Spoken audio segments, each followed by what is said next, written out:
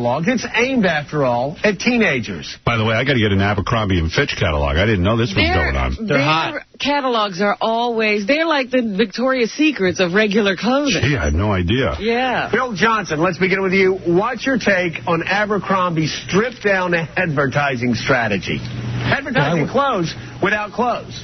I would say that as Howard Stern is to American airwaves, Abercrombie & Fitch is to America's family malls, and the damage that Howard Stern has done over the airwaves is very concerning to millions of Americans across this country, and there are millions and millions of people that are concerned and are frustrated by the pornographic nature of Abercrombie & Fitch's catalog that is being used to target young people, and there's a growing outrage, and I believe that Abercrombie & Fitch, it's unfortunate that Abercrombie & Fitch isn't here to defend their position themselves, and we see that over and over. They want to go on a show with you retard. Abercrombie & Fitch to come on, they refuse to do it. You know the difference between Howard Stern and Abercrombie & Fitch is Howard Stern is aimed towards people of all ages, adults as well as young kids. Abercrombie & Fitch, though, they are aimed at teenagers. They are aimed at young people, and I don't get it.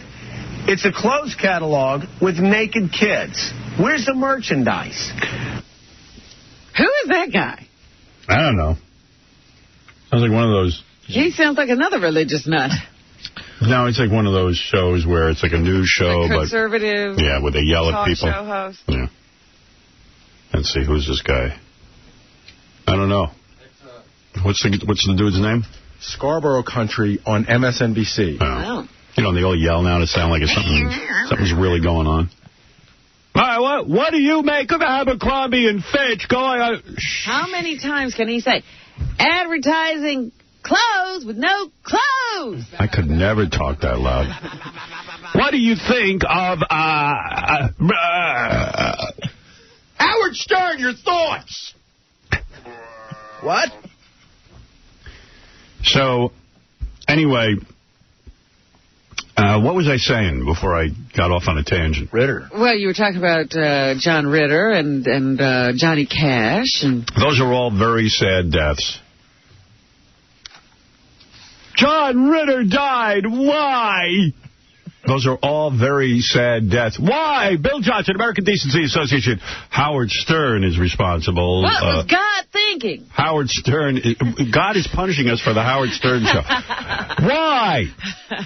You know, I got to tell you something. Also dead today, Larry Hovis from Hogan's Heroes, who played Sergeant... what the hell was his name? His name wasn't Sergeant Carter. He was Sergeant Carter in Hogan's Heroes, I think. No. He wasn't even a Sergeant Carter in Hogan's Heroes? It was Kinchlow. Kinchlow in Hogan's Heroes? Yeah. Because they were saying Sergeant Carter in the paper yesterday. Sergeant Carter was from Gomer Pyle. No, but there was some kind of a sergeant in the Hogan's Heroes, and he was in that. He was Carter. He was Carter. In Hogan's Heroes? Yes. Well, that's what they were saying in the paper yesterday, but everybody was thinking it's the Sergeant Carter from Gomer Pyle because he was also in Gomer Pyle. No. No one was thinking that. Yeah, it was true because they said Sergeant Carter. Larry Hovis played a guy named Carter who happened to be a sergeant on Hogan's Heroes. So he was Sergeant Carter in Hogan's Heroes. That's what I'm telling you. His character's name was Kinchlow. That was the last name. Maybe his first name was something else. His name was Carter. No. I don't care. Some dude who I don't even remember from Hogan's Heroes is dead. Is he the guy with the hat? Yeah. Yes. Yeah. He was the guy with the hat, I know. And he was also on Laugh-In. He was a creator of Laugh-In. And he was on the Gomer Pyle show. That's right. And it's a different character, though. Yeah, okay. There's a lot of weird coincidences going on. Larry Gorshak. I want to make a point. And the point is... I want to turn off Fred's mic. No. The point is that a lot of people are dying, and we are sad for one reason or another, but I am happy when a scumbag dies. Like? And there's reason to celebrate a death that was hardly mentioned. We mentioned it briefly, and people don't know who this is. A lot of people don't. But one of the biggest bitch, whore, freaking scumbags that ever lived on this planet and lived a long life is this Leni Riefenstahl just died, 101 years old. Well, you know what? That puts the lie to all those things about, if you're bad, you'll be punished. Oh, she'll rot in hell if there is one. Let me tell you something. But she lived a very long, long, long life. Yeah, without her beloved arts. You don't want to hear about... Oh, no, she was still celebrated. People still talked about her movies and looked at her pictures. She was still photographing people and animals right up until the end. Yes, that is true, but she lost a lot of respect. Look. She never lost any respect. Everybody still said those movies were great. Leni Riefenstahl, for those of you who don't know, was this disgusting woman who, until the day she died, was running around Germany talking about, I made movies about Hitler. I made Hitler movies, but I wasn't a Nazi. She was one of the few people that took this Hitler and made him look like a god and made these movies that made him look like he was a Superman, Uberman. What was worse was she knew he was an anti-Semite. Yeah. And she would say, but you notice in my films I don't mention it. She once made a movie. She needed some extras, so they took some gypsies out of a concentration camp. They used them in the movie, and then afterwards they killed them. And she claims she never knew that was her. She didn't know anything. She didn't know anything. But to take an anti-Semite and erase his anti-Semitism to make him more palatable to people, that's a horror. Yeah, well, she used to write letters to the Fuhrer, and probably banged him, too. They think that he banged her a couple of times. Yeah, but she would always deny that. Yeah, well, I don't buy it. I think the Fuhrer banged her. Yeah, she denied a lot of things. Yeah. So anyway, she's dead. And I couldn't be more pleased. 101 she lived to. Yeah, that's... And you know what? She just died in her sleep, very quietly. She was an actress in Germany for many years and then started directing films. And she was an innovator, but of course she used all her genius to make Hitler look good. And she worked with Hitler and Goebbels. It's almost, let me tell you what it's like if you don't know who she is. It would be like today if one of our filmmakers, if like Francis Ford Coppola went over and made a great movie about Osama bin Laden, followed him around, made him look like a hero. And didn't tell you all of the crazy things he does. Right. Conveniently left out a bunch of stuff and just made it look like he was a great charismatic man. She said she swooned when she met the Fuhrer. In fact, that's the only thing she ever apologized. She apologized for being so captivated by him. Yeah. Yeah, she never apologized for anything. They couldn't see that she'd done anything wrong. I don't even know how they didn't arrest her after the war and kill her. She was investigated. Yeah, but they never did anything. They never managed to pin anything on her. She was poor for a while. Yeah. Well, anyway, she's dead, and I thought I'd mention that. A lot of great people die, but it's always nice when a scumbag dies. Leni Riefenstahl is dead. Yeah, you don't have to shed any tears. She was a traitor to mankind. She was really important to Hitler, too. Because if you're going to commit genocide, propaganda is the most important thing. Well, they say she had her resurgence when she went and photographed the Nuba people. Sounds like a bunch of Africans to me. So after helping to kill millions of people, she went over and photographed some black people to gain a reputation. Yeah. A great man died the other day, too. That you mentioned John Ritter, who was on Three's Company, the guy from Hogan's Heroes, but a real great man. A man we owe a lot to. Everyone in this country owes a lot to, and the guy will never be mentioned anywhere, was the great Edward Teller. I know who that is. Who is it? Father of the H-bomb. That's right. Inventor of the hydrogen bomb. H-bomb. The H-bomb was used to ignite the atom bomb. Yes.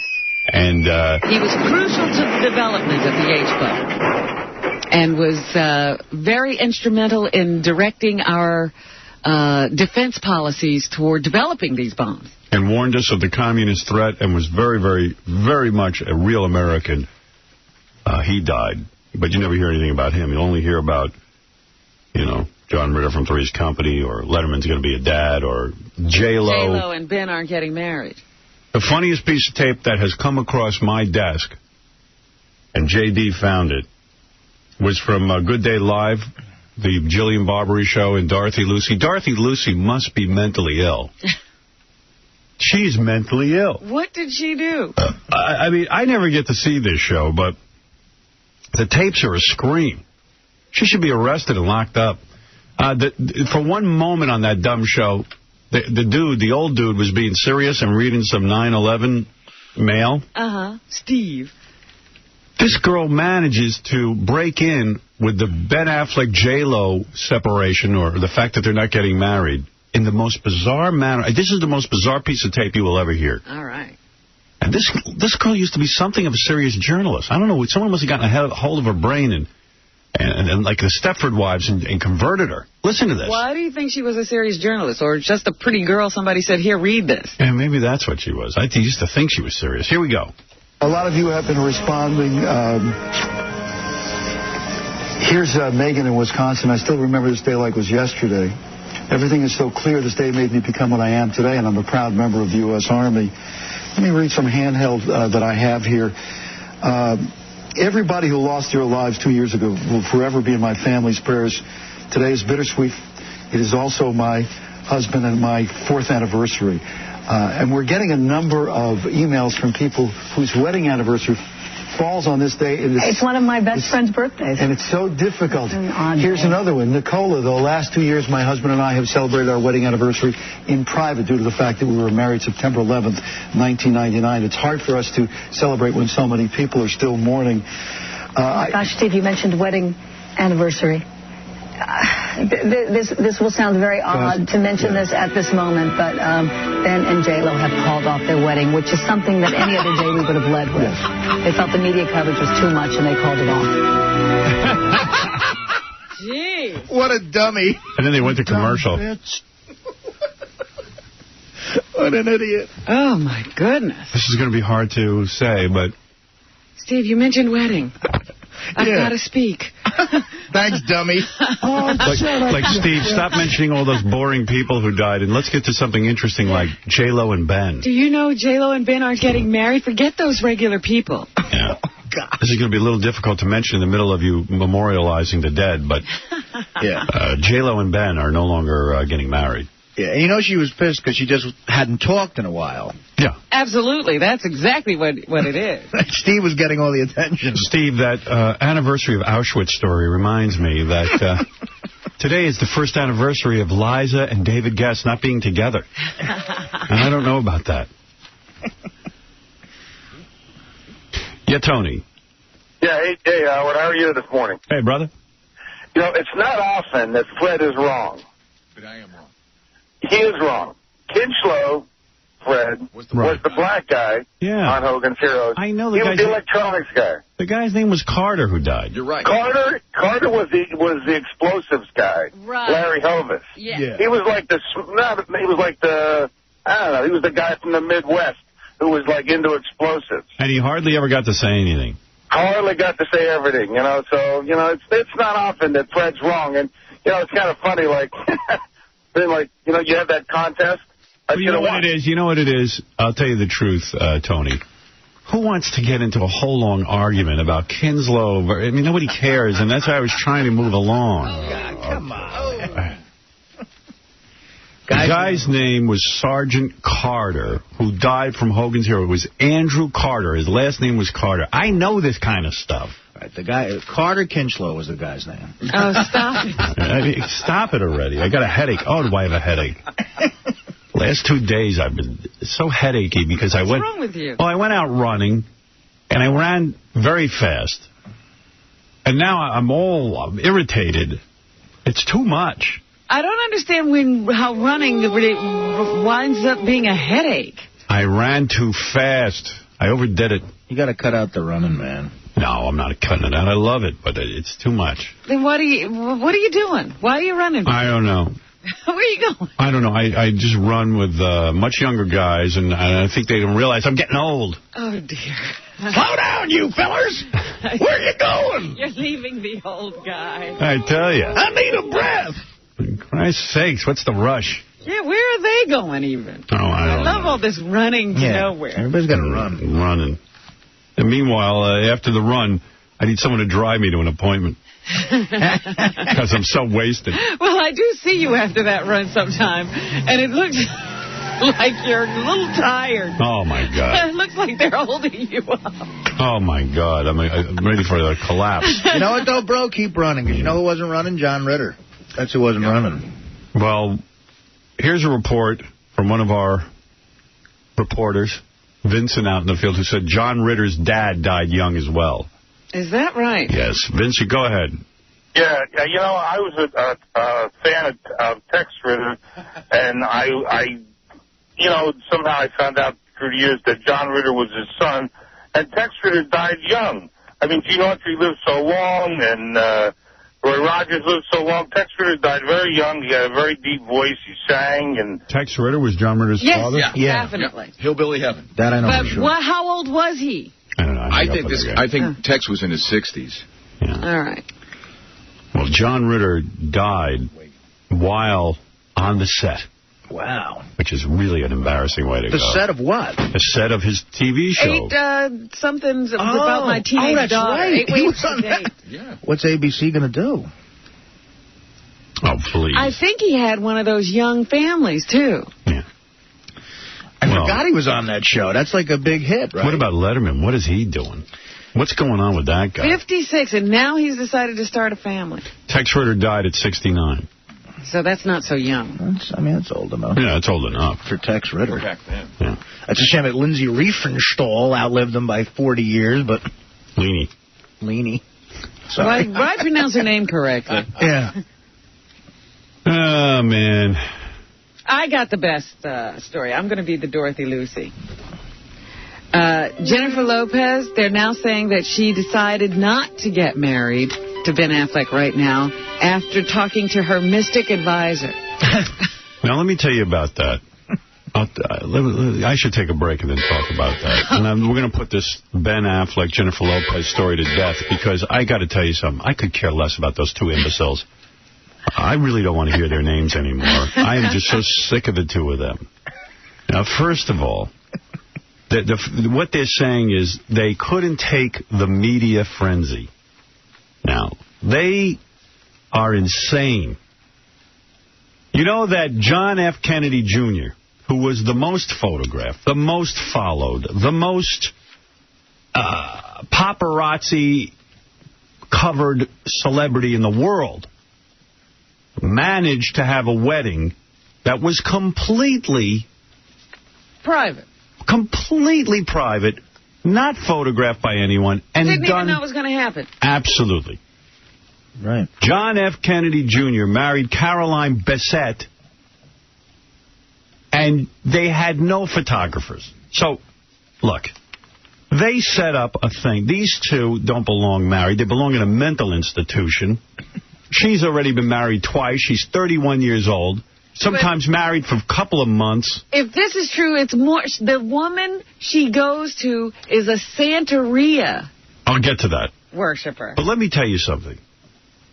If they wanted to have a nice, quiet wedding with some close friends, it can be accomplished very easily. If you want to stay out of the spotlight, trust me, you could stay out of the spotlight. You don't see Jennifer Lopez all the time. She knows when to stay out of the spotlight. Exactly.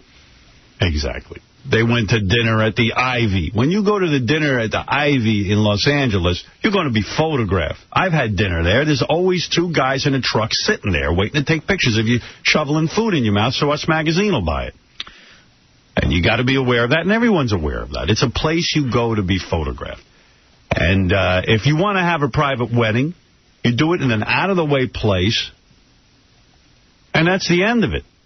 Now, these two wanted a big hoopla. They live in front of the spotlight. They enjoy this kind of attention because they are narcissists. They don't even know that anyone else in the world exists. They think, you know what they think? When they shut their eyes at night, we all disappear. That's what they think. They think we're invisible. We're waiting for them to wake up. When they wake up, they think. When they wake up, we're all put back on the planet for them to enjoy. We're not doing anything until they wake up. They have no idea we're separate people. We're at their feet. Yeah. We're waiting for them every moment of the day. That's how psychotic Ben Affleck and Jennifer Lopez are. And for someone to say, I can't have a private wedding, I can't have a private minute. Of course you can. John F. Kennedy Jr. I'll mention that name. And I'll mention a whole bunch of other people if you want me to who've had Jackie Onassis, who was more hounded than him. She managed to do it. Absolutely. And they love the attention. And by the way, there's ways to go to the Ivy and not be photographed. I've done it. Yeah. Artie gets away with it. But in all seriousness. It was nothing about the media frenzy. They cooked up the media frenzy. They had a bomb of a movie, Glee, and then they were so into each other from the movie they made. They quickly ran out and made a second movie that's going to bomb, that's going to come out soon. And now that they're bombing, suddenly the magic isn't there, and they're both looking to get away from each other. And they're trying to do it, you know, quietly. And I don't care about them, and I hope both of them go to hell. Cares less. The two dopes.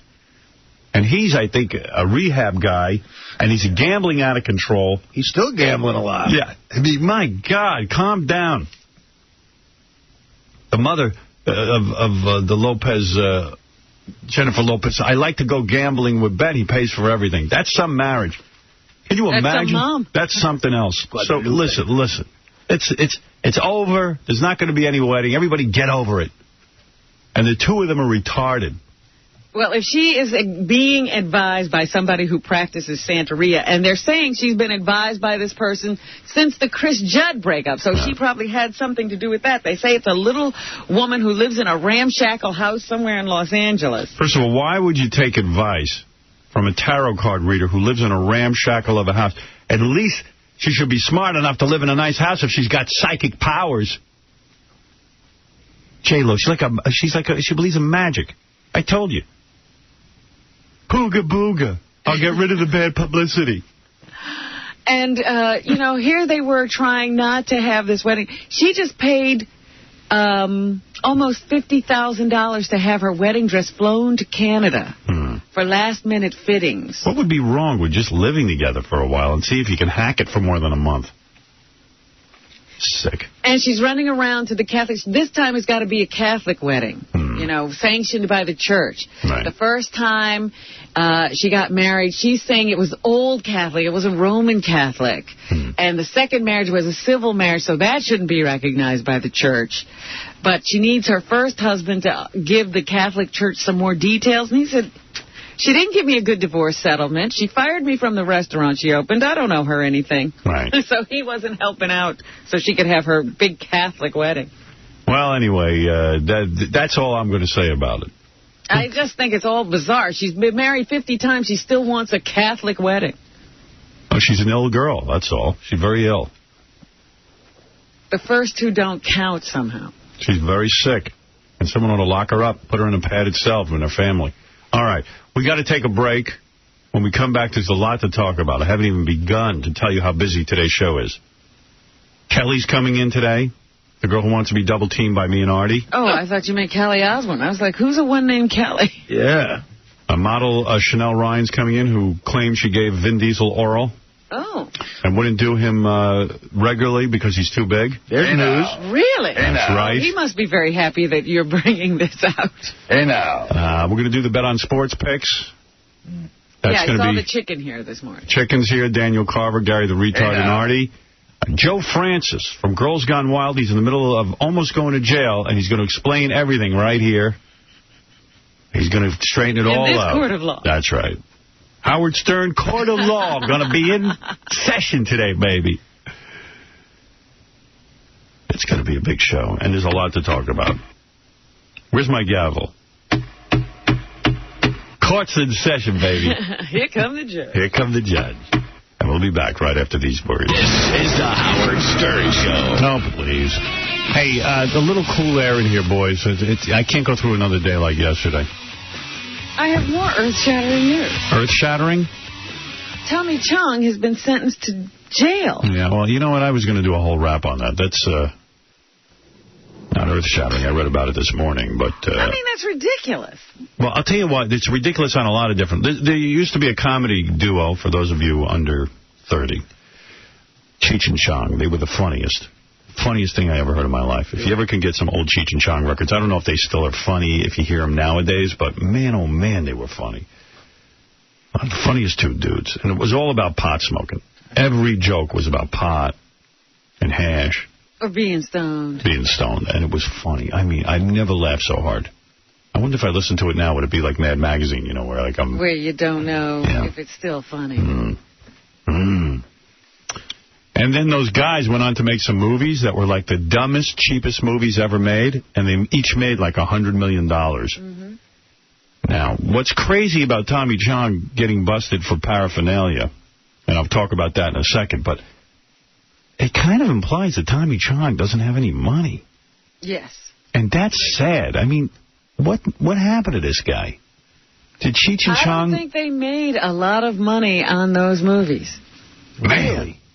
Because Up in Smoke, their first one, was like a huge hit. Mm-hmm. And then I remember that Cheech and Chong's next movie was a big deal. They had to get paid for that. They made 2 more, I think. I know. I'll tell you what, Ivan Reitman, the great film director, who also produced Private Parts, told me that originally he wrote or had written or produced the movie, what's the one with Bill Murray when they went into the Army? Oh, Stripes. Stripes. He originally did that project for Cheech and Chong. You're kidding. No. And for some reason, they didn't end up doing it. But that was his original concept, to use Cheech and Chong in Stripes, which I kind of get. Mm-hmm. And then when they backed out of the project, for whatever reason, he got Bill Murray, and I think it was Harold Ramis. Yeah. Right. You know. And Chong...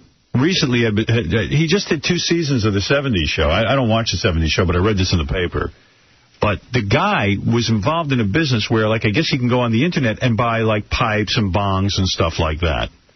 And he got caught up in some prosecution by, what's that dude's name? Ashcroft or whatever one of those guys' names. Yeah, I guess. You know, I mean... Now, first of all, the first sad part of this story, or the most unbelievable part of the Tommy Chong story, is that how the hell does this guy not have any money after making a couple of $100 million in movies? I guess he really got hosed. He must have really been stoned when he made the business deal. Yeah, it sounds like they got ripped off. Yeah, it sounds like they got ripped off. But the other thing is, I didn't know in this country that if you go on the Internet and sell pipes and bongs and water, papers... you can get busted and go to jail. The guy's going to go to jail for almost a year. Yeah. What kind of crap is this? How are we going to sit still and take it? But you can go to a smoke shop and buy those things. You can't sell them on the Internet? I don't even know what's going on. And where the hell are all famous people, like, Woody Harrelson, all these guys who are for hemp. Cheech? Where's Cheech? Where is everybody? There should be a massive protest in the streets today over this story. This is absolutely outrageous. This is an unbelievable story to me that in this day and age, when Osama bin Laden and Saddam Hussein are out, when you got O.J. out on the goddamn street after killing 2 people, what the F is going on? But I had to check which country this was. I mean, pipes, and you know what? When is this idiocy going to stop? Who is the asswipe who is behind these laws? Who gives a rat's ass in this day and age who's smoking pot and who isn't? Tommy Chong was sentenced to 9 months in federal prison and fined $20,000 Thursday for selling bongs and other drug paraphernalia over the Internet. Here we go. The 65-year-old comedian. And that's the other sad part. Ridiculous. Dude's 65 years old. He's still into weed that much. Selling bombs. The 65-year-old comedian was busted last February for operating an online head shop. As part of Operation Pipe Dreams, Attorney General John Ashcroft's crackdown on black market distributors of drug paraphernalia over the web.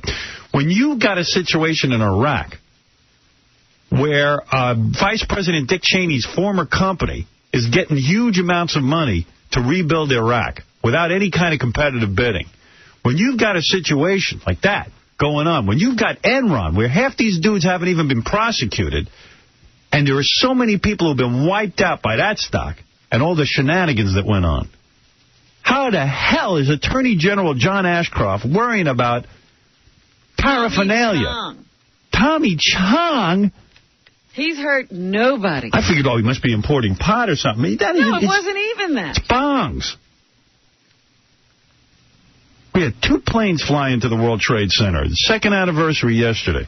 We got people mailing themselves home and getting through. We got people bringing uranium in on planes, and he caught Tommy Chong. Yeah, I mean, why is the Attorney General spending 1 ounce of strength, of time, on this absurdity? This is ridiculous. First of all, let me explain something to you. If you get caught with pot, it's a fine. This guy was selling the pipe. I mean, 9 months in jail.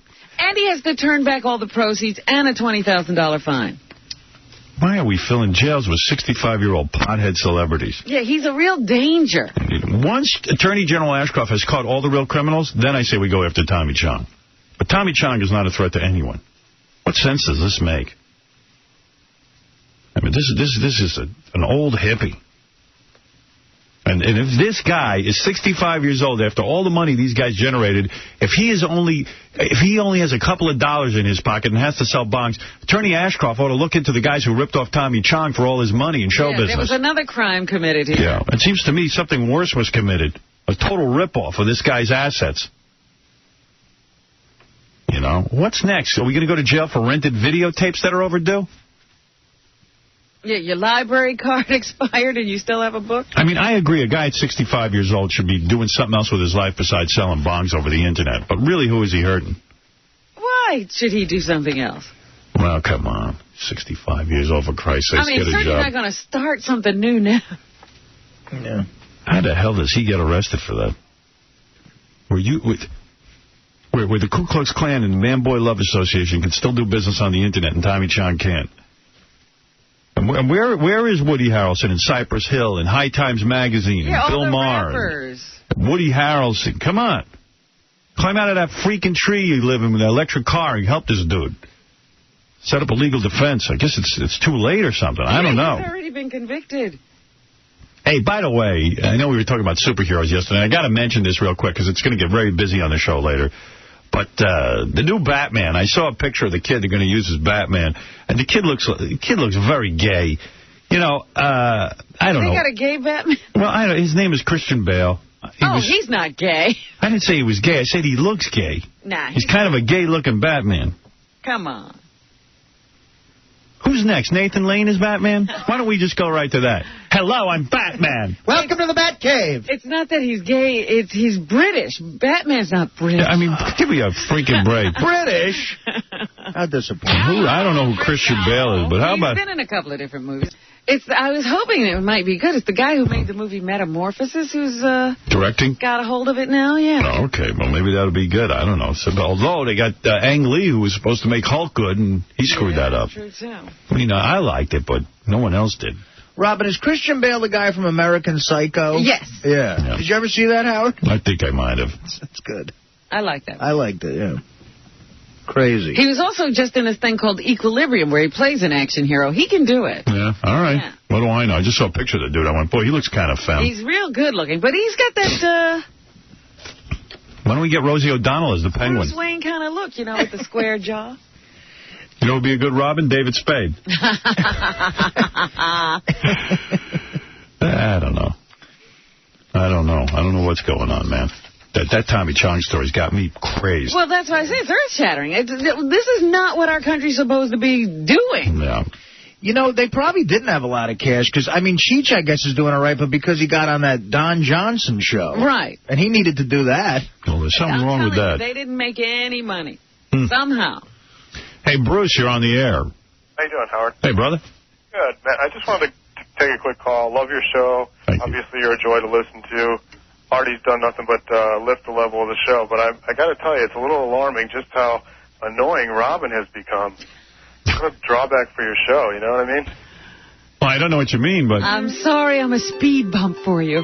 Well, you're very intelligent, charming. You carry yourself with grace. It's just a little intrusive to overtalk the main character of the show. Oh, sorry. I didn't know I was doing that. I wasn't aware of it either. Little disturbing. But everything else is great. You guys are a pleasure to listen to. Maybe thought I'd drop that info on you. Now you're afraid to talk over. I'm trying to get him to stop talking so I can say something, but maybe he thinks I sound like you. That's the only way I can be over-talking you. Not at all. There's a very distinguishable voice quality. All right, well, there you go, Robin. A little criticism for you. Early in the morning. At least Artie's lifting the level of the show. Yes, thank you, Artie. Robin got criticized because she's intelligent and charming. Wow. It's intrusive, intelligence. Well, I like you, and that's all that matters. Dominic Barber, you're on the air. Let me explain to you. Hello, everybody. Let me explain life to you. First of all... Hey, Hey, by the way, thanks for inviting me to your son's wedding. I have to go. You didn't go to my daughter's one. You should go to my son. I'm not going. I can't. He's got it at the wrong time of the year. Yeah, we're booked. I understand you. Why do you insult me by inviting me to your son's wedding? Did he have it hand-delivered, too? That was really ridiculous. Really? Yeah. Already the invitation is so over the top. The gaudiest invitation I've ever seen. I took it out and I went, who in the world is attached to this invitation? Yeah, I mean, big handwritten. I didn't do the invitation. However, Dino Rajan. Are you on a cell phone? I think he's gone. Hello? I think he got cut off. Yeah. Oh. Can you just call in on a normal phone? I'm on the beach. What do you want from me? You're on a beach. No. I'm walking on the beach with my... Oh, good. Dear. Go take a walk. I hung up on him. I'm walking on a... Walking on the beach. Yeah, his son's getting married. You think the Pope was going to officiate? Yeah. I never saw it. Had I don't know how many layers and fabric. Wow. How much does an invitation like that cost? Must be $200 an invitation. It's black tie. I'm like, what country are you guys living in? Dominic thinks his son's the Prince of Siam. I was going to say, this must be the invitation of royalty. Yeah. I've been invited to a royal wedding. You know, like the marriage is going to last. Sit there and waste my time. Yeah, what a farce. What a farce.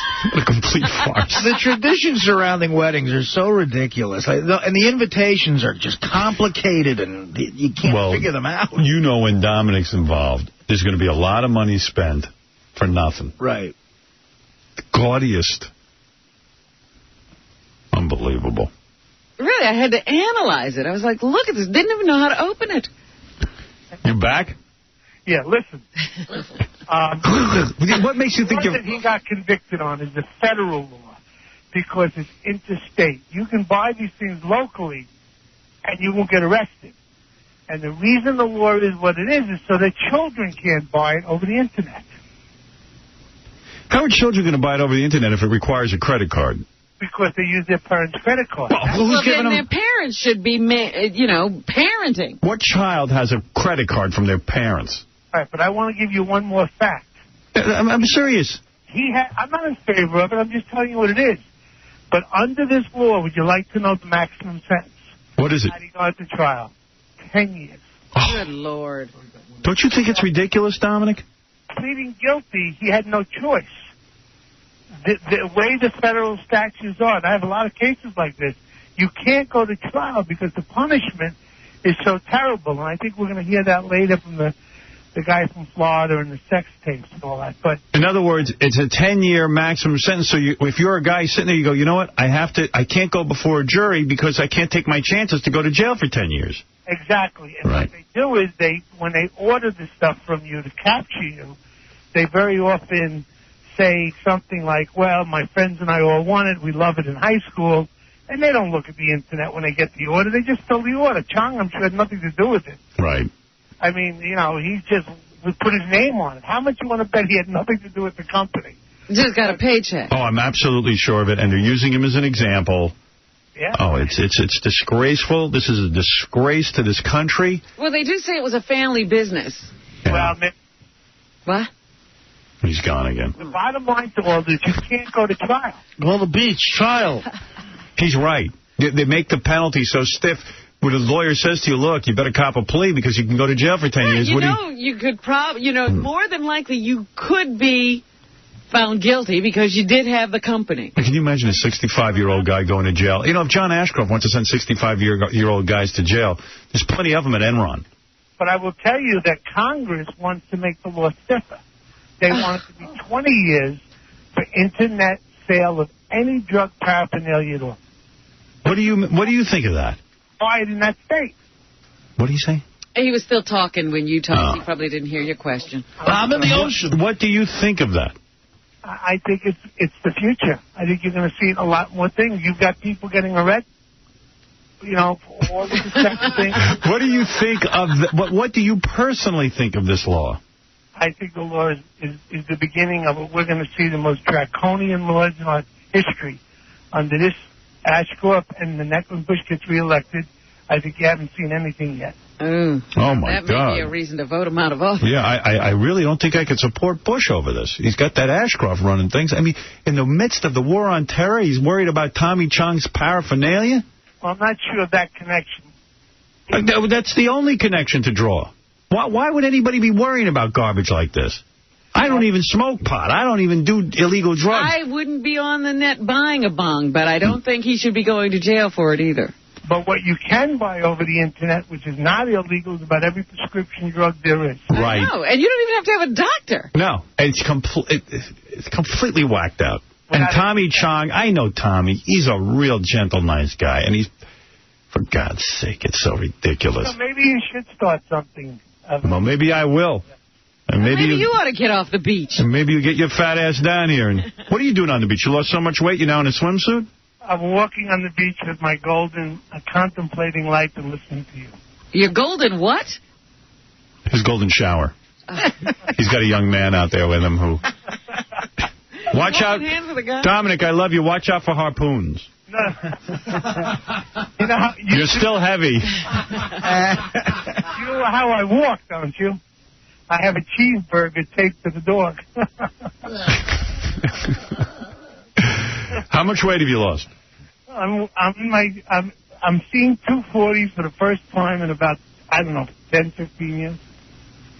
You know, it's funny. I had a guy in here the other day who used to weigh 800 pounds. He had Dominic's operation. He lost 400 pounds, but he bottomed out at 4. So he still weighs 460. Yeah. So now they get a shocked that that's where he plateaued. So you can plateau, Dominic.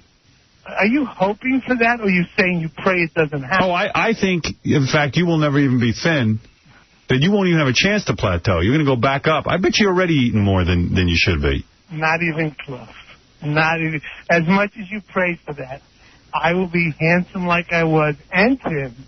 You know what's funny? What? These guys are so demented, guys like Dominic, that they get this operation and then they find a way to eat more. No. They eat reduce, around it. They eat around it. They find the Krispy Kreme, or you'll see. There's a very easy way to defeat it. Drink milkshakes. Yeah. He drinks milkshakes, I bet. I do. You'll see him at that wedding drinking milkshakes. Walking around. I'll have a double milkshake. With a milkshake bag taped to his waist. Well, at least you'll be thin for your son's wedding. After 18 years, can't you just love me for who I am? Does my weight matter? Dominic had a pizza milkshake the other day. They're making everything in a milkshake. All right, thank you, Dominic. Bye-bye. It's very annoying talking to you on that phone. That sounds good, a pizza milkshake. I'm contemplating and offer my golden I'm the Chong. Draconian. Isn't it? I think it'll be at Ashcroft. Re-elected. I hate those cell phones. All right, we're going to take a break, and we'll be back right after these words. This is the Howard Stern Show. High atop the Howard Stern building. Yeah, baby. Oh, man.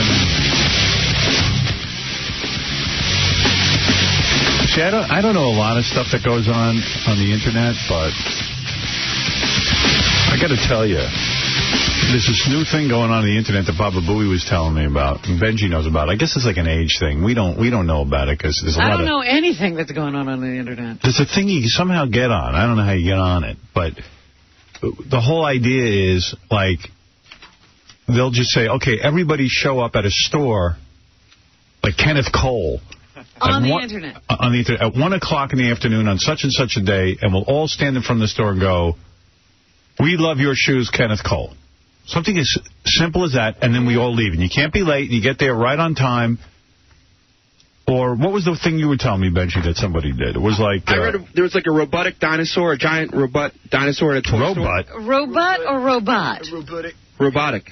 Yeah, okay, yeah. Dinosaur at a toy store that moved, and like hundreds of people showed up at this toy store, and all at the same time started bowing to it and called it their god. And it happens on the Internet. It's almost like you're doing like a Jackass thing, you know, like or something like that. But they contact each other over the Internet and arrange for these things. Yeah, but how do you know, like, where do you go to find this out? I've read, actually there was an article in People magazine about it recently, and it's in New York, it's in Germany, it's an international thing. See, geeks know where to go. Right. I don't know where you go, but Jason, who works out there, he says they're called flash bombs. That's what they call it. Oh. How does Jason know where to go? He says he's heard about it. He doesn't know where to go either. There's supposedly a big one coming up where everyone for the whole day has to dress like a pirate. Or act like a pirate. Yeah. Can't wait for that one. He says it's a flash mob, not a flash bomb. Flash mob. Yeah. I'm not in on that. You know what, though? If I was in high school, I could get into that. Why not? Maybe I'd meet a chick. That's what you do it for. It's to congregate, meet new people. Yeah. I would do it. I'd do anything to get laid when I was in high school. I did everything I could to get laid. It's all I care about. And it's still all I care about. I don't even care about anything else. All I care about is getting laid. It's the most important thing in the world to me. Everything you do is related to that. Yes. Yes. That's true. Somehow you got to get to that. Yeah. If I'm not getting to that, something wrong. You get a job, eventually get laid. Because I love getting laid, man. That's my heroin. Boy, is that my heroin. Yeah. What you girls got, God bless you all. And what do we talk about during every commercial? Oh. Gary was just going down a list of women that he thinks I banged and wants to know what they were in bed. I haven't met. There was one woman that I just know that Howard met, and I want to know what she looked like because I think she's so hot, and I want to see what do you think she looks like in person? I'll tell you what, with that broad, yeah. I'm going to be honest with you. I don't want her name mentioned on the air, but I'm going to tell you this. I could have banged her. Mm-hmm. I didn't. I just figured she's a headache. And I would have had to put a lot of time in with her. So I passed. See, that's the key. Yeah. Yeah, because now she used to bang all these dudes at the drop of a hat. Now all of a sudden, you got to court me a little bit. You know what? F you. Work. Yeah, work. Now she wants you to work. Yeah, I ain't work. You know what? I go to work all day. I go to work all night. You already put in 20 years. You're not going to be putting in time. Exactly. Well, I don't have time. Nobody else had to. Why should he? I got resentful. Nobody else had to put in time, but now I do. That's rough. You know what? You want me to work? Now she wants to be serious. I got one of those when I was single. My friend set me up with her, and he's like, dude, it's a sure thing. And then she tells me, we go out, and she tells me, you know what? I had this wild side, but I'm over that now. Yeah, great. I found you at the right time. That with me, and I'm leaving. Check, please. Bottom line, I made out with her. That was it. All right, now you know. Cool. Wow. It was fun. Now, what does that do for you? He just wants to know what's going on. No, I mean, intrinsic. I mean, I can't imagine even wanting to know. But I would want to know. I was less interested. But it must do something for you. It does. What? It gets you going. Like Baba Booey, even when I was married, he used to bang a lot of the girls who do dial-a-date or whatever. And I needed to know. And I'd hate him for it, but I needed to know. You like to know. You like to know. I mean, I'm not Yentering. I'm not you getting... guys are gossips. Yeah. Because then you start thinking, gee, maybe I could have gotten it. You don't think it's fascinating that Howard made out with Lindsay Riefenstahl?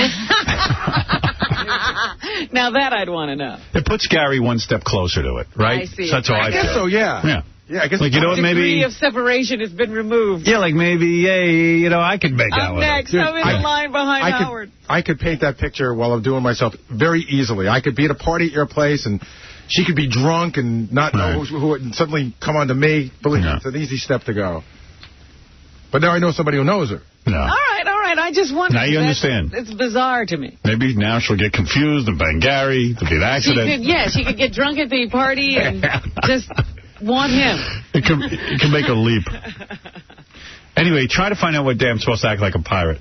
I want to be a part of that. I found out a little bit more about that stuff, too. Scott DePace said they did a big story on it on CNN, and they specifically talked about the Toys R Us one. Yeah. And what happened was all these people showed up and just started bowing, but Toys R Us doesn't know what's going on. And they scared the hell out of all the kids in the store. How about one where everybody gets together and supports Tommy Chong so he doesn't have to go to jail for 9 months for selling paraphernalia? Yeah, let's get one together. See if we can start something. Make it worthwhile. Yeah, Benji, you're in charge of finding out how we put that together. All right. All right. Since you're the closest to a geek we got. All right. I used to be the biggest geek. Now you are. Thank you. All right. And that's meant as a compliment. Yeah. Okay. A lot of people were saying, I was reading this, that a whole bunch of people want 9/11 to be like an official holiday where you have a day off, and believe me, I'm all for the day off. Any day off you'll take. Yeah, 9/11 day, though, I don't know about, and I'll tell you why. Because in 10 years, You'll be seen in the paper. A special 9/11 sale. Right. It will be like Columbus Day or something. Yeah. People died on 9/11. But it did seem odd to me, you know, that the schools were open yesterday. I was like, you know, the children should be doing something else today. Yeah, well. But maybe they wouldn't be doing it if there wasn't school. Yeah. Yeah. They'd be shopping. That's the point. They wouldn't be doing anything at home. They wouldn't be remembering squat. Yeah. And we don't get December 7th off, so. No. Was that Pearl Harbor? Yeah.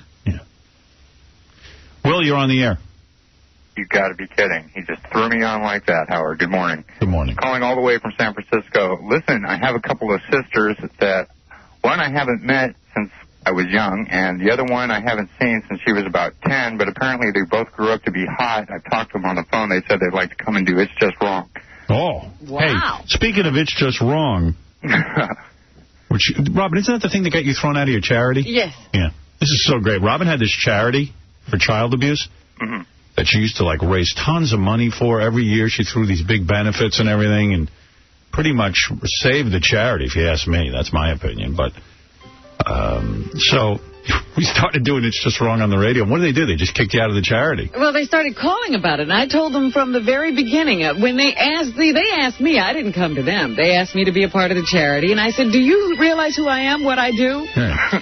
And they said, yes, we understand. I said, well, I'm never changing anything about me. I'm never doing anything different than I would normally do.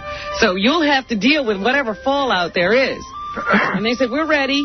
And every year there was something that they went crazy over. Right. And usually I talk them down. But this whole It's Just Wrong thing came up when I was really, really sick and in the midst of trying to figure out how to save my own life. And so they started calling frantically about calls they were getting about It's Just Wrong. And I never responded. And the next thing I know, I got a letter saying, we thank you very much for your participation, but we've decided to go in another direction. Wow. Yeah, well, all I know is so Gary was telling me he's with some record company guy who I guess he thought you were still associated with it. They got a hold of him, and he just did tons and tons of work for him. And then he showed up to the event and went, where's Robin? And they go, oh, Robin's not with this charity anymore. And the guy freaked out. Yeah, they still, have a lot of those contacts. Yeah. This guy had to leave. I had lunch with him and say he had to leave early because he now has to find a celebrity host for the next dinner. They got him. Yeah. And by the way, It's Just Wrong is consenting adults. How is it? You know what? I didn't bother to try to explain it to them this time. I said, you know what? This was the deal when you got in, that I work on this show, and we do what we do, and I'm never changing. Yeah. It doesn't matter. We get on the air at the college radio station where I'm at, and we make sure to salute you every time we do a show. Thank you, brother.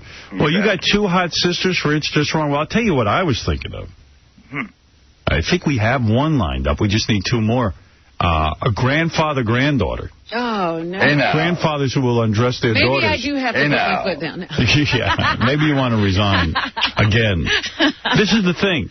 The grandfathers undressing their granddaughters is usually illegal. These are adults. Adults. And we play a game, and then the winner gets thousands and thousands of dollars. How much money we got for It's Just Wrong? I thought it was usually around 10. What do you got? 10 grand. And it's just like grandfathers, being asked questions. If they get one wrong, they got to take an article of clothing off their granddaughter. But I would do a brother and sisters. Two sisters he's got. Well, you get two for the price of one, Howard. The only problem is that it's kind of a mess. I got one living in Texas, another one living in Utah, and I'm, of course, sitting all the way in San Francisco.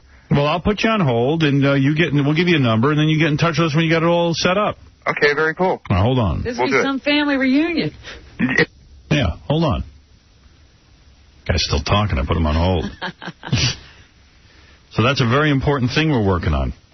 It's Just Wrong. It's Just Wrong. Thursday we have a staff meeting around here. That's like after the show. We do put some work in. After the show we have a meeting.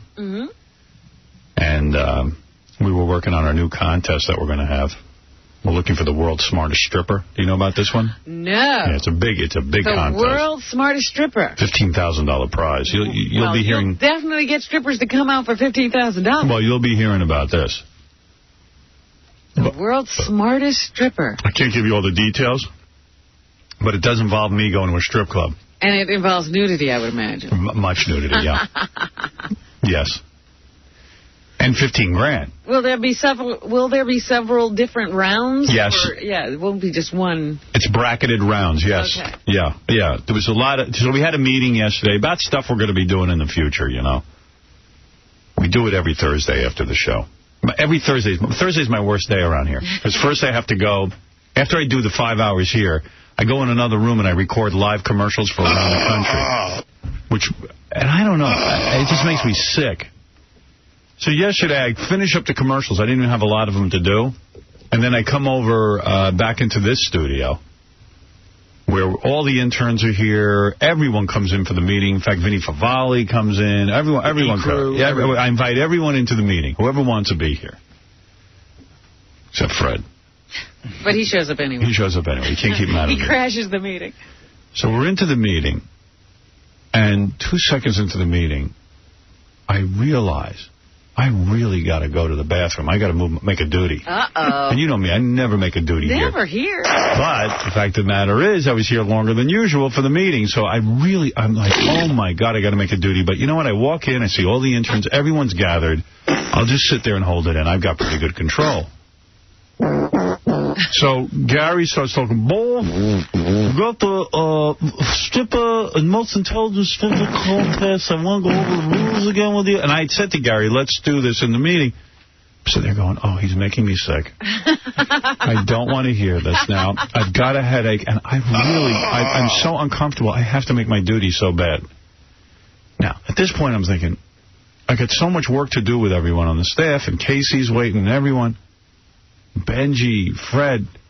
I said, I'm not, but the toilet is right here. I'm not going, you know, and I go, if I stand up and go, listen, I have to go to the bathroom, then the whole crowd is right here in front of the bathroom. They're all sitting here while you're in there. And then I know the stink is going to come out of there because there's no window. Open the door. And like, and I don't know how quick it's going to be because it feels like it's going to be a big mess. Oh, dear. So I'm like, oh, my God. So the meeting is 1 minute old. I stand up and I go, I have a headache. I'm exhausted and tired. I'm calling it into the meeting. Gary, you call me at 1 o'clock this afternoon. We're going to continue this meeting. Everybody has a stunned look on their face. So abrupt and so odd that Emery and I looked at each other like, what happened? I said I wasn't feeling well, and that was it. That's funny, because I thought there was hardly any meeting. Yeah. So everybody was streaming out. Vinny was just walking in. I know. Vinny missed the whole meeting. I ran into the toilet. I must have been in there a good 10 minutes. It was one of those things where no matter how much I went, I didn't feel done. Never enough. And never enough. Yeah. I was like freaking out. That's not the kind you want to have away from your normal environment. And then when I got done, I'm like, Jesus, I'm ready to have a meeting now. So I go into Gary's office. He's on the phone. And I go, Gary, I said, Benji, come on in here. You called the meeting back? Well, I said to Gary, I go, listen, I had to make a duty. I wasn't going to announce it in front of everyone. Yeah. And I said, we have things to talk about. He goes, do you still want me to call you at 1? I go, no, stupid. I want to talk to you now. I don't want to talk to you at 1 o'clock. We have work to do. I had to make a duty. I'm not going to announce it to the interns and everyone else. You know what? It was so abrupt. And, we tape those meetings. So we have your whole abrupt leaving. Oh, do you? Oh, yeah. That's funny. We should play that back. I'd love to hear that. I'd like to even hear the audio. You just like, all right. I mean, we're really in the middle of the meat of this comment. I was going to have an accident like Robin had if I didn't get in there. And you go, you know what? I don't want to talk about this now. I don't feel good. I got to go. That would have been great if you went in the bathroom and made us pitch stuff through the bathroom. Yeah. Sitting there. What did you think was wrong, Artie? You know what? I just thought maybe it was like, on Thursdays sometimes you're tired. And I thought it was just about you wanting to get out of here. Yeah. I didn't know it was about making a duty. I never figured that out. I was like, boy, that's a quick meeting. Vinny never even made it in the room. Poor Vinny was like, the meeting's over? Vinny had papers. I have stuff. He was like, I had to pitch. Yeah, Vinny somehow works on the Letterman show. He's the network liaison.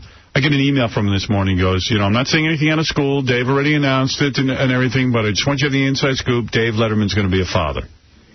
And I went, gee, wow, great. Vinny, for once, gave me a piece of information. I get in here. It's already been all over the news. Right, it's in the newspaper. It's obviously been released everywhere. Yeah. Vinny with the inside scoop.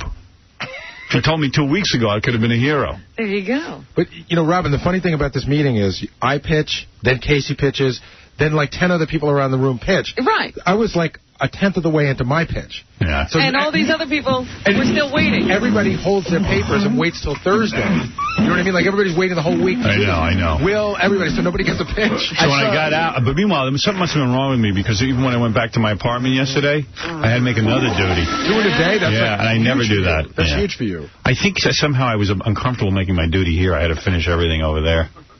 Nothing better than a home field duty. That is true. Nothing is better. Nothing. You know everything's going to work out when you're at home. So great. I went running the other day real fast, like 6 miles and stuff. Yeah. And I think I messed myself up. I needed time to recover. That's why all the duty and everything. I just needed to clean out. It was very funny to see Gary, because Gary clearly had a stack of... Yeah, but Gary was like, what, Bo? And then he wouldn't even stop talking for a while. And I'm like, oh, my God, if he doesn't shut up, I got to make a duty. No, as soon as you said the meeting was over, you were still talking. You were like, well, what time do you want me to call you? Stripper. And then, are we going to Scores? Are we going to any strip club? Where are we going? I was just like, I said, listen, I can't talk about it now.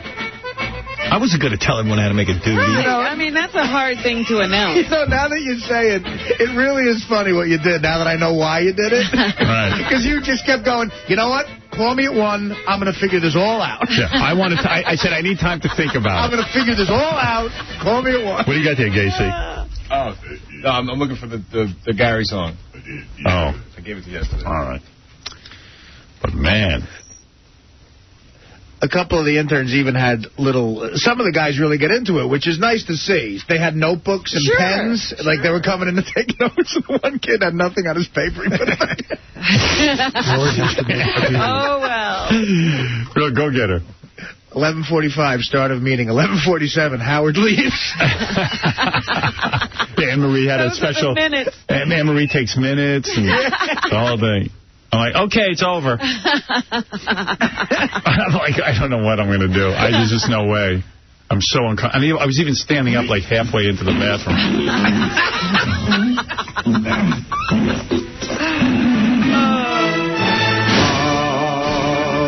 And Gary wouldn't shut up. I said, I'll talk to you at 1 o'clock. Well, both. Baba Booey. What about when we go to get the stripper?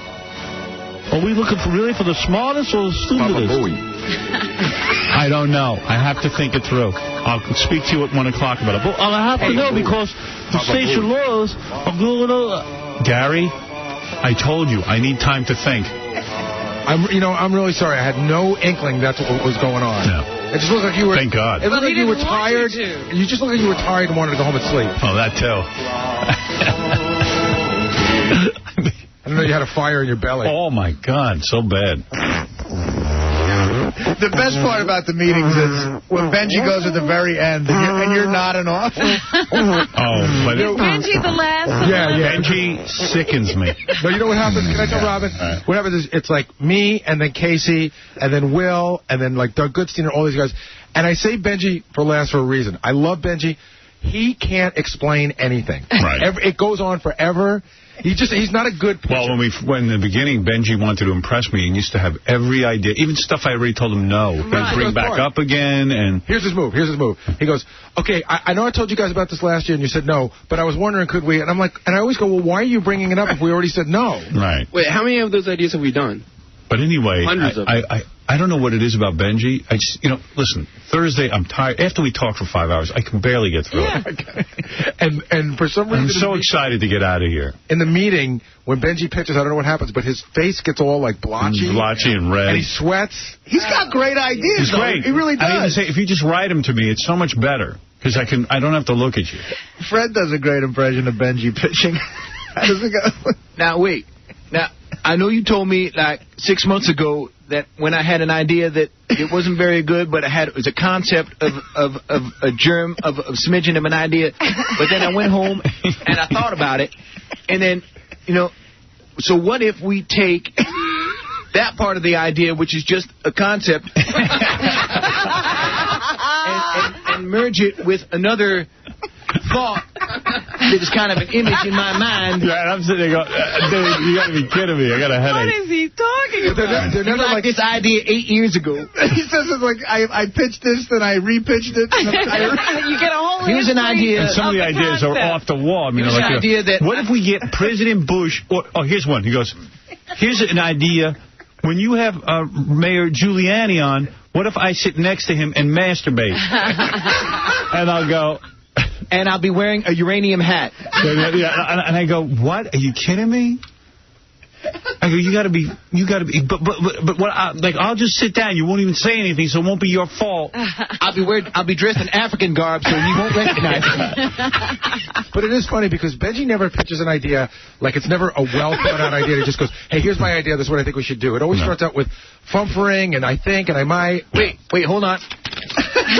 Yeah, there's paper involved. No, this is written down? For a while, each idea used to be on a manila envelope. Manila folder that used to make me crazy. I had a conversation with him. I had a conversation with him once because he used to pitch, and I used to go, Benji, before I go into the meeting, I look at everything I'm going to pitch so that I'm ready to go. Here's my wild card. Benji would be reading the idea for the first time in the meeting. I know that Kerry told me not to pitch this, but I'm going to pitch it anyway. The Hall of Fame of all Benji pitches was if he didn't lose 30... See if Bally's would sponsor if he doesn't lose 30 pounds in 30 days, he gets anal from 40 guys. Yeah, that was the best pitch. That was his pitch. He goes, well, in front of the interns and everyone, he goes, I have an idea. Tell Bally's I want to lose. First of all, who cares if Benji loses weight, right? I want to pick the guy. He goes... What was that pitch, Benji? You do it. It sounds about right. It was like it was to challenge to lose weight. It was an idea I had a while ago. I pitched a while ago, and I wanted to pitch again. All right, pitch it now. All right. If I lose a certain amount of weight in a certain amount of time, I win a money prize. If I don't, a certain amount of guys get to F me. In the rear. Yo, where else are they going to have Where else are they going to do it? I'll be wearing sexy clothing. How many guys? Was it like 40 guys? The amount, yeah. It was the same. 30 guys and 30 pounds. The key to the pitch was that, Rob. Now that I hear that idea, I think we're ready to do it. I got to see that. So you know where that broke down? I remember where that broke down. We couldn't agree on the weight and the time. 50 pounds. Benji's like, no, that's too much. And 1 month. If it's agreeable to you, Benji, then it's no fun. It's got to be a real contest. It's got to be a real challenge. Now, wait, I know it slows down after a certain amount of time. So what if I don't get it in within that certain amount of time? Listen, 25 pounds is a risk. No, it's not. Not for you. Not when you weigh. Wait, would you risk that? No, I would. There's no way I'd risk getting anal from. I just think you want anal. I don't want anal either. I think you, but you're open to it. Rabbit kind of you already lost 40-something pounds in a month, so we know what your capabilities are. It's got to be work. That's when I was much more overweight. It's a risk. If anything could happen. You can't lose. You can't lose another 40 pounds in a month. Oh. It's theoretically possible. All right, so 40 pounds of 4 guys. See, now game is on. That's dude. It's not one guy. It's not like if you make the less guys, it's like more palatable. But you're telling me you would take a risk to have 40 guys give you anal? On some level, I don't want to. No, on some level you do want to. Yeah. No, you brought it up. It's acceptable to you. I couldn't believe that was. If I don't lose the weight. I mean, I know gay guys who won't have sex with 40 guys. What's something you think you can do? Like, what's a talent of yours? I think I could. How fast can you run a mile?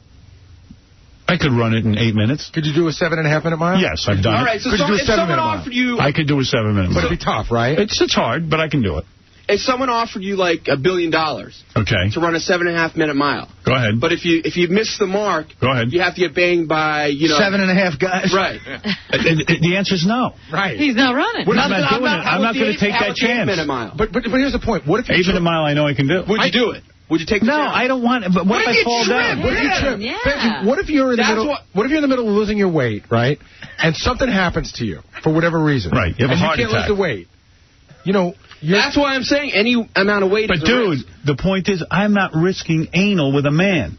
I don't want anal with a man. I don't either. You do at some level. You're willing to take that chance. It's not totally reprehensible to you. I don't care how much money it is. I'm telling you, you want anal with a guy, and you're looking for an excuse. I want money. When you pitched that, were you prepared for the fact? Then why don't you just let us pay you, and you can have sex with some guy? Benji told John he would use his hand on a guy for $5,000. I know he has. I'll get that sponsored. Get that. No, I wouldn't do that. Pepsi is proud to present Benji giving And really. Wait, what is Amco? Amco. Man, I don't believe you also. I don't believe for $1 billion you wouldn't take that 8-mile risk. I wouldn't. Not to get banged by You're guys. telling me that if I somehow don't complete that 8-minute mile, I got to get banged by 40 guys? And there's no money. Whatever guy, 8 guys. I don't care if it's one guy. Right. Dude, I'm not getting banged by a guy. I'm not either. He might get banged by a guy for $1 billion, but he's not going to risk getting banged by a guy for nothing. There is a chance you could lose 38 pounds. That's what makes it exciting. Yeah, but the penalty is you got to have anal sex with a man. I'm not planning to lose. Yeah, but has the thought ever entered your mind that in some way you might have to pay off the bet? Of course, I know it's so you're willing to do it? That's why, yes. All right, so there it is. The poison. My ass is my grub steak. You kissed high pitch Eric on the lips, dude. Oh. I mean, you're up for some gay fun. Yeah. That was for some prize that you're supposed to give me that you never gave me. I don't care what the prize is. All right. I'd love to hear someone pitch that to Bally's. Well, I'll pitch it to Bally's. I got no problem. Yeah, I'll tell you what, man. But I say do it. Let's do it. 40 pounds. How much? 40. In how long? 30 days. 30 days. I wouldn't take that. All right, then forget it. How about 40 and 40 days? Yeah, 40 and 40 days.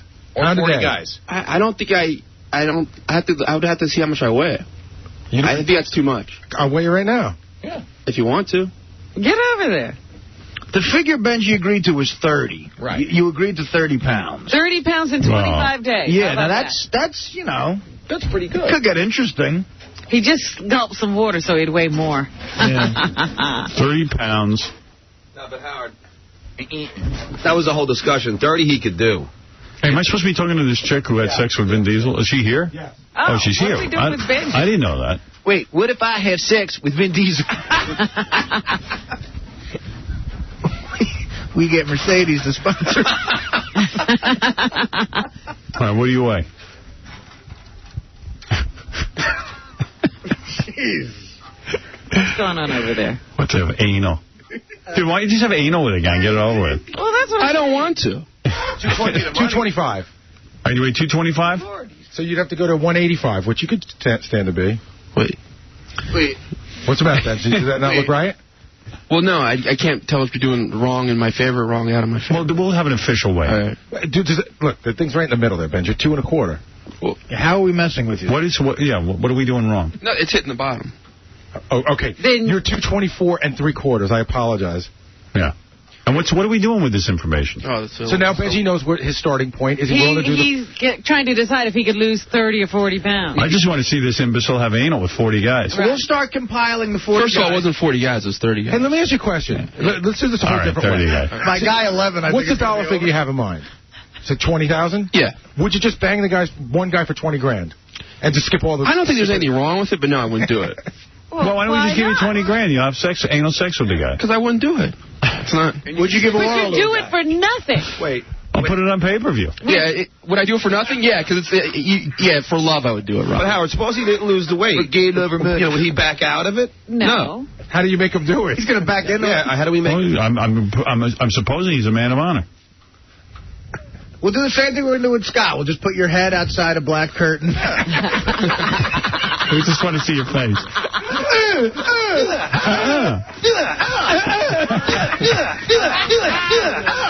I should have done that last sit-up.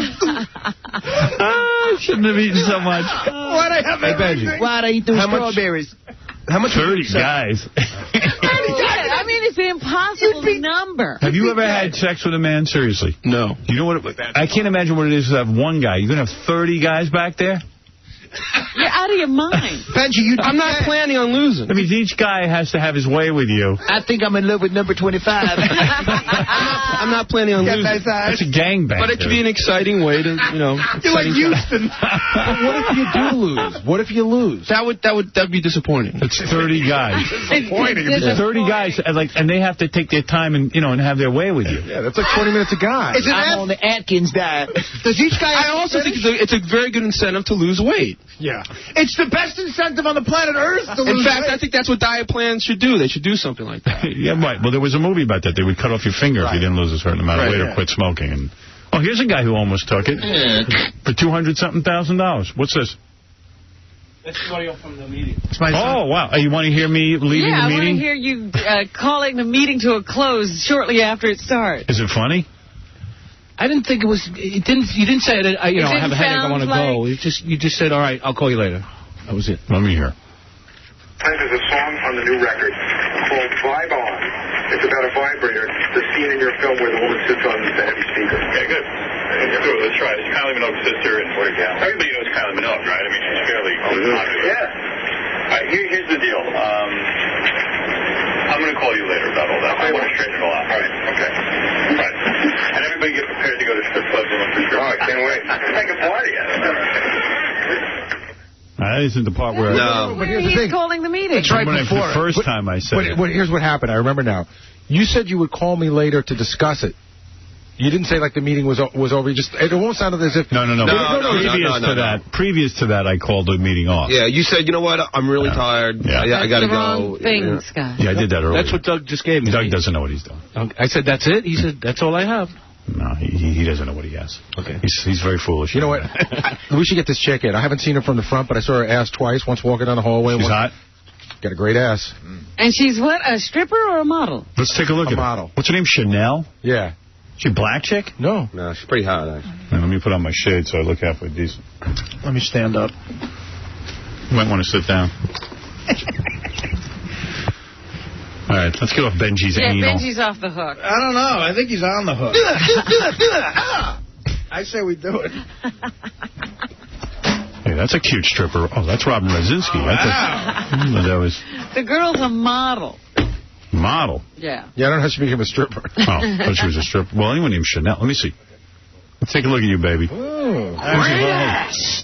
I didn't see her ass yet. You got the belly shirt on. What is it, Frankie V jeans? Yeah, turn around. Let me take a look at your ass. Is your ass crack sticking out of those? Oh, my goodness. If Let me see. Yeah, she's giving cleavage. Butt cleavage. Butt cleavage, honey. Look back over there. Oh, there you go. What kind of model are you? You're not like a runway model. You're like a nude model, right? No, I don't do nude. I've never done nude, although if Playboy was to offer me, you never know. What are you, like a bikini model? I do a lot of bikini, a lot of lingerie. Yeah. Where do you do it? Where do we see you? You've seen me in Fredericks. Fredericks of Hollywood? Fredericks of Hollywood. Okay. I've done posters for Miller Bear. I'm trying to think of big clients that you would know. I've done posters for Miller Bear. A ton of swimwear and lingerie catalogs. I work just about every day. Yeah. What, are you married now? No, I'm not married. Single? I'm single. No kidding. Yeah. Sounds like you get around a bit, though, judging from your little resume. Please, all I do is... Oh, listen to you, and it begins. Yeah, you get around a little bit. You like celebrities, huh? Not particularly. I just work so much, so it seems like maybe that's the only place that you really meet people is at work. It's not a put down. Yeah. I'm just saying, hey, what's the deal? What's the deal? So tell us about Vin Diesel. Where'd you meet him? I met Vin on the set of Fast and the Furious. Oh, were you in that? I was a hot chick. Oh, so you were like an extra in the background. A glorified extra, yeah. Okay.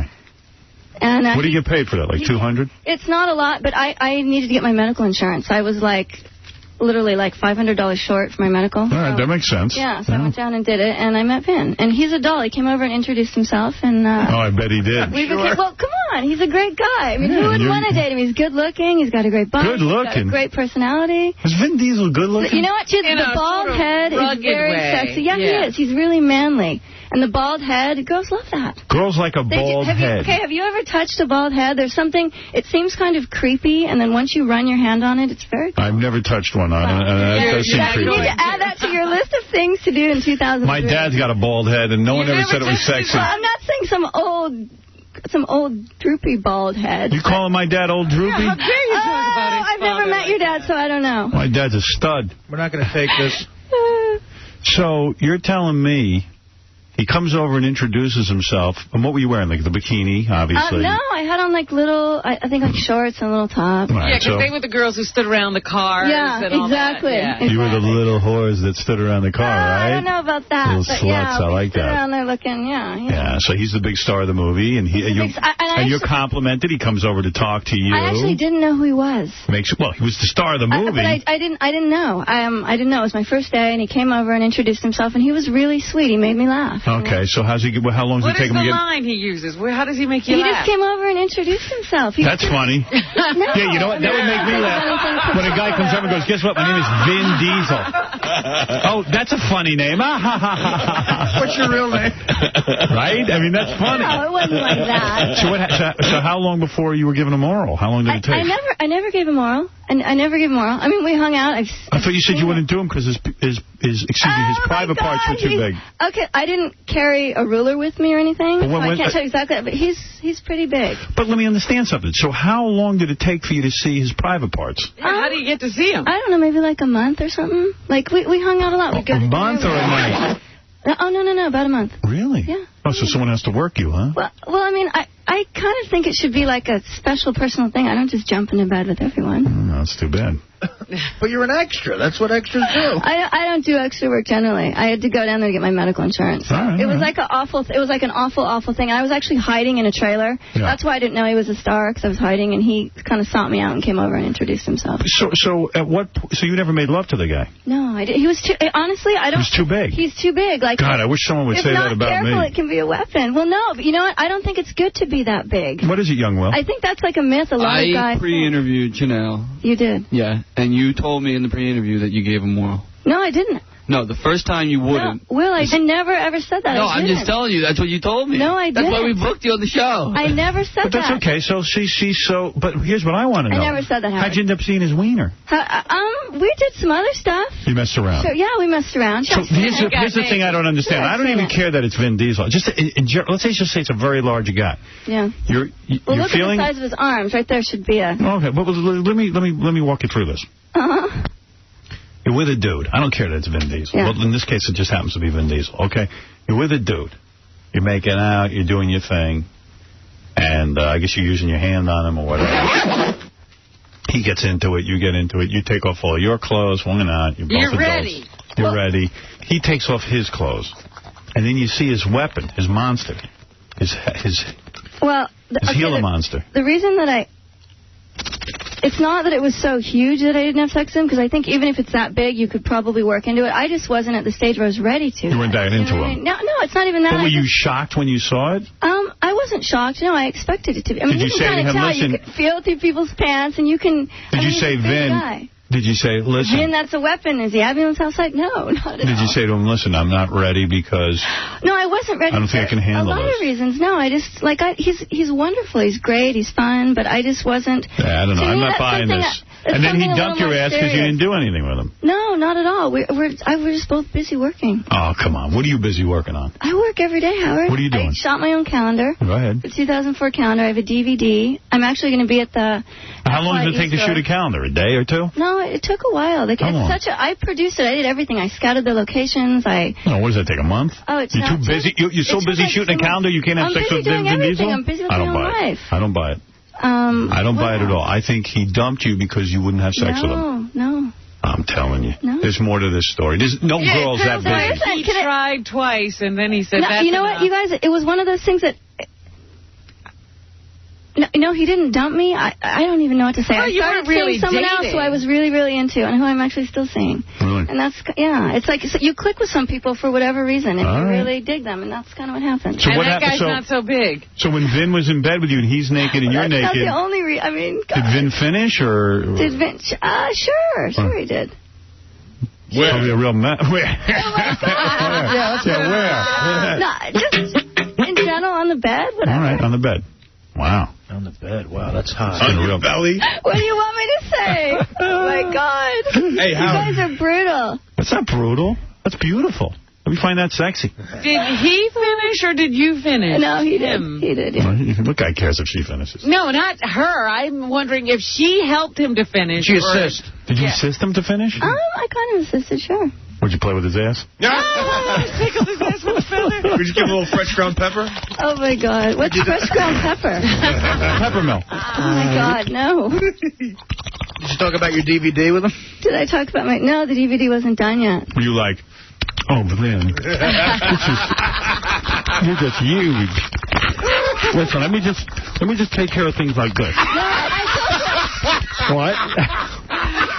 I'm just trying to imagine. But I never gave him oral, and I don't know why Will says that. Look, Vin. He kept asking me. Vin, I've got to go scout locations. So. You're mean. I'm not being mean. I'm trying to figure out what's going on. It didn't even happen. It's hot, honey. You're hot. You look great. I mean, what's the problem here? I'm on a location scout. Oh, stop it. I love it. Stop it. You're turning me on. I'm totally aroused over here. Those are your real boobs? Sure, them are real boobs. Wow. Impressive. Hey, I heard, I don't know about Vin Diesel, but I heard that she slobbed Jared Leto's knob. Oh. Where did you hear this stuff? You were with Jared Leto? That's not true either. Really? Sure, I know Jared, yeah. Jared used to date a girlfriend of mine in New York, and she called me up and said, I have a friend that's moving to LA. He's a good-looking dude. And Jared's gorgeous. He's drop-dead gorgeous. Because, Will, have you ever seen Jared Leto's private parts? Sure, I've seen it. Hey, what's the big deal? I've seen it. Wait a minute. How did you see that? Who hasn't seen it? What's with all...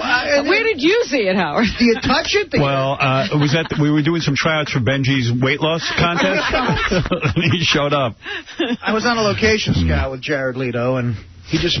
Wait a second. Well, you got some great stories. Baby, we're your friends. You see everybody's private parts. I like that you see guys' I've seen two people. Good enough for our show. Life. Jared Leto used to be on a show called My So-Called Life. Exactly. And he dated Cameron Diaz. That's what I know. Now, when he was Cameron Diaz's boyfriend. This was before he got My So-Called Life. No, he was very young. Yeah. And you were very young, probably. Oh, yeah. So you're just playing doctor. Well, something like that. You didn't knob him? No, I didn't. You weren't a knob gobbler? Thinks that. Does everyone in New York? Is that the big thing in New York? So wait a second. Oral? Yeah. It's big all over, isn't it? Honey, it's big all over the world. It's more personal than having sex with someone. I agree with you. It's way more personal. Like, if I would sleep with the person before I would have sex with them. I agree with you. So, yeah, no, I didn't. So just Sorry. How do you see it, though, and not do nothing to it? You can do other things. I mean, does everyone... I think... Use your hand on Jared Leto? Yeah, I did. Okay, so let me understand something. Yeah. He's another guy... She likes to use her hand. Well, no, I think... How long did you go out with the guy? I saw him here and there. I think that a lot of people just jump into bed, and I just don't think like that. I think it kind of, you progress to it. Do you drink? Sometimes, sure. Yeah, because you sound like a prude. Oh, my God. I'm not prude. I just... I think it has to be right. You need to loosen up. All this right. No, I think when it's the right guy, it's the right guy. Yeah, you just got to use your hand like 10 times first. So you that can get... If it was the right guy... Do you use lotion when you're using your hand? I don't remember. God, really? A long time ago. I said I need to keep a diary for now. Because, I mean, like, the hand can kind of get annoying, yeah. You need some baby oil. How long does it take you to work a guy over with your hand? I don't know. Seriously, like a minute? I don't even know that I did. Like, if you're that good at it, you can do, get a guy going in a minute, that's fine. But she seems great. If it's going to be 10 minutes... 30 seconds? I have no idea. If it's going to be 10 minutes, I'm going to, shoot myself. Did you sleep with Jerry Leto? Who's Jerry Leto? Jared Leto. Jared Leto. No, now it's Jared Leto. No, I didn't. She used her hand on So him. all you did was use hand on him and... He was too big, too, right? I don't remember how big. Like, I don't carry a ruler around. It says here that... Sorry, but it says on the notes that you said he was too big for you. No, I didn't say it's too big for me. Jared's pretty big, too. But once again, that's not why. Jared's big, too? That's not why. Well, everyone you know is big. Want to see something small? I could show you something in small size. But it's a huge myth that men have, too, that big is better, because it's just not true. Big is not better. That's not better, not at all. Right, Will says you gave oral to Milton Berle. How was that? I don't know. You tell me. Let me see what else is in your notes. You're a firecracker. Ever do any lesbo stuff? I've had a girlfriend, sure. Oh, no kidding? You've had a girlfriend? Oh, my God, look at his whole face lights up. Hey, baby, easy does it. That's not just doing a girl. You had a girlfriend? Sure, I had a girlfriend. I mean, I think you've got to try everything once to know if you like it or not. I started seeing girls kind of when I was in high school. Use your hand on them or you go all the way? No, I think when you're in high school, you're kind of younger. You just kind of kiss each other and hug each other. You had a little girl that you would mess around with in high school? Sure, we used to have slumber parties and stuff, sure. All right, tell me about that. There's not a lot to tell. I mean, you have a slumber I'll figure party. Out something. You and your girlfriend. You a popular girl in high school? Sure. Yeah, you were a cute girl. Were you a little cheerleader? Sure. No, I wasn't a cheerleader. I didn't like the football players. Mm-hmm. My boyfriend in high school was a surfer, so the football, all the cheerleaders, I didn't really get into having Ever used a strap-on on a broad? No, I've never used a strap-on. You ever strap one on? No. All right, well, so let me understand something. So you might be a big lesbo. Who knows?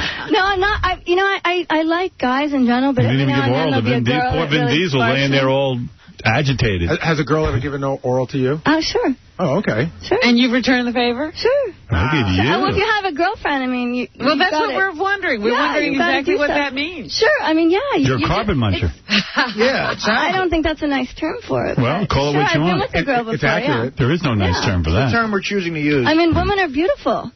You know? Who oh, yes. Women? You are beautiful in every single way. Words can't bring you down. There you go. I have to remember that one. I shouldn't say carpet muncher. You're a lap. You like lap broccoli. Can we say that? That's one I've never, ever heard before. Well, so, write that down. So, how old were you when you had your first girlfriend? I mean, I have a girlfriend per se. Like, you know, when I was in high school, I would just sort of... So what would you wear to school? Were you a sexy little dresser like you are now? I guess, I mean, I always looked really good. I think when you're in high school, it's all about what you wear. Teachers ever come on to you? No. No, that's Did you ever like to wear? Did you ever wear like little mini skirts to school? And, like, sure, I wore mini skirts. Sometimes skip the panties. Well, no, I never skipped the panties. No, but I would wear little skirts. Wear little skirts and shoes, and like hope the boys would look at you. Oh yeah, in high school, that's all. None of your male teachers would ever look over your legs and think about it. Not that I noticed, but I think when you're in high school, you're so insecure about everything. Like if it did happen, I didn't even notice it.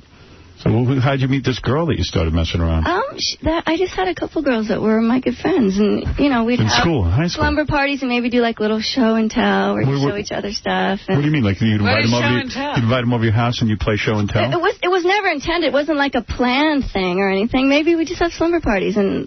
Maybe you'd be laying next to the girl and you'd like kiss her and stuff like that. Wait a second. In high school, it wasn't anything hardcore. It was really innocent. All right. Take it easy. Yeah, no one's saying anything. We're not attacking you. Calm down. You're feeling very attacked. Oh, God. Why'd you give yourself the name Chanel? It's my middle name. First name's Suzanne. Susan Chanel. Chanel Ryan. Yeah. What do you know? Oh, you're in that play Piece of Ass? I'm in the play Pieces of Ass at the China Club Saturday night. That's a weird play. Hot chicks come down there and just talk about having sex and troubles. The troubles of being hot. What's your problem with being hot? You know, it's a secret. You're going to have to come down and see me. Oh, come on. I mean, what are you going to talk about? Give me a little preview. What's your problem? Well, I don't know. You got a problem being hot? No, I don't. Try being ugly. It's not necessarily bad things. It's just experiences. Well, what do you talk about in Pieces of Ass? Like I said, you're going to have to come down and see me. Well, don't tickle my ass with a feather. Tell me what's your problem. We're not going I don't have a problem. It's just... What do you say? Oh, Vin Diesel's penis is too big. No, it's not about that. It's just about fun experiences. Just like what? What's some of your fun experience? Sure. You going to talk about your lesbo experience? I might talk about that. You mean you can talk about whatever you want? You talk about whatever you want. The girls write their own pieces. So you haven't prepared anything? I just flew in yesterday, no. So you still have to putting me on the spot. You're going to be... Honey, let me understand something. You're going to be in a show Saturday night where people are going to pay money to hear you talk about being a piece of ass. And you don't know what you're going to talk about? Well, no, sure I know what I'm going to talk about. Well, then tell me what you're going to talk about. Give me a topic. I'm probably going to talk about, like, girls. It'll probably be something about that. About going out with other chicks? Yeah, probably. And what are you going to say? Hey, you had a little slumber party and you just laid there next to them? There might be something like that, yeah. Sure. Oh, you better get a little more articulate about this. Yeah, let's punch it up. Let's practice a little bit. So, you go to a party. With your little slumber party with all your friends. Where's your mom during this? She would just leave the room? No, generally they were not at my mom is horror-stricken right now, I'm sure. Generally, they'd be at other girls' houses. Like, we'd go over, maybe there'd be just me and another girl, maybe a couple of us. It's always different. And it was really innocent. And then you have show and tell. Sure, maybe. And what would you show? And tell. What would you do? Like show your boobs to the girls? Yeah, like all different things. Say, okay, kids. Maybe you dance around a little bit. Maybe you like kiss each other. And really? Usually you just hug each other and go to sleep. It's really. But when did you start doing oral on these chicks? Years ago. A few years ago? Sure. When did that start happening? What pushed you over the edge? I had a girlfriend for a while. What do you mean a girlfriend? I didn't even know that she was trying to seduce me. Where'd you meet her? I met her on a job where I meet everyone. A modeling job? Yeah, Frederick's a Hollywood type job? Yeah, it was a commercial actually. And I had no idea she was even trying to seduce me. And would she just invite you out to lunch and you go out to dinner? I'd spend the night at her house. We'd go get our nails done, all sorts of different things. And then what changed? I don't know. What happened one night? One night we'd had a couple drinks. Where'd you go for the drinks? We were just out at some Hollywood club. So is she hot, this chick? Oh, she's gorgeous. Absolutely gorgeous. Describe her to me. She's about 5'7". She's blonde. She's now you're talking, honey. Now I might go to the play. You got to slow it down and give me some details. So you said, gee, I'm attracted to her, but... I didn't even know I was attracted to her. I'd never really gone any farther. So I was like, okay. Did you think it was strange? You got to try something to know if you like it. Look at me and just answer my questions. I'm going to help you with your piece here. Oh, my God. Because you need help. You don't know what's hot and what isn't. You got a good story. You just don't know it. Oh. You're naive. Maybe. Let me understand something. You wearing panties today? You can't wear panties with these pants. Okay, now you're talking. Okay, slow down. Everybody take a deep breath, okay? We're going to get a little sexy now. Yeah. You're going to turn a couple of guys on now. Let some guys finish in their car. Oh, my God. Guys, get your gloves out. Driving to work. Now we know the real reason. If you got... That's what those driving gloves are for? Yeah, what do you think, people drive with those? That's gay. All right. Driving gloves are for finishing. I see. I've ruined more gloves driving around in my car. Sitting in traffic. Sometimes I get tense. Relaxes me. Now we know what all the accidents are about. Why do you think guys fall asleep behind the wheel? Oh. After that, you fall asleep. I'm not going to dirty my ashtray. Oh my God. That's what driving gloves are for. Oh, my God. Oh, my. All right. Calm down. All right. You're a high chick. We're going to talk about Calm down. Don't jump ahead in the story. You just answer my questions. Okay. So you're seeing this chick. She's really cute. What does she look like? Tall? Oh, yeah. How tall? Like I said. Tell me the height. Like 5'6", 5'7". Does she like to wear heels and little mini skirts? She wears heels, like cute, low-waisted jeans, things like that. She's got a killer body. Hot body. Yeah. Big boobs. Definitely, yeah. Great boobs. Real? Real expensive. Yeah, fake. They look great, though. Yeah. Perfect face. A gorgeous face. Beautiful ass and legs, no Yeah, cellulite. oh, amazing, yeah. Okay. Now I'm getting a picture. Does she look like anyone famous? Give me a heads up here. Who she look like? Sandy Bullock? Long blonde hair. J-Lo? Oh, long blonde hair. She looks sort of European, big blue eyes. Yeah, really cute. Oh, guys are always freaking out over her. Oh, yeah, definitely. Okay. Yeah, when we'd go out, guys would lose their minds. Long, thin legs? Especially if we'd be out dancing, maybe we'd start kissing. Long, thin legs? Yeah. Oh, so you would go out, but up until this point, you hadn't kissed her or anything? I mean, you were just going out to lunches? No, we were friends. Did she ever say to you, gee, I think you're so pretty? Oh, she would always say that, but I was so naive, I kind of didn't know. The night you went out to the club, the first night that you were talking about you had a couple of drinks, what did she wear that night? Oh, just like low-waisted jeans, boots, and a cute little top. Oh, a cute little top, no bra?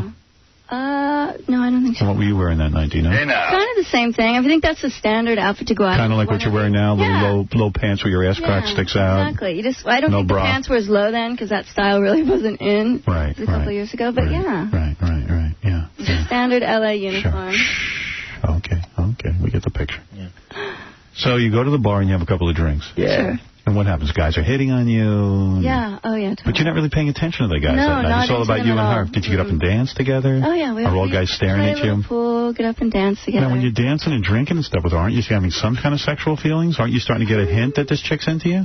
Oh, yeah. Then I started to get it. It's like once you have a few drinks, I think a lot of your... Drinks clear your head up, yeah. Oh, yeah. They clear them up. Sure. So did she say to you... You're more open to try things. So did she say, let's go back to my place that night? No, it wasn't even like that. We'd just been out and we just ended up back at her place. You went back to her place. It was no big deal. A few nights first, and then okay, you went back to her place and you were loaded. Sure. And what happened? All of a sudden she made a move on you? Yeah, she did. What did she do? She kissed you? Yeah, she kisses you. Did she start to take your clothes off? Sure. Did she take your clothes off or you removed them yourself? Oh, God, I don't remember. You know. Come on, think back. Probably a combination. We took each other's clothes off. Yeah. Yeah. Mm-hmm. Oh, my God. Yeah. God, the funky romantic music playing in the background. Yeah, you got a good story, honey. I'm trying to help you. You're going to be in a play called Pieces of Ass. You're going to have to talk about something. Yeah. So you start kissing. Her tongue is in your mouth. Yeah. And you're getting really hot, right? Sure, but... What is so great about being with a woman? They touch you real soft? Well, it's different than with men. More than anything, I think I was curious and I wanted to know. Well, she has a touch like a butterfly. I can do that. No. I know to be real soft. I know to be real soft with women because they like that. Yeah. Because they always like, guys are so rough. So look, what I do is I act like a little butterfly.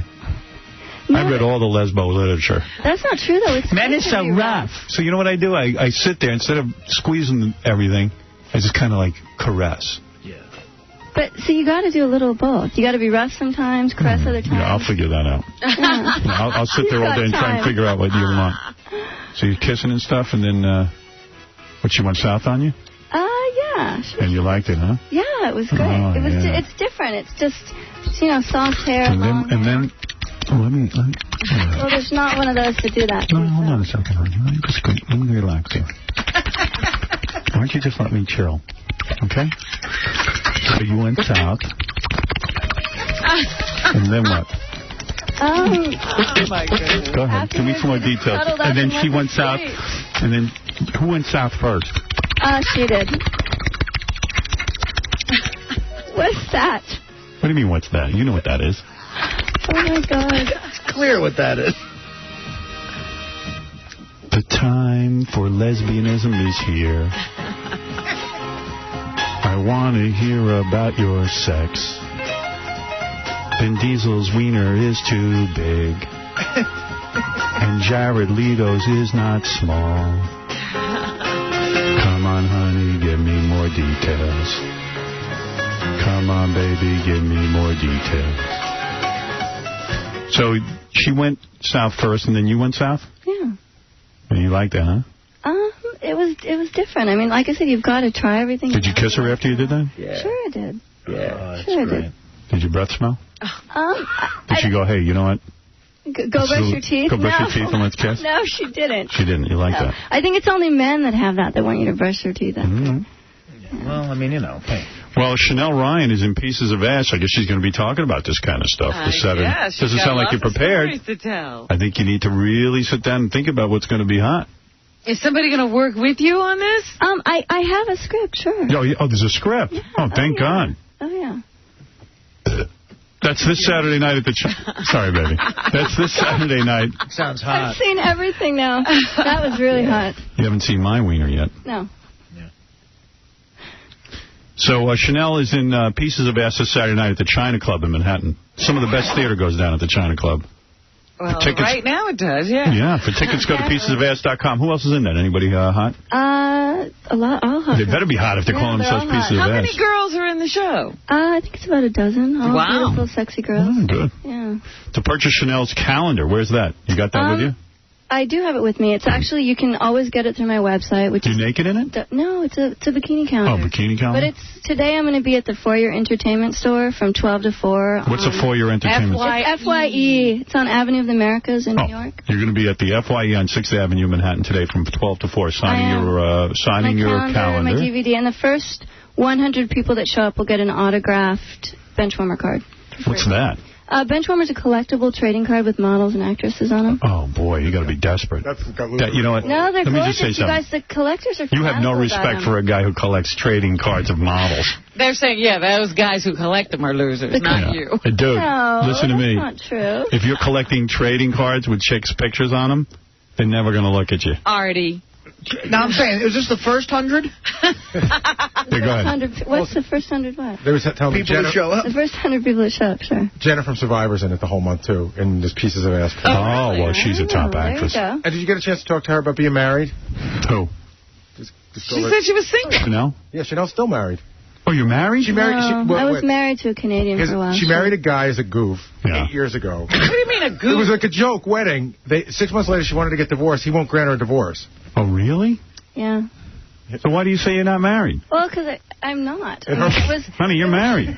That's a goof. Honey, you got to clear some stuff up. No, we got married. It's one of those things. He was Canadian. He came out to visit, and we got married in Vegas. And I was so young. And how is it you can't get a divorce if you want How do you goof up and get married? I've sent the papers a couple of times, and he won't sign them. Really? Yeah. But what do you do if you want to be divorced? And I actually have a lawyer working on it, so it'll be final soon. But he wasn't a stranger. I dated him for a while, and I really liked him. But it's one of those things where... So it was a real marriage?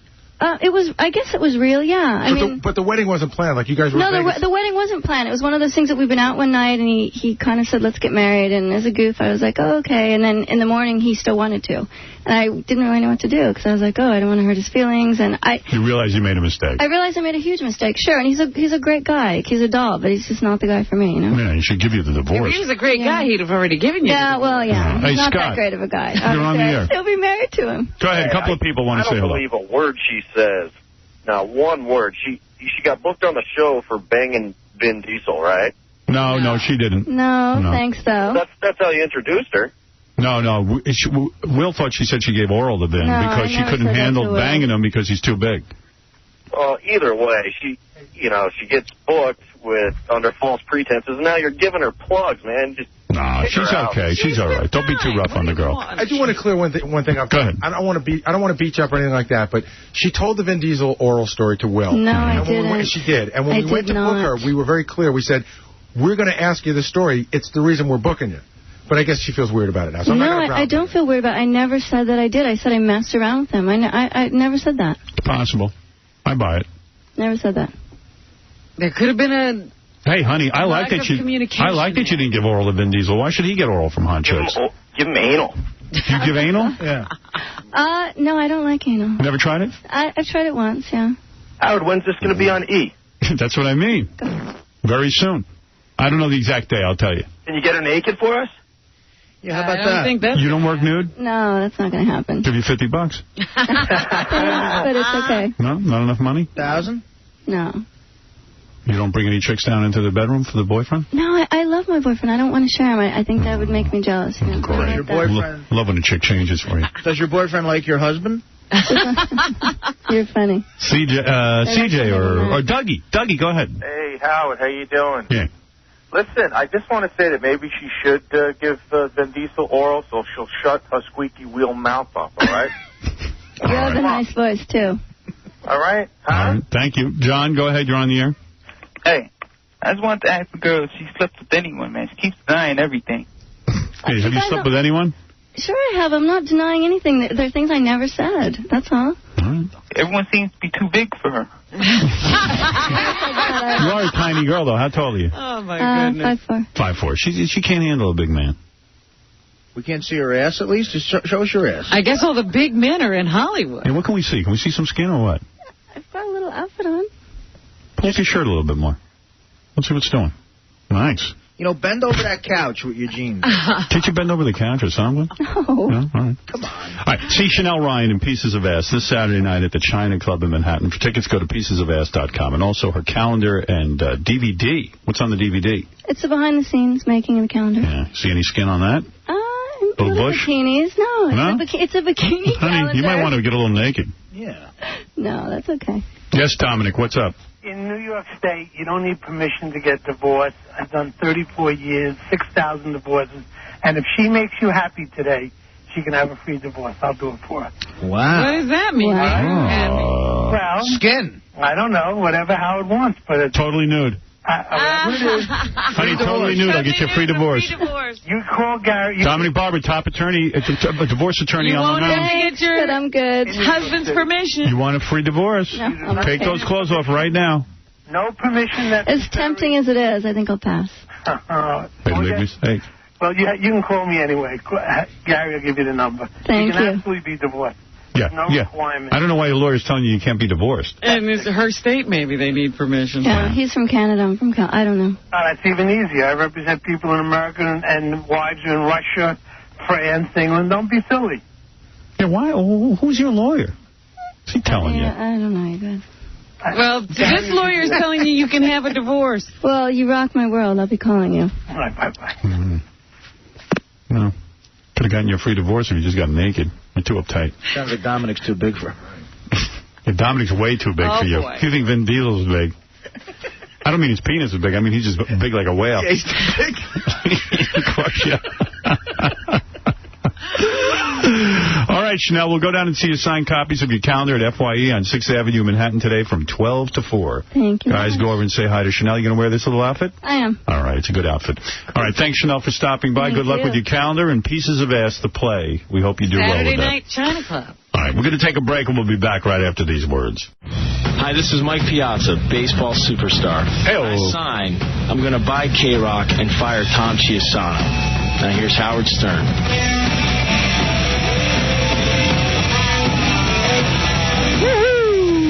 Hey now. A lot of false excitement. Open. No, don't close. Open. Like this, good girl. Never close, always open. Say Good girl. Girl, say Yeah. Don't do that to the I hate that. Don't cross the noise. Yeah, open. Yeah, no close.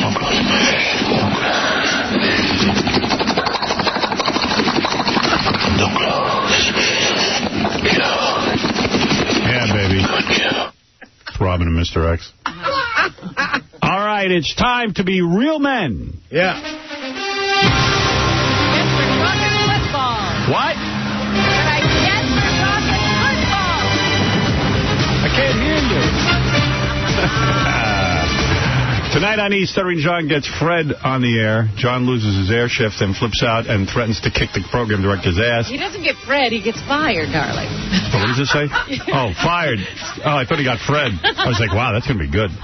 John takes on Fred. Stuttering John gets fired. Take 2 on the air. Wow. Yeah, this is a great moment. You gotta see it. I've never seen anything. Talk about reality TV. So does this mean I was only doing... All right, who's going to win? Right, who's going... What? I was only doing... Instead of telling you to do. All right. This is the $25,000 challenge. The $25,000 prize for the winner of this big contest is provided by BetOnSports.com. Visit their website or call 888-996-BETS. We're going to have a weekly contest through the entire football season. Who will win? Artie Lang, Gary the Retard, a chicken, or Daniel Carver from the Ku Klux Klan? Who is better at prognosticating? None of them. Gary, are you a good prognosticator? It's the Seahawks. What? The Seahawks? Oh, who coached you? Yeah, somebody talked to him. No, I did it on my own. You lie. Don't lie to me. I did it on my own. I've been watching the football games. Where are the Seahawks? I don't know where they're at. That's just the name I figured out. Where are they from? Where are they from? Cincinnati. All right, listen to me. Somebody helped you with your football pick. I know it. No, I did not. I did it on my own. Don't lie to us. I want you to pick a team on your own. I don't want you getting help. I'm not getting Who helped help. you? Those guys from the radio station? No. Did they talk to you at all about football? No. The only thing she does, she calls me up and tells me that you guys, you and Casey or somebody's calling me every Friday. All right. All right, tell me how you decided to pick the Seahawks. I just did. How do you even know where they are? Did you look in the paper? How do you know that name? Yes. You don't even know how to read. I read a little bit. Pick out another name from the paper right now. The New York Yankees. So you want to take the Yankees? Yes. All right. I don't think that's a good bet. You want the Seattle Seahawks? Yes. All right. Tell me the line on that. They give him 5. Gary, who are they playing? I don't know, but that's what I just figured out. Okay, what about the Ducks? The what? The Ducks? The Mighty Ducks. Yeah. Did you put the chicken in there yet to list so they can start picking over there? What? Is he, what? I think the chicken's going to be a lot quicker this time. Oh, it is? Okay, yeah. good. They've been starving that thing.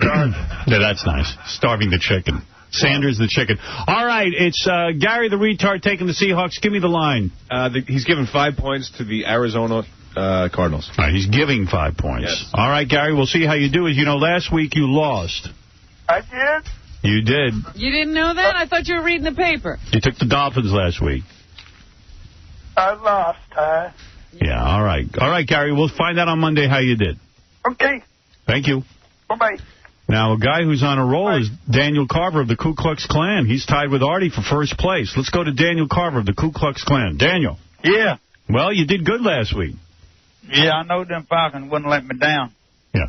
You won. You took the Falcons. Now what are you going to do? Well, if they won for me last time, I'm going to pick them again. Are you going to keep... Is that your philosophy? The Falcons is going to beat the Washington Redskins. Oh, so you did study this. He is... Well, I didn't study it. The Falcons is...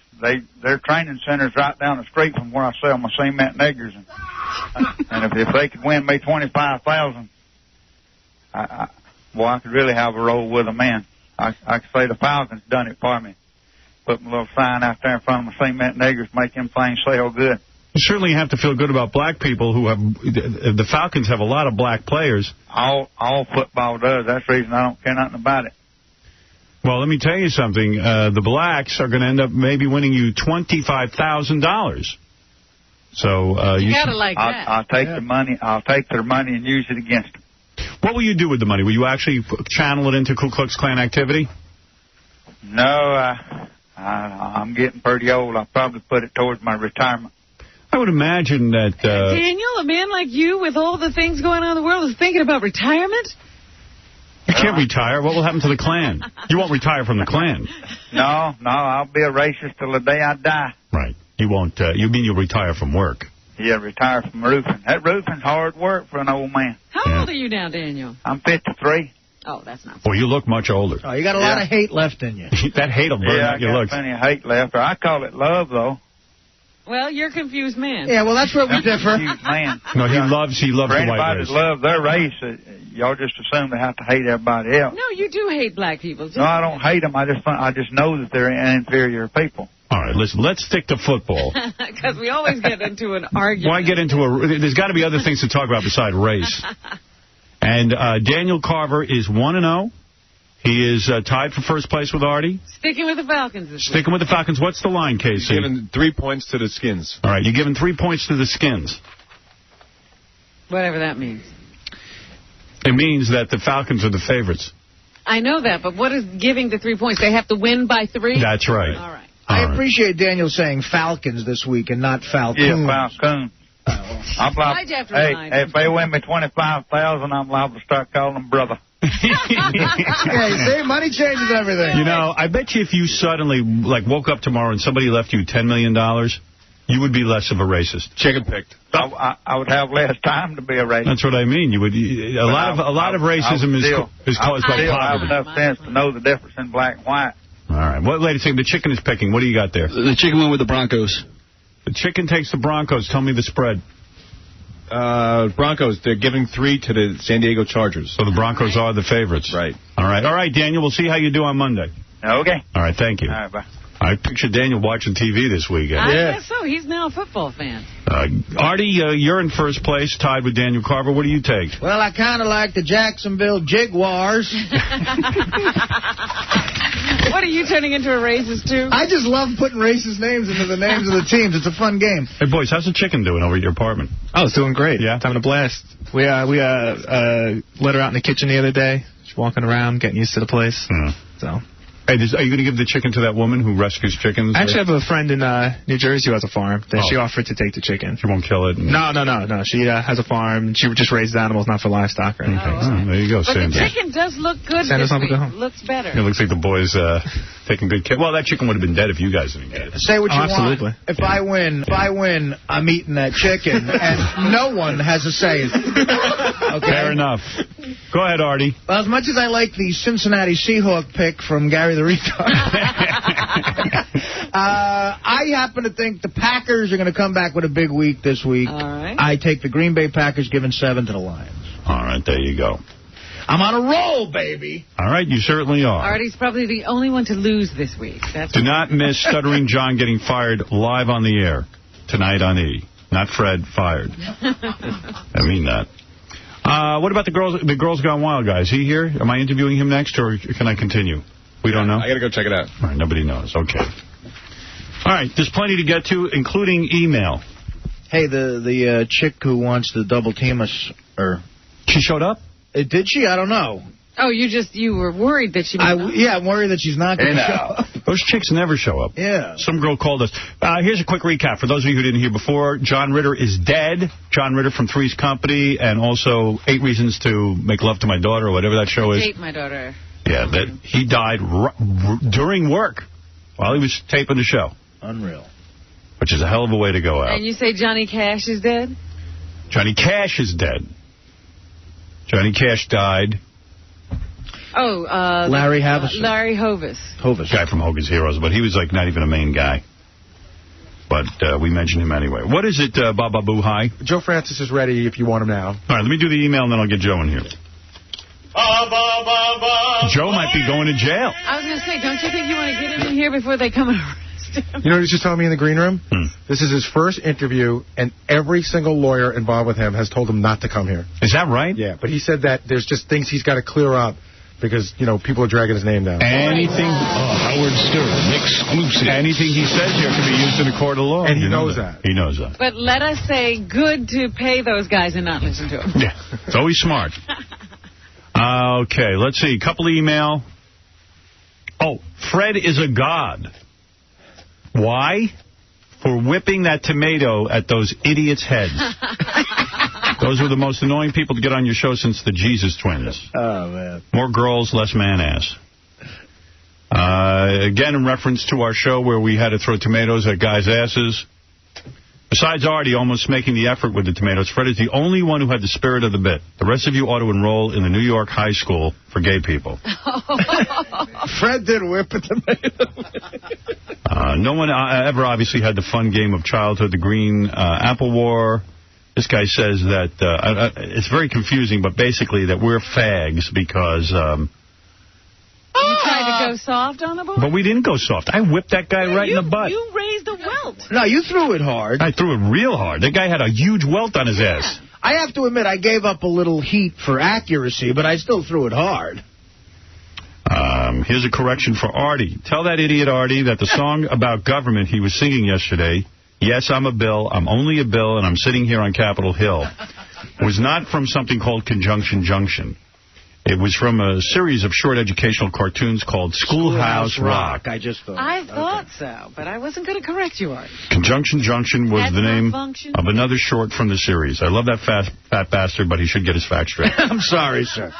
A lot of guys wrote in that they agree with me. The girl comic book intern who shoots guns might be the perfect woman. Yeah. Yeah. Yeah.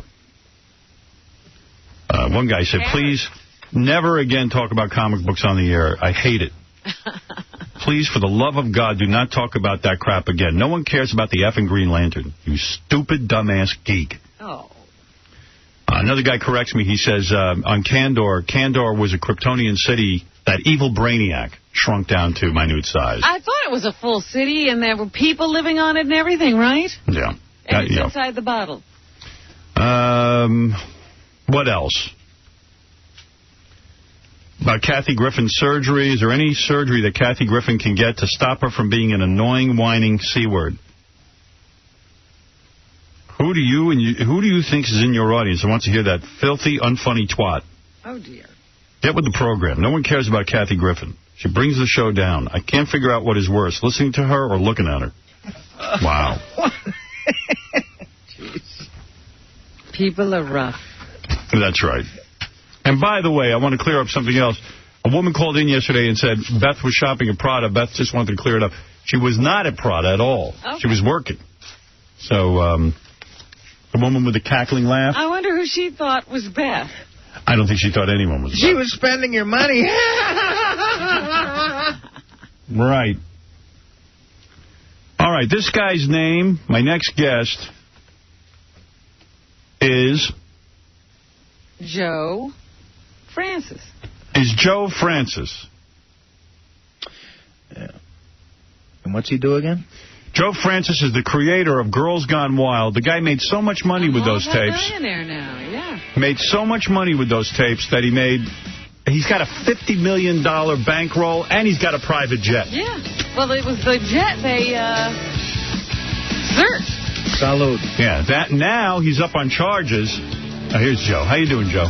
For a convicted or a wanted man, you look pretty good. And for a guy up on charges, you look like you're holding up all right. You don't. You look pretty good. And I was in Europe all summer. What were you doing there? You might want to stay. There's a guy I'll introduce you to. Maybe stay in France. Roman Polanski. Yeah, exactly. That's right. What? You know, I asked Joe a question. It's a great way to find out how Joe's really doing, make sure everything's okay. I asked him if he flew here commercially or on the private jet. He's like, dude, I took the private jet. So the jet's still running. Fly commercial? Well, Girls Gone Wild, I mean, I don't think there's a person on the planet who hasn't heard of Girls Gone Wild. There's lots of porn out there. There's lots of different videotapes. But the name Girls Gone Wild caught hold. People like it. And I think they like it because it's regular girls taking off their tops. Is that the appeal of Girls Gone Wild? Exactly. Right. So that's the thing. Now, are you still selling the tapes? Are you still advertising them? Totally, absolutely. Right. You were not slowing down. Not slowing down at all. Actually, after it was funny because after the arrest, sales went up like 30%. All right. So. You have a smile on your face. Your lawyers have told you not to come here, and you are defying them. All 15 lawyers really are sitting around listening, going, well, it's just because look, some of the parts are over. We've won a lot of rounds of this whole thing, but a lot's still pending. And why not keep quiet about it since your lawyers are winning? What if your name is being dragged into the mud? Yeah. I mean, here's the only reason why I'm here is like I promised. I called Gary Gary called me right after it happened. I said, look, I will make Howard my first interview. I will come on the show, and I'm just really sick of all the. I can't completely blame the media for perpetuating and building these lies because they started. They started from Panama City where this thing took place. They started from press releases, but they still built and built and built. And it's just a lot of stuff that I can talk about that I'd love to clear the air about. All right, here's the way I understand it. A lot of the girls who do Girls Gone Wild, some of them started to hassle you. This is the first round. This is before you got into real big trouble. They started to hassle you saying they didn't want to be in Girls Gone Wild, even though you had them giving their permission on tape. Exactly. Yeah, I think that was the initial girl who said that she didn't like her likeness being on the jacket or something. And those were the battles. Those were the 3-year-old battles, and those were the battles that we fought. And those were all civil matters. Those were all civil matters. So we won every one of those. You won every one of those cases because you showed the jury the tape of the girl going, yes, I give permission to be on Girls Gone Wild. Most of those cases were just thrown out by judges on summary judgment. Okay. The judges wrote an opinion saying this is absolutely. So you didn't have to pay a dime to any of these girls? No. Oh, all right. Yeah. So that's pretty good. Yeah. Then the second wave, the thing that really rocked you is, I guess the government went after you? Well, what had happened was we were doing a spring break pay-per-view event down, and we had picked a location, Panama City Beach, Florida. And the mayor of this town had come out, and I remember you guys covered this because my friend Juliana had called me and said, hey, dude, Howard's talking about it. Because I remember, and he had said, I'm going to arrest all the girls that participated in Girls Gone Wild. So then I ended up getting in a public feud with the authorities down there before spring break even started. So we ended up going on the Greta Van Susteren show and a couple of other shows and just debating the mayor, saying, look, we have the right to be there. We have the right to do this. We're not breaking the law. Same as Playboy goes to a college campus and recruits girls. You have the right to go to any town and say, hey, any girls want to show us their boobs. On a public street, absolutely. There's different regulations in private, but it's still the United States and it's still legal. So what are the charges against you? Number one charge is that you were using drugs on your plane. Yeah. They searched your plane. Did they find drugs? No. They actually sent out, and this one, I mean, they actually, and I've already won this, so I can talk about this in explicit detail. They sent out a press release saying that a quantity of cocaine was found on my plane. Now, if you're going to say that, they're going to be on the other side of a defamation lawsuit because who's they? The officials, the mayor and sheriff. The mayor went after you? Panama City Beach, Florida. They searched your plane, the mayor? They actually, it was interesting when they actually did this. They actually went out there. It's a small town. They actually went out there. They tried to seize my plane. I won that back immediately. No drugs were. They searched my plane for 30 days. They did hundreds of thousands of dollars in damage. So why did we hear they found coke on your plane? Because they sent out a press release that a quantity of cocaine was found on my plane. Absolutely no cocaine was found on my plane, on my person. No illegal drugs were found with me, on my person, in the place I was staying, with me, in my bags. So you will sue them over that? Absolutely, 100%. Okay. I'm still waiting for one of the drugs. They're still charging me with drug trafficking. I had a knee surgery about a year and a half ago, and I had 5.5 Vicodin left over from that with a prescription. And they have the prescription. They have everything. And they have charged me with drug trafficking. They picked the biggest words. Drug trafficking, the generic of hydrocodone, I think it's Vicodin is hydrocodone. Yeah. So they have charged me with drug trafficking. They have picked like the When worst. You say they, the mayor? It's the people who charge you, the district attorney or whoever, the prosecutor. And you're telling me the only thing they got is Vicodin? 5.5. 5 pills. That's it. That's it. 100%. I mean, obviously, I'm going in. So has the judge thrown that out? The judge will throw it out. We just put the motion in yesterday. But we sent a letter thinking they were just going to drop it. All right. So then the other charge is that you have underage girls participating in Girls Gone Wild. And they say as many as 35. Right. Now, what are you going to do about that?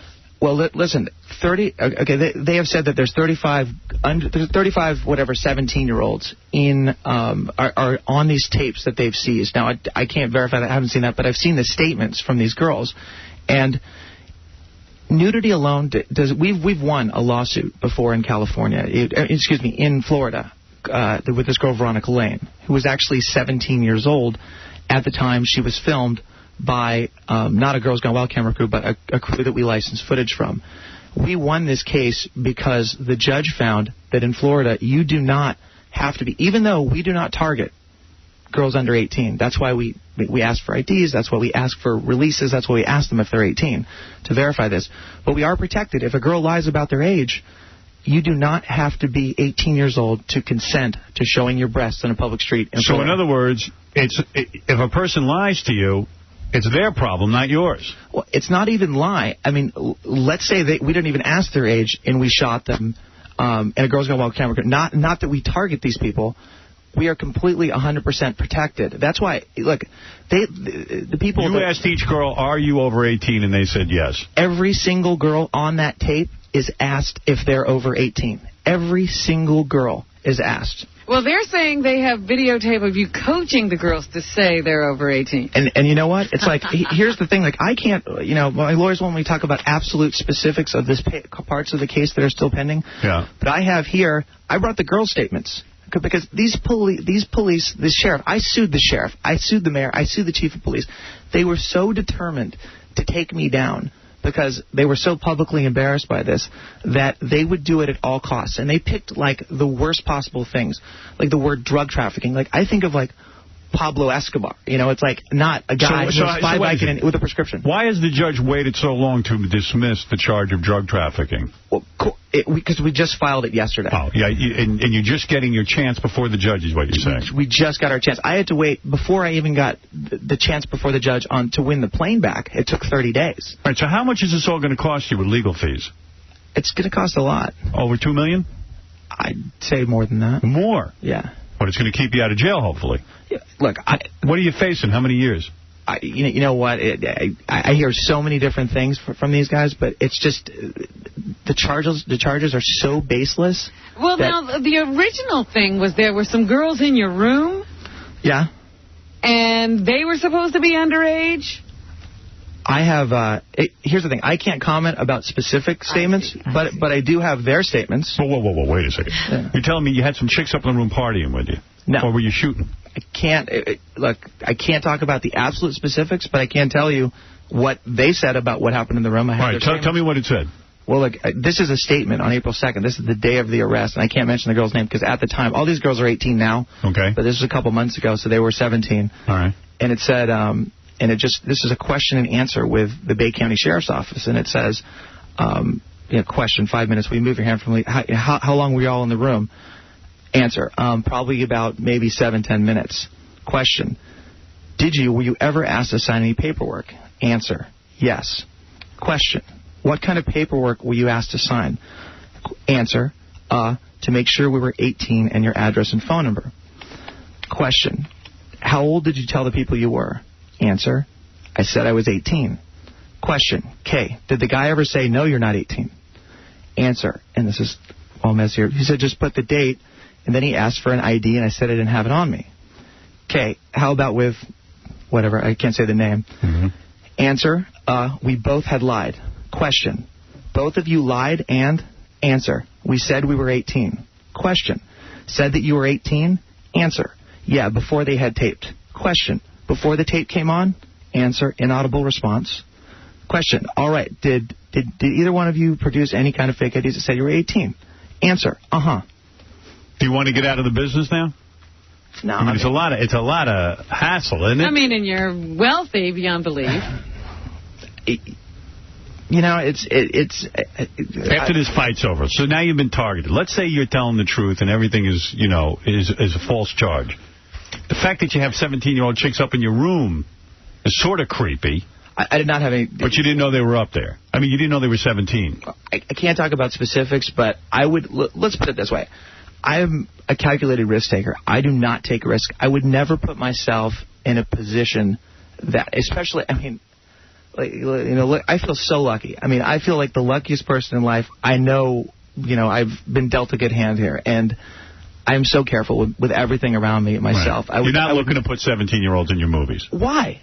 We shot, just on the tapes that they seized alone, there were 2,000 girls. 2,000. You don't need 17-year-olds. Only 10% of the girls we shoot now make it. Absolutely. So what was the charge, Robin, with the girls up in the room? Originally, there were some implications that he was doing something with the girls.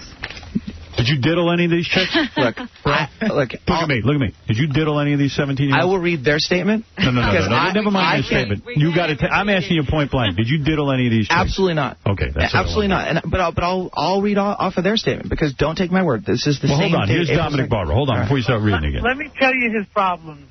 And he sounds like he didn't mean to do it, but it's not going to matter in Florida. State of Florida, state of Texas, state of Georgia have the most stringent laws when it comes to protecting youth, minors, sex performances. If you question a girl and you say to her, listen, how old are you? And she says, well, I'm 19. And she shows you a fake ID, and she's 19. It says 19, and she's really 15 or 16, and you have sex with her. Does the name Yucko sound like anything to you? It doesn't matter.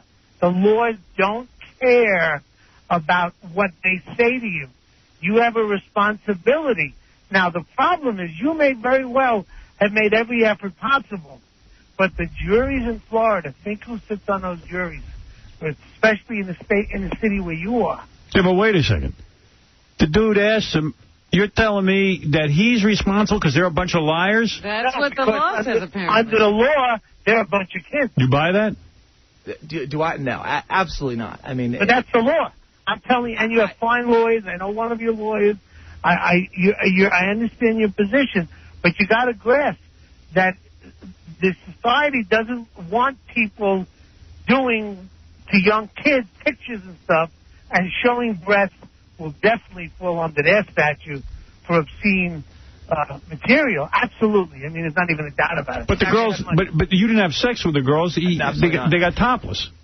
I think what they were saying about the girls in the room was like they were told to kiss each other and stuff like that. Reportedly, it was that you paid the chicks $50 to fondle your genitals. Is that right? Is that one of the charges?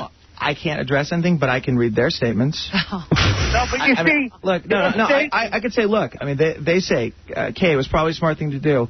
Did you ever touch any of the employees of Girls Gone Wild? Answer, no. Oh. At any point, did they ever get in the camera shot with you? Answer, no. Question, Kay, were you ever asked to touch anybody else in the room? Answer, no. Oh. This is from the April 2nd statement. I can't comment about specifics of the case. Right. Because your lawyer told you not to. They're all quit. All right. There is a statute called sexual performance. Right. And I can tell you that they have actually prosecuted parents who innocently took pictures of their kids, like putting on a show, and one picked up... Yeah, but they know they're kids. He asked him, are you over 18? The law doesn't care whether you know or really? not. That's what Dominic says. No, but that is the law. You could not know something's not legal and do it. You're telling me you meet a chick in a club where the alcohol is served. Right. Can't you assume that chick is over 21? No. The club... not. I'll give you a better... And you go home and bang her, and then she says to you, I'm 15? You were in trouble. The club's not, because you didn't get caught there. You mean to tell me every guy in the world, ignorance is not a defense? No, like, oh, man. Not. Sex crimes. Wow. Now, let me give you... You might be screwed, Joe. Nice knowing you, pal. Well, I mean, Florida. Guy goes to a motel. He calls up an escort service. The girl comes to the room. Go ahead. He says to the girl, I don't know, how old are you? She says, I'm 18. He says, you know what? Show me some proof. She takes out a driver's license and a college card. Shows them both to the man. They have sex. He pays her. She walks out of the room. The police arrest her, and they charge him with statutory rape. She was 15 and a half. By the way, because I represented him, do you know that girl, to me, looked like she was 25? Wow. If you looked at her? Hey, look at the girl on the OC. You were talking about her the other day. She's 17. That girl looks like she's 25. Dominic, did the guy you represent do time? No. I worked out a deal. I very rarely on statutory rape cases, that's why Joey was the exception, did it ever send you to jail. But they're going to make an example of him, right? Oh, well, I forget your first name. I'm sorry. Joe. But you're not being tried for you're being tried for who you are, the money you've made in this industry. You know, the Vicodin's not going to help you, even though you have a prescription and all that, especially if one of the girls claims she took Vicodin. No. She's not claiming that. No. I don't know. They found but I will say... They found the Vicodin in my... No, not in the plane. They raided all of our... They made a big show, and they raided all of our apartments. It was actually sort of a joke. Oh, they found it in your apartment? Yeah, they found it in the apartment that I was renting in my little dop kit or whatever. Dominic, it does sound like they're going after him because they don't... They had announced, don't come here. They told him not to come, and he came there, and they said, well, we'll teach you a lesson, boy. Exactly. And not only that, think of the prosecutors and the jurors. I tried a case once in Tallahassee, and I'll say it real quick. 10 years ago, my client crashed a plane into the beach while he was importing marijuana. A little different. I wasn't doing that. I went in front of the judge to discuss the case, and the judge said to me, quote, boy, talking to me, you're in the wrong state, because I was trying to get him probation. You better start thinking double digits. Oh. Don't throw your Italian words around here. Wow. And he didn't want any fancy words. I used the word jurisdiction. Now, let me ask you something. How do you have time to represent anyone? You're so busy calling this show. Yeah, you're being our legal advice columnist. Yeah. I'm on my way right now, actually, to criminal court. You're damn right. That poor guy's could go probably in jail now. Really? So far this morning, Dominic's been walking on the beach with a dog. Yeah. Went back inside, showered at some point, called us 8 times. All right, go ahead, Chauncey. What's up? Hey, Howard. By the way, I'm a big fan of Joe. I'm sorry he's going through this. I think his videos are great. Well, I'm kind of blown out, but you know what? You ought to rethink the whole business, dude, because if Dominic's right, what they're saying is even if you check their ID and everything else... Where he's wrong is that when we do have federal precedent, we have won this case before. We do have an opinion from a female federal judge from last year that absolutely says that nudity alone does not constitute the sexual performance of a minor. This is a Florida district federal judge. She has said that. She said it clearly, and she said it 5 different ways. And so that's all you have them doing is flashing? On this particular incident that we're talking about, you know, I can't talk about the details, but you know, there is a little more involved, and you described that earlier. So. So Howard, I have 5 quick items on Joe. Tell me, I'd like to hear what Joe has to say about them. One is that all these girls who sue Joe, not only does he win his lawsuits, but then he goes back and sues the girls to teach them a lesson. Well, you should do that. I do. I don't blame you. I do. I Smart. don't care. Did you win those? Yeah, absolutely. You get money from these girls? Some are pending, absolutely. At least to make them pay some legal fees. That's the lesson for all the people who want to go and sue Joe. Yeah, by the way, who was I reading about? Some famous guy was Oh, I know what it was. David Wells, the baseball player. Yeah. Went and got punched in the face by a guy. And the newspaper, he decided, David Wells did something smart. He said, you know what? I don't want to be punched in the face when I go into a restaurant or a bar. Big sucker punched. I'm not allowed to fight these guys back because they'll sue me. He took the punch to the face. He got teeth knocked out, the whole thing. And he said, you know what? I'm going to sue this ass. Yeah. Well, every newspaper on the front page, I think it was either the Daily News or the Post, at least, on the front page had, David Wells is taking money from this poor guy. And I'm like, you got to be friggin' kidding me. They are often a little confused. Aren't they? Yeah, whenever it's a celebrity, celebrity's just supposed to take it. Well, I mean, somebody goes after you, sucker punches you in the face, they go, oh, big deal, take it like a man. Take it like a man. I read that article. Just because Wells makes like $6 million a year, he's a scumbag for wanting to sue a guy. I got a great David Wells story for you later on, Howard. It's funny. All right. So here's some more. Here's what I heard about you. I heard you were dating Paris Hilton. Oh, yeah, we did read about you in Paris. Is that true? That's a piece of ass. You're dating her? You know, she's 17. Yeah, I think she is 17. I thought Nikki was 17. No, she's 20. How old is Paris Hilton anyway? Paris is 22. 20. And you confirmed that with me, Howard. Are you really going out with her? We're hanging out. Way to go. You banged that? That's the move, man. That you're allowed to talk about. That's not a private. Talk about that? You can't talk about Look at me in the face. Stop her looking lawyers away. will be calling me now. Stop looking away. Yeah. Tell me you're doing that. Look, we're having fun. I mean, she's a great girl. Look at you. God damn, that's a hot chick. How much Vicodin you give her? Have you met the family? Meet my parents. Have you met her parents? Yeah, before I have. I met her parents. Wow. Well, you're not Howard, dating her. It's almost like he's so blessed you want him to go to jail. Yeah. There's you know too what? much good going on. You need to do a good 10 years. You know what? We're going to start muddying up your name. You're having too much fun. Where'd you meet Paris Hilton? I've actually known her for years from L.A., but we had a big Mardi Gras party, and she came down to Mardi Gras, so that's when we started hanging out. Man, you got the life, dude. You went to college, right? I went to USC. And did you start this while you were in college? I started right after college, actually. Yeah. I was in the entrepreneur program at SC. And so when did she start giving you the time of day, when you started getting the private jets and everything? When did anyone start giving me the time of day? Come on, let's be honest. When did people start giving you the time of day, you know? Yeah, please. I'm still trying to get the time of day from most people. Me too. So you're telling me this Paris Hilton, boy, she's got some bod. It rocks. I think so. Is she interesting at all? I mean, has she got a brain in her head, or you don't care? Actually, who cares? How can he answer that question? He wants to keep hanging. No. I actually think she is a smart girl, and she does get a bad rap. So. Is it an exclusive relationship? No, I mean... This is early, right? Hanging out. Hanging out. Having fun. Man, what have you done with her? I'm sure Fred Durst would come in and tell you a whole story. Howard, have you met her? I met the sister. Oh, my God. The younger one. Yeah, I tried to get her to take her top off. Then I went to jail for 10 years. No, yeah, I met her one time at a party, the younger one. Never ran into Paris? I don't think so. Yeah, I saw a picture in the paper the other day. I was like, whoa, she could be a model. Paris Hilton, yeah, she got some killer bod. Meanwhile, who the hell is she? She's a rich girl. I know. By the way, no, she says she's not a rich girl. She says that she works for everything that she has. Liar. What does she do? She goes on Joe's boat. I mean, a plane or whatever the hell it is. What's she doing? What's she working? Do me a favor. She has a show coming out. Read Paris Hilton's statement, if you have one there from her. That's the only person I don't have a statement from. Read statement. Question, are you a rich... I can't mention her name, but it's P says. Yeah. So you met her and you started hanging out. You take her on the plane with you? All the time. No kidding. Yeah. When's the last time you saw her? 2 days ago. 2 days ago? Yeah. Dude. Where'd you go? What was the date? Come on, man. Is she over in Europe My with house? you? Over your house she came? Well, I mean, yeah. Oh, she didn't come? Oh, shut up. No, I mean, she didn't come over the house? Oh, come on. Did she come over the house? Yeah. What was she wearing? I don't remember. Shorts? Dude, you remember. This is not going the right direction. I don't really even care. You're going to be like this on the stand. You're going to jail. It's perfectly jail. By the way, I don't care. I don't care if you go to jail or not. I just want to know about Paris Hilton. Good showing here. Maybe I'd rather go to jail than answer these questions. It's perfectly legal to bang Paris Hilton. I'll do a year. Dude, you didn't do anything wrong. Yeah. You're starting to think everything's wrong. I know. Yeah. Imagine you go to jail and you know Paris Hilton wants you.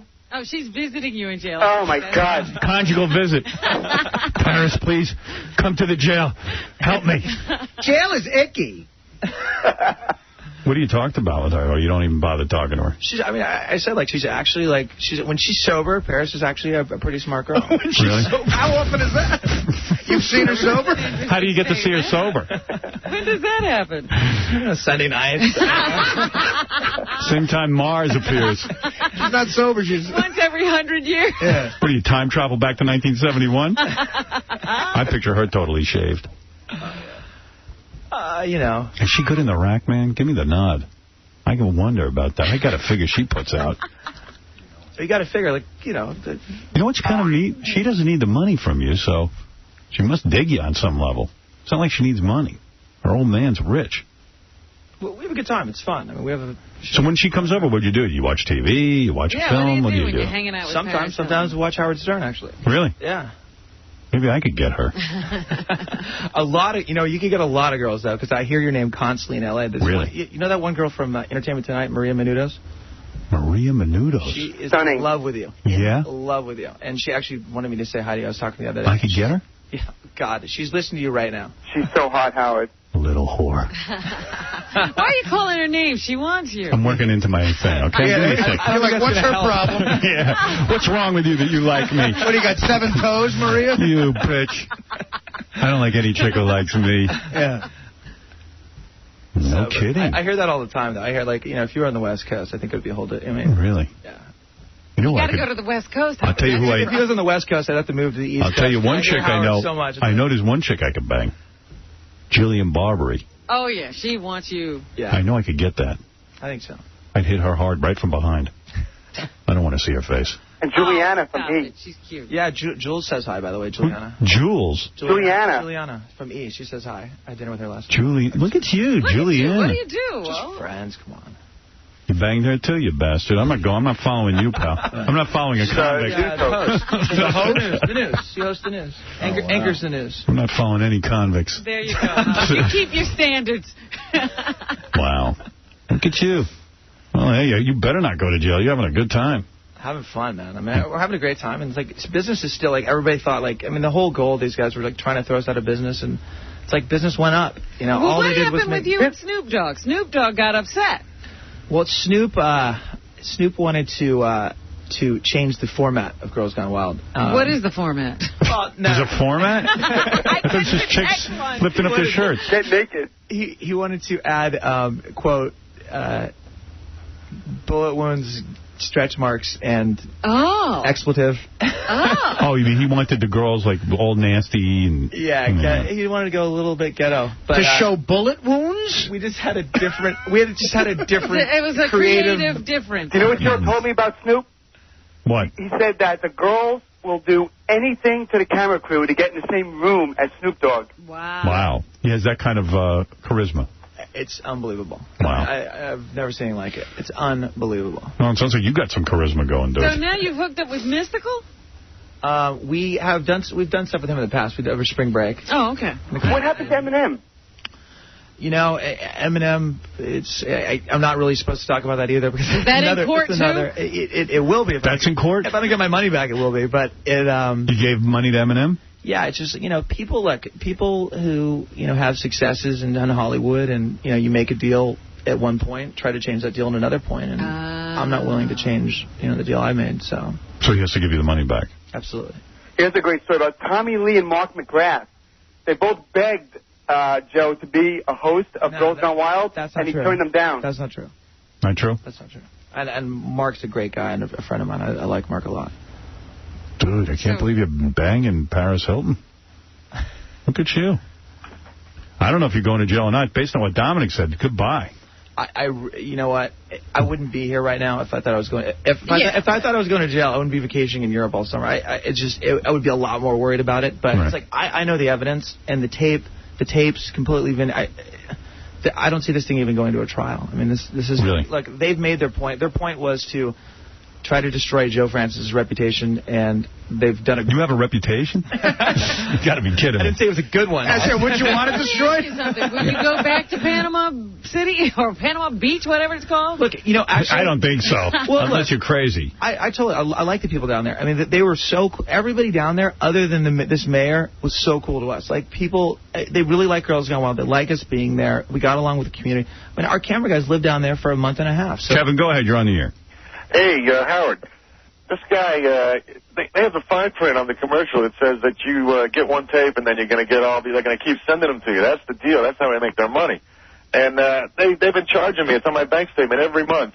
And I never receive anything. How many tapes you got? How many tapes you got there? Well, they billed me for like 6 or 7, and I got quite a few. I'm a huge fan, you know.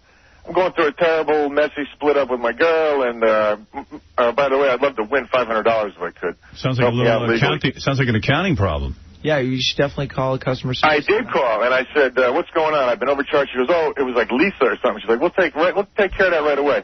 Nothing happened. How old was Lisa? Hello, this is Big Willie, customer service, Girls Gone Wild. Yeah, okay, go ahead, Rob. Go ahead. What's up? Hello. Is that Rob? Yeah, this is Rob. All right, go ahead. First of all, I just want to say big fan. Thank you. Also, do you go on like all the shoots to all the different Girls Gone Wild sites yourself? Do you have to be there for every shoot? Not every shoot. I mean, we're shooting all the time now. I mean, we shoot most of the year, so I can't be there. But how many chicks do you have to ask to take their shirt off before you get one? Like, you have probably hundreds. No, it's fish in a barrel. I'm telling you. One of your guys was out when we were shooting one of the videos one time. Just came on the bus and he's like, "I've never seen anything like this." Really? Yeah, it's every girl you ask, every girl will show their breasts. Some girls, because it's not a big deal to them. Look, I mean, I was. You see that on the beach. What about Europe? It's like everybody's topless. They're like, wait, what do you do? How do you make money? Like they don't get it. Right. That's true. It's just topless. They're not showing any beaver, right? Sometimes. They do? If you're really good at talking. Wow. Also, do you happen to remember a place on Long Island, Blue Tequila? No. No? Okay.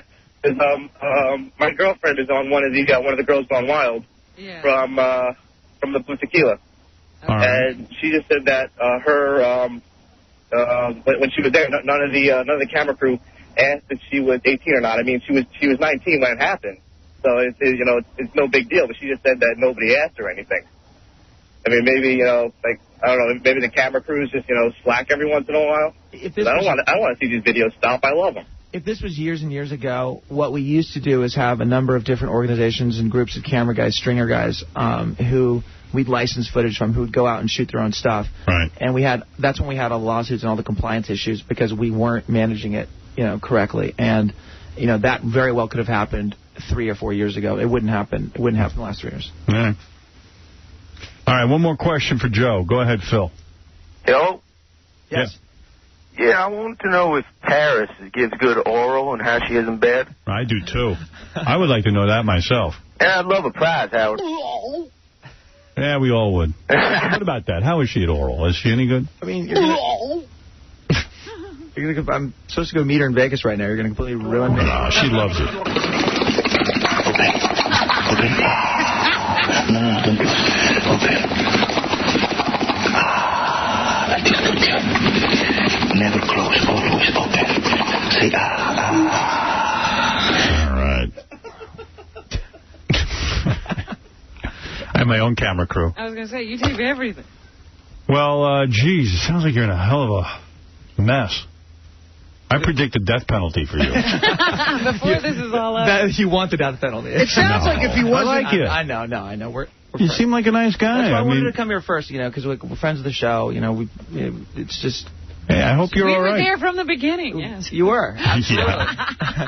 I mean, I don't know. It's a tough business to be in, that going around asking chicks to take their tops off. I mean, that in terms tops of... off business? Well, I don't know. It's a tough one, but all right, it's a business, and I mean, you're trying to...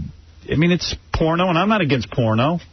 I'm all for it. But it's like, the risk comes, and you're absolutely right. It's like, why would you still do this? But it's like, you got to keep the integrity of the product, and the integrity of the product is to go out and find random real girls, not setups. Yeah, it's so easy to be Playboy and go in a studio and have the same 100 or 200 porn actresses coming every day. The integrity of the product. Right. But it is. It is. I mean, it is. You want real girls. It is what people are paying to see. I like to see you stay in business. You're every commercial on my E! show. It is. No, I couldn't believe that one night when I got to see that. Girls Gone Wild all over the place. After the Girls Gone Wild commercial, we have another Girls Gone Wild commercial. And then a commercial for Elongate, the penis enhancer. That's what they stick in between the two Girls Gone Wild commercials. That's why E! loves me. We're the big money maker on that station. Well, you are. You're the best thing, the highest rated thing to have. Well, thank you. But let me tell you something. I don't know what, based on what Dominic says, he gets me nervous, man. It sounds to me like you're going to jail. I don't think I'll be going anywhere. All right. So you're confident. I'm very confident. Right. And you say you had no sex with underage girls. No. And that you didn't pay the girls $50 to have sex with each other. Right? For me, look, I can't comment about details of the thing, but because somebody coached him. No, but there are other people involved. It's like I don't want to incriminate. Right, there might be some crew members. There's so many people that are accused of things here, but it's not just it's not. How many charges are there? Oh, God, like as many as they could think of. It was like hundreds. No, I don't even know the exact amount, but they just anything they could think of that sounded bad, they wrote down. They didn't even know. The funniest thing was when I was getting arrested, they're like they added this charge racketeering, and they're like, yeah, I'm driving back from the gym. I was just taking a run. You would have thought the CIA was taking out Saddam Hussein or the special forces. And these guys are homing in on me. And then they're closing in on me. And this guy puts me in handcuffs and says, you come over here. And the girl says, you're under arrest. And I said, for what? And she goes, you're under arrest for racketeering. You're going down for 30 years. And I said, what's racketeering? And she goes, I don't know, but you're going down for it. I mean, it was the funniest thing in the world. And I'm going, God, is that because it's they're trying to say I'm mafia. Yeah, they're trying to say it's a criminal organization. And right. It's just ridiculous. The whole thing is just such a joke. Pat, go ahead. Hey, Howard. Big fan. Thank you. You got to get this sleazeball scumbag off the phone. He's off the line. He's an idiot. He's going to jail. He's going to squeal like Ned Beatty.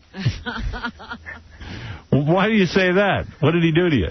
Oh, nothing to me. I just think he sounds like he's on a PR campaign to save what's left of his career. Well, he's trying to defend himself. That I understand. David, go ahead. You're on the air. All right, no David. And let's finally go to Aaron. You have the last word with Joe. Joe Francis's video, Girls Gone Wild, still selling. Endless Spring Break. Go to girlsgonewild.com. Howard, yeah. This guy's got more problems than just his arrest. He's being investigated by at least one state attorney general, and there are class action lawsuits lining up against him. About what? When you buy one tape or DVD from him, his company puts you on a monthly membership plan that's literally impossible to cancel. It's like the video club from hell.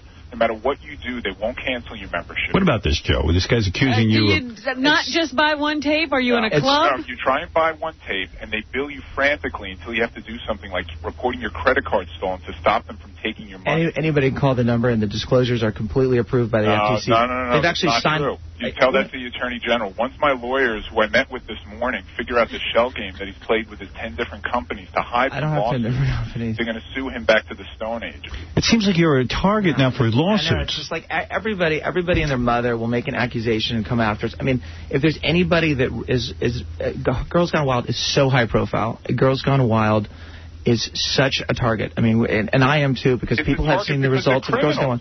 Well, look, all our scripts, all our telemarketing scripting are approved by the FTC, so they sign off on them. So just call the sign off on them doesn't mean they comply with them, Howard. Yes. He's stealing money from his customers.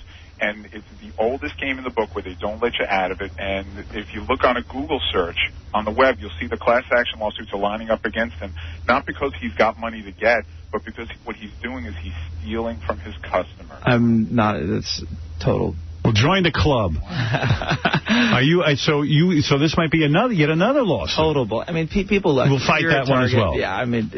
Wow. It sounds like you used to have fun. Now you're just in court. The funny thing is, the guy just wants to bang Paris Hilton. That's all. I don't even know that you've actually banged her.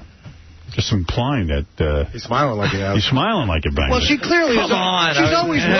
She's always working. I mean, how's she gonna have time for sex? I mean, do you know what kind of money he has, Howard? I was looking over the notes. Like, he's got 4 houses, but I saw one of them is a 37,000 square foot house with 52-foot ceilings. Jeez. Wow.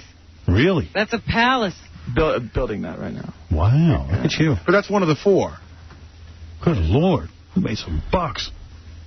Everybody's trying to get it from you, too. Yeah, you better hurry up and finish that house. You know as much as anyone what it's like to be a target. And, you're in the public eye. And not like that, man. You're going to jail for racketeering. Like they're going to get you. Yeah. Whatever racketeering is, that's what you're going away for. That was exactly how it was put to me. Hey, go ahead, Eric. You're on the air. Hey, what's going on, Howard? What's up?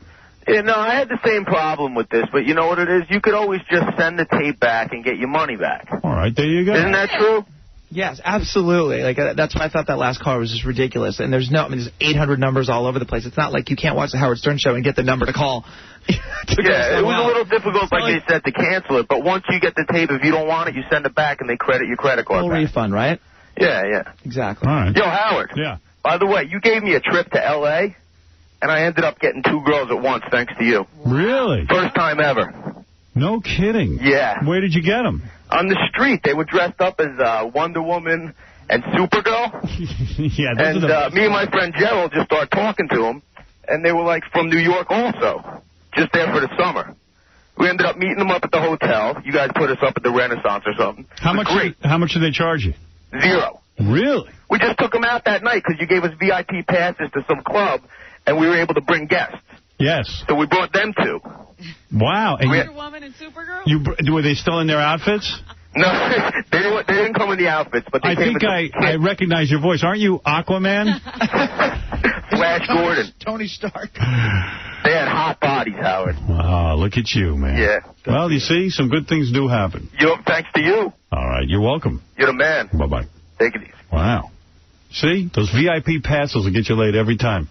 You don't have to be a Joe Francis to get laid. Wow. Just win a contest, that's all. Well, I predict Joe will flee the country and will soon have Girls Gone Wild in Mexico. Well, I wish you luck with all your lawsuits. Thanks, man. And I know you got a lot on your mind. Yeah, definitely. Well, say hi to Paris for me. I will. You bet. And I appreciate you letting me come on and clear the air here. Okay, I hope the air is cleared for you. All right. This prison's nasty. Yeah, you don't want to go there. There are no girls gone wild in prison. Poor Chong is going to prison from Cheech and Chong. Sucks. That's just wrong. That is wrong. bad. Come on. See, where were you when he needed help? Yeah. Who, Chong? No, I mean, I'm talking about Joe. Joe should have been on Chong's side. he is, I guess. I am. He's too busy fighting his own legal battles. I tell you what, man, if I was up on charges like Joe, I couldn't even sleep at night. He was out of the country. He came back. Yeah, I mean, wow. Did they let you leave the country? Did they give you a hard time? Yeah, no, I mean, come on.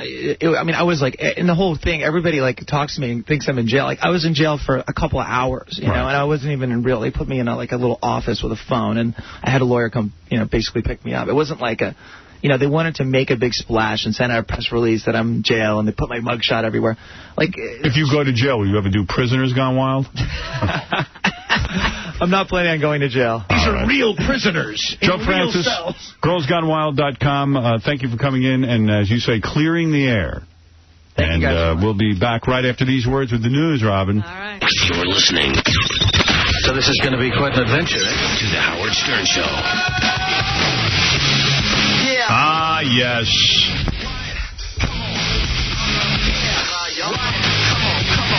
All right, you want to hear quickly from a guy who says he's in Pittsburgh and he can... Oh, Mike Walker's on the phone. Oh. Oh, that guy. I forgot about Mike. You know, we haven't had Mike on in so long. He was on last week. I was about to do the news wrap-up and get out of here. Hey, Howard. Hey, Mike. How you doing? Haven't spoken to you in a month. No. No, we talked to him last week, Howard. Last week. Oh. Forgot. Last week seemed memorable, like a month. huh? No, I don't know. You told me the story about Robin, remember? The big with the diarrhea. Did you put that in the Inquirer? Not yet. I'm putting it in next week, Howard. Good. Yeah. Yeah, they had to work on getting a picture. We're trying to get pictures. I don't even think they would put a picture of that in the paper. Oh, I don't think they could. It's a family newspaper, as Mike often tells us. Inquirer's doing some good stuff now. They're just finding, like, famous women in bathing suits. Oh, yeah. And you get to see what they really look like, because when you see these FHM and Maxim and stuff, they're completely airbrushed. And apparently these stars look more like real women than we thought. Mm-hmm. Yeah, oh, yeah. And that's important. You know, that's kind of important. Oh, yeah. Absolutely. So did you see Geraldo's honeymoon pictures? No. Now, let me ask you something. I did. He sold those to you guys, right? He gives them to you. The honeymoon pictures? Geraldo and I are, I was one of the few invited guests from the press. The Geraldo pictures look totally staged. Really? What's he doing on it? Mike, come clean, though. He sells them to the Inquirer, right? No, he doesn't sell them. I mean, we were allowed to go and take some pictures. I set that myself. Okay. We had a guy, go to the south of France and do it for us. I mean, he knew he was there. I mean, they're staged to that degree, but... Geraldo's so desperate, he invites the Inquirer to his wedding. He takes them on the honeymoon. I mean, it's unbelievable. That's he didn't sick. invite the Inquirer. He invited me. So you didn't have to pay him at all? No. It's like, Mike, we love it, wedding, but if I was on my honeymoon, I wouldn't want you there. Yeah, well, Geraldo does. Like, Geraldo's like, you know what, you don't even have to pay me. Just put it, Like, Geraldo probably first called up and goes, listen, you guys, I don't want you following me on my honeymoon, so I'm going to allow you to take some pictures, but it's going to cost you $1 million. And then the Inquirer went... Well, lots of stars do that now, as you know. Yeah, and then the Inquirer went, you know what, Geraldo? We don't want those pictures. No, we weren't going. All right, I'll tell you what. Come and take them anyway. But you know what? I mean, isn't it a little more sensible? I mean, look at this whole thing with Ben and J-Lo. Can you remember, not that many years ago, when stars used to like to have the press there? It's their wedding day. It's a big event. Mike, let me tell you something. You are 100% right. Ben Affleck and Jennifer, whatever her name is, Lopez, are two mentally ill people who really do want the press all over. I said this morning, JFK Jr. wanted a private wedding. He had a private wedding. Right. If you want a private wedding, you can have one. That's right. It's very easy. Those two idiots are only looking for publicity. Many people have pulled it off. It's almost like, we're being lured, and now, of course, the big, last-minute cancellation. Yeah. And all this does is increase the publicity. And one can't help but think, gee, isn't that the purpose? Well, the reality is they are breaking up because that movie bombed, and now they're not in love with each other because the movie sucked. That's how shallow the relationship is. Why is John Ritter dead? Do we know yet? Yeah, he had I can't think of the name of it. I know it, but I can't think of it. But it's one of those little flaws in the heart that are not, detectable necessarily, and then they just show up. I mean, nobody knew he had it, and he just, collapsed. And does he have an atropic fibrillation? It's something very much like that, Howard. Oh. Well put. Just made that up. Mitral valve. Yeah, atropical mitral valve vibration. Does he have an atopic pregnancy? that would kill him. That might have been it. All right, let's do our little game here. NationalEnquirer.com is a great place to go. You can play with Mike. Mike Walker Game is sponsored by Cabin Fever, the movie, the film that horror fans have been waiting for in theaters everywhere Friday. That's today. Wait a second. Are you done? I was going to belch. Oh, that would have been nice. Mike, there are 4 stories on the table. One of them is false. We will figure it out. Okay, well, here we go with the first story. It's about Colin Farrell. Don't ever doubt that Hollywood hunk exerts a mind-blowing power over all things female. This Irish demigod has literally proved he can hold back the forces of nature. When Leprechaun Boy attended an L.A. rock concert with pals, he was invited backstage to meet the band. Then he and some buddies dropped into a co-ed bathroom that had 4 stalls. Well, after attending to business, Colin and his guys were washing their hands at the sink when 2 gorgeous young hotties walked in. The guys didn't take much notice until one of the girls yelled from the stall, "I can't pee," knowing that Colin Farrell is standing out there listening. Well, our puckish bad boy thought he'd have a bit of fun, so he yelled to the inhibited stall bunny, "Tell you what, we'll sing while you pee. That way we won't hear you go." So Colin and the boys started belting out Irish songs, and sure and begorra, it did the trick for the shy lassie. She emerged shyly, got a gallant bow from Colin, whose Irish eyes were definitely smiling. Nice Irish impression, by the way. Yeah, good brogue. Well, South Boston. All right, go ahead. Second story. Caddy. Cameron Manheim unsheathed her claws and sank them into a not-so-dearly departed co-star on The Practice. Purred Cameron to an interviewer, "If you want to talk about collagen, ask Lara Flynn Boyle about her lips." Meow. I don't even understand that. Go ahead. Next one. American Wedding star Sean William Scott shudders when he recalls his straight guy nightmare on-screen kisses with Ashton Kutcher and Jason Biggs. But Sean tells pals it gets easier with practice. He kissed Ashton in Dude, Where's My Car? And says, "By the time I got to Jason, I was an old pro." Careful, kid. That's how old pros get started. Oh, my goodness. What are you saying? Just reciting an item, Howard. Hey, now. Sean William Scott kissed a lot of dudes? Well, he's kissed a couple, but for money. I mean... Right. Go ahead. Number 4. Number 4, Kim Cattrall's raving to pals that the hellish pain of wedging into narrow-toed high heels is over for her. The Sex and the City star consulted a plastic surgeon about trendy new cutting-edge surgery to shorten the toes, but the doc pulled off a neat feat. He simply sliced off both her bunions and narrowed the nails on her big toes. Oh, how gross. Yeah, that's a hot new operation now. You heard about that, Robin? Oh, yeah, we were talking about shortening the toes, removing toes. What happens when they shorten the toes? I mean, do the nails stay? Yeah, they go in the middle. It's like the nipple when you do a breast job. They save it and put it back on. Yeah. Kim Cattrall, man, I mean, doesn't she realize she's not hot anymore? I mean, This girl is just going to go down hard. That's what she's going to do. All right, there's 4 stories. The first one was Colin Farrell saying to some chick while she was peeing. Yeah. Second one was Cameron Manheim saying that Lara Flynn Boyle's got collagen in her lips. Sean William Scott kisses dudes, probably too many dudes. And Kim Cattrall is not going to get her feet operated on so she can fit into her high heels. She just had her bunions removed. Wow. That's all important stuff. All cutting edge. All good stuff. All right, Artie, go ahead. I personally can't believe that Sean William Scott kisses a lot of guys. So you're saying that's the false story? I mean, he's this generation's James Caan. How dare you? How dare you? How dare you? All right, so you think that's fake? False. Well, I have no doubt he kisses a lot of guys. By the way, I had more reaction from Artie's remark last week. What did I say? When you said, well, that's got to be the false item. I happen to know Paris Hilton never wears Prada. Yeah, so a guy... Oh, come on. A guy can read Us Weekly. Yeah, get out of here.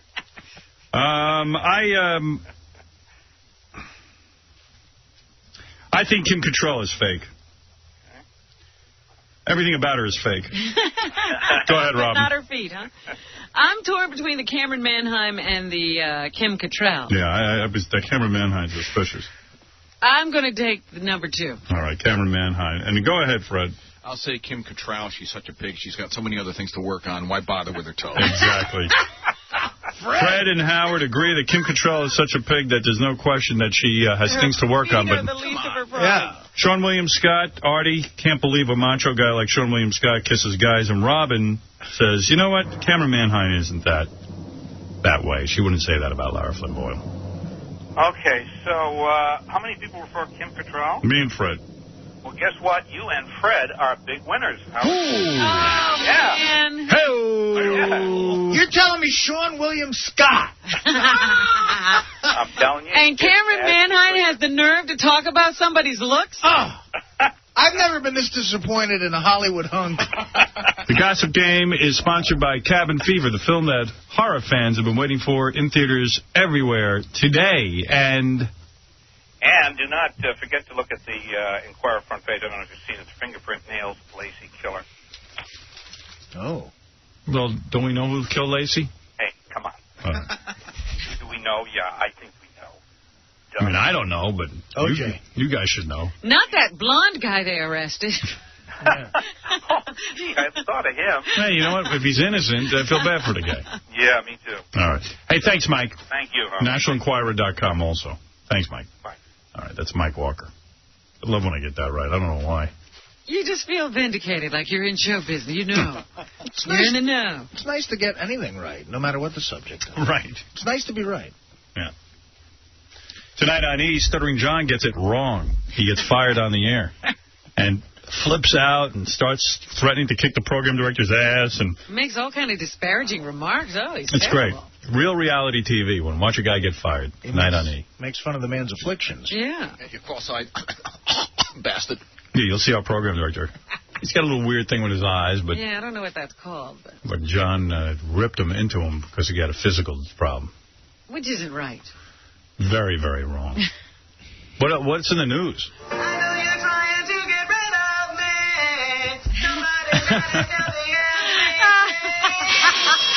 The Friday news. It's so bad.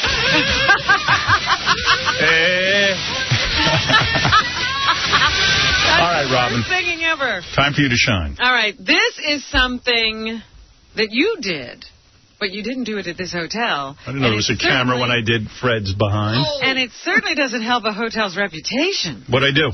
You didn't do it here, but you have done this before. You can relate. Officials with the Rio Hotel in Las Vegas have been ordered to turn over guest records in the case of a 9-month-old baby who choked on a used condom at the resort. Oh, my God. Yeah, that's terrible. The Las Vegas Sun says the family of Nicholas Casey filed a suit against the Rio for negligence and emotional distress. This week, a discovery commissioner ordered the hotel to make its guest files available to the Casey family and their attorney. Nicholas choked on the condom that was found inside the family's hotel suite this past March. He was not seriously hurt, but the child has to undergo tests for sexually transmitted diseases. I never choked on a condom. Why are you saying I did that? No, you left a used condom on the nightstand. That is true. So that happens in these hotels, apparently. I choked on a condom once, big deal. Oh, did you? Yeah. Well, I was with Vin Diesel. So, yeah, their baby. I told you Vegas is no place for kids. Yeah, really. But all the families are going these days. Bring a kid to Vegas. There might be some used condoms around. This was a strange coincidence. Mark Wahlberg, his girlfriend delivered a child on September 2nd. And the thing had 20-inch biceps. No. It was the same day his sister died. Wow.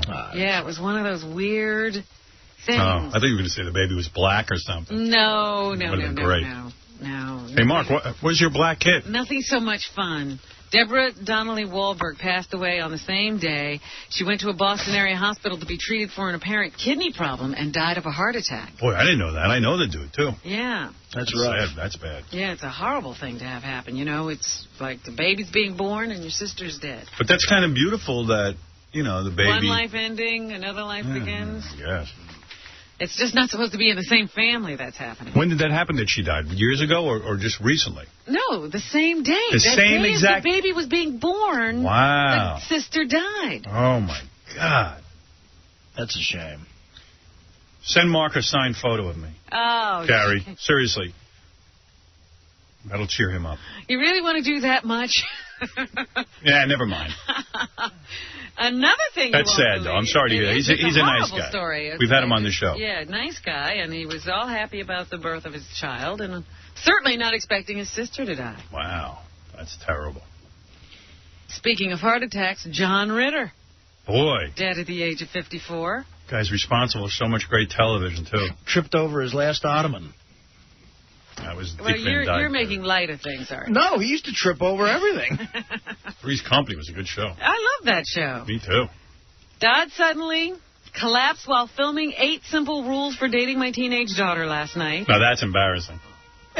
He was rushed to a nearby hospital where his spokesman said he died of a previously unknown heart problem, as Mike said just a few moments ago.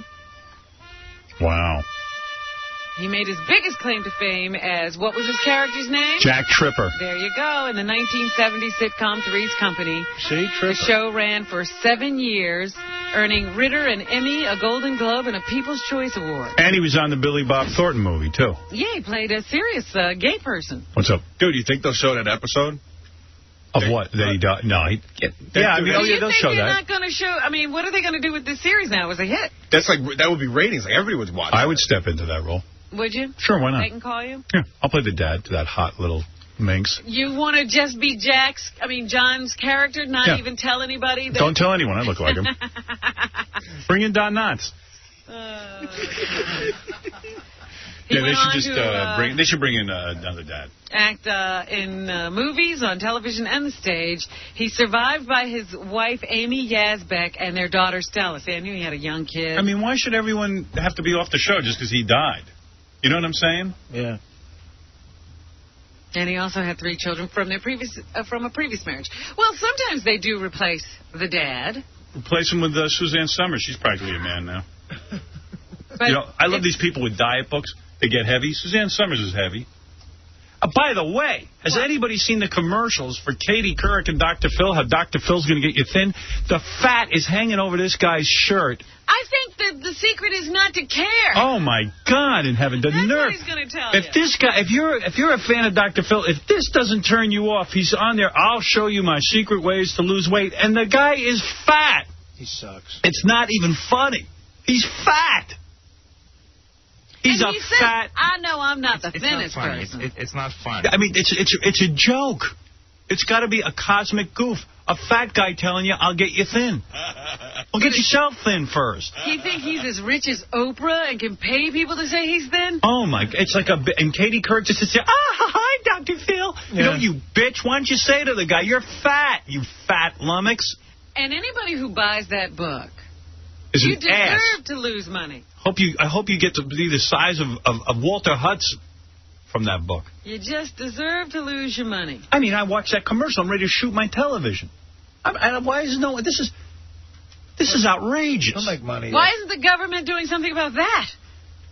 Forget Tommy John. Yeah, I mean, unbelievable. Katie Couric is such a suck ass. A terrible hoax is being perpetrated here. Little. You little bitch. Thank you. And country music legend Johnny Cash is dead at the age of 71. He died at a hospital in Nashville where officials say he suffered complications from diabetes. God, this is like the death hour. Yeah. His death comes just 4 months after his wife, June Carter Cash, who passed away. She died of heart surgery at the age of 73. Wow. They really loved each other, those two. They were, like, really into each other. Yeah, I can't believe she went before he did. Yeah.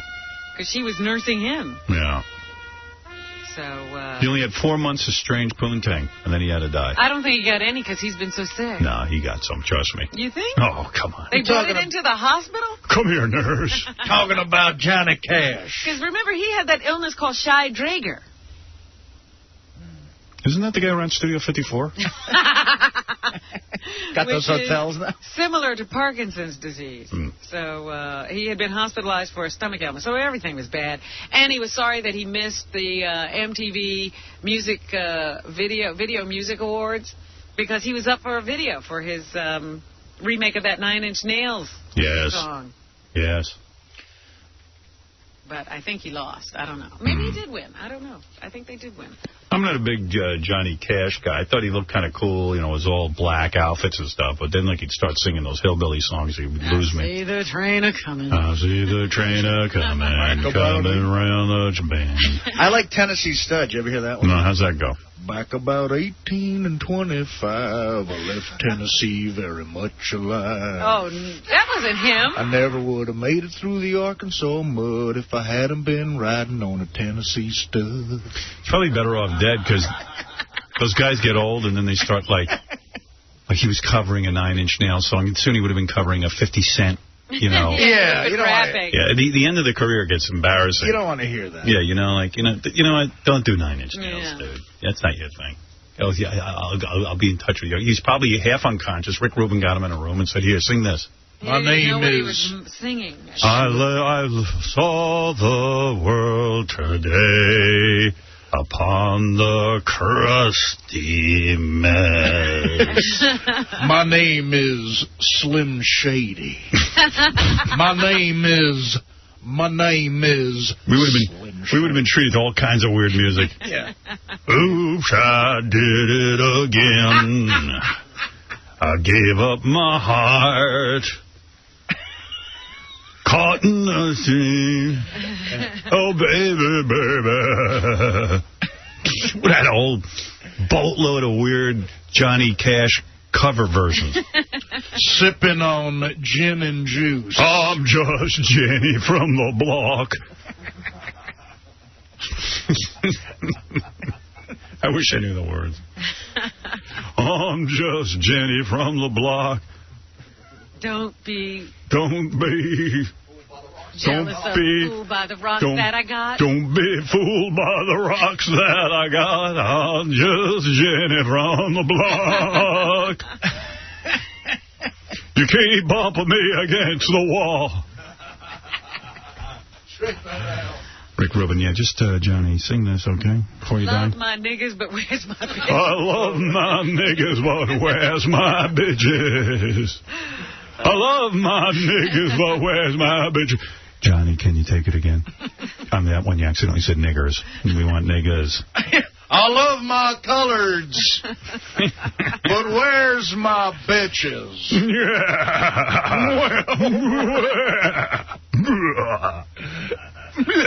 And believe it or not, Howard, it wasn't the cigarettes that killed Warren Zevon. Sure it is. It was cancer. Zevon died of lung cancer the other day at the age of 56, but it was mesothelioma, which is what you get from exposure to asbestos. Wow. But I think, you know, you smoke that much. I think there's some asbestos in those cigarettes, aren't there? Yeah. But his son is like, believe it or not, it's not the cigarettes. It was the mesothelioma, and he thinks that he hung around in a lot of asbestos-laden insulation in his grandfather's attic or something when he was a kid. He smoked a lot of insulation. We got to take a break. We'll finish the news for you right after these words. Don't forget, John gets fired on E! tonight. This is Jason Alexander. All right, just stop bugging me. You people know good and well Jerry Seinfeld isn't going to speak to me again the rest of his miserable, incredibly wealthy life. So stop around asking me about it. It pisses me off. And Jerry, if you're listening, I never got one joke you told in 9 goddamn years. So instead of getting all worked up now, let's just listen instead to my new best buddy, a man who could really do something for my career if he just would. Damn it. Howard Stern. This is the Howard Stern Show. What? The Howard Stern Show.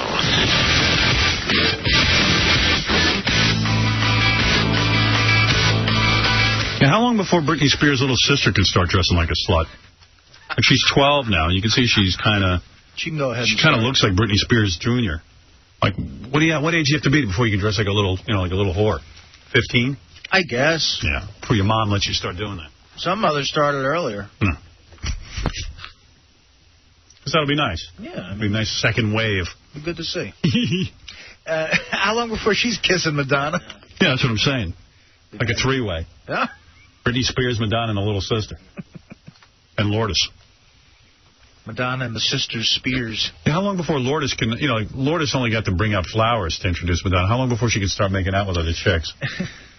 You know what I mean? Like 15, is that the appropriate age? Yeah, Lourdes. She could break out into a lesbian thing with Jamie Spears, Britney Spears' sister. Wow. Lourdes and Jamie Spears. Here's a way to open the VMAs. Yeah. We have something really shocking. 2 12-year-olds making out with each other. And then Lourdes can put on the strap-on and do Jamie Spears. Right. That'd be hot. I mean, if you want, does Madonna really want to sell some records or what? Yeah, I mean, you come on, let's get into it. Yeah. Lourdes can sing like a virgin. She's actually a virgin. Just throwing it out there for the PR department. Not like a virgin. I'm a virgin. Robin doing the news, or did she go home already? I think she left. Oh, sorry. Well, I'm going too, then. I'll see you. Is she not here? Because I really do have to leave. I got to make a flight. Anybody know where Robin is? Is there a Robin alert in the halls? She doing a show out there or what? Sometimes Robin starts doing a whole thing out in the halls and you can't get her back in here. Maybe we are in a news program. She might be in the middle of making a point.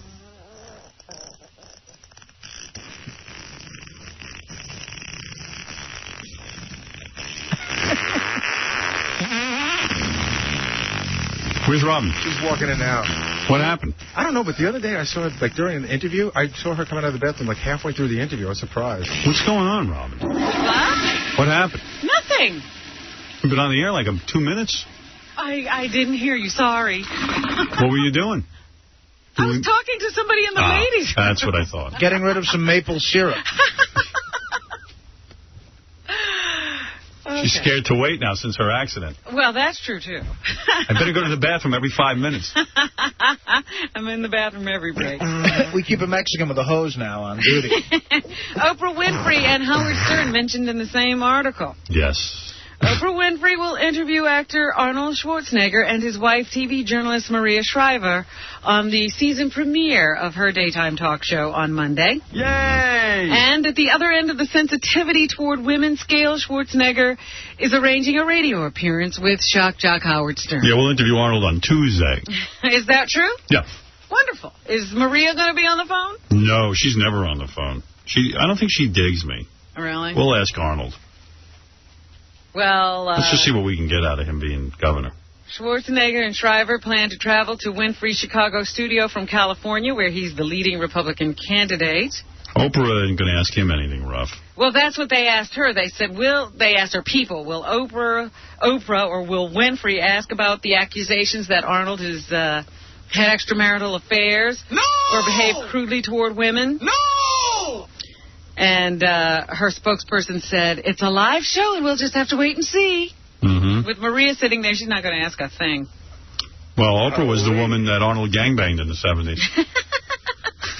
Remember? He was in the gym with the black chick? Right. That was all Oprah. The guys, all the other bodybuilders had her, too? That was an Oprah? I don't think so. Stern Show canceled a scheduled Schwarzenegger appearance last month, but re-invited him when the FCC waived equal time requirements. So, that does say that Stern will have Arnold on Tuesday. Yeah. I just found out. I didn't know they knew. So, there you go. Actually, they don't say that. They said the FCC lifted the ruling on last Tuesday. Mm-hmm. A new appearance is being set, is what they say. And I want to mention once again that Tommy Chong has been sentenced to 9 months in prison. I really think we should start protesting. I think there should be a massive protest in this country that some dude who's selling paraphernalia has to go to jail. That's crazy. That's going too far. He's 65 years old. He has a business that sells... They targeted him. Bongs on the Internet. Let's help the dude. Let's figure out, over the weekend, let's think of a way to help this guy. Come on. This is crazy. Tommy Chong going to jail for selling papers? Well, he's not in jail right now. They have delayed his going to prison until, I guess, they decide where they're going to send him. Hasn't George Bush done, like, coke? Yeah, that's what they implied. Nobody's ever gotten him to nail down, yeah. I mean, come on. You mean selling papers over the Internet? You're going to put the guy in jail? Probably the guy don't even know what's going on and probably put his name on some company. Tommy Chong rolling paper. Well, the company is called Nice Dreams Enterprises, and it's his family-run company. Oh, man, that's just sick. What's this country coming to? He pleaded guilty in May of conspiring to sell drug paraphernalia. If you get arrested for smoking pot, they give you a ticket now. The guy's just selling papers. Papers. That's it. Yeah, and bongs or, whatever, paraphernalia. And he had to stand up in court and say, I have a drug problem with marijuana. Oh, man, they're raking the guy over the coals. That isn't right. Come on. Let's do something. There's got to be something we can do. I don't know what it is. Let's get on the web and get everyone to show up somewhere. Have a mob thing? What is that? A mob. Flash mob? Flash mob. That'll help. There has been successful surgery to separate conjoined twins. Where? In Los Angeles. Where were they joined? They were joined at the diaphragm, from the diaphragm to the hip, and they shared a leg. So somebody has one leg? No, they both have one leg. I think I'd rather just be joined. You wouldn't want to be a one-legged person, even if it meant you could be alone? They are in serious condition. They were 9 months old, these girls. And they're girls. I know. Not the world you want to be born in. And a young sportscaster here, WPIX's... Sean... Kimberling. Yeah. Kimberling. Died of testicular cancer. Only 37 years old. He went to the hospital to find out why his back hurt, and 4 weeks later, he's dead. My back hurts. Well, you better start doing one of those monthly checks. Check my balls. Come here, you check them. I wouldn't know what to look for. I check them through the whole show, to be honest with you. They say the symptoms of testicular cancer are a painless lump or swelling in the testicle area, any enlargement of a testicle or a change in the way it feels, a feeling of heaviness in the scrotum, a dull ache in the lower abdomen, back, or groin, sudden collection of fluid in the scrotum, or pain or discomfort in a testicle or the scrotum. Good. Now I'll have all those. Thanks for listening. I'm trying to help you out here.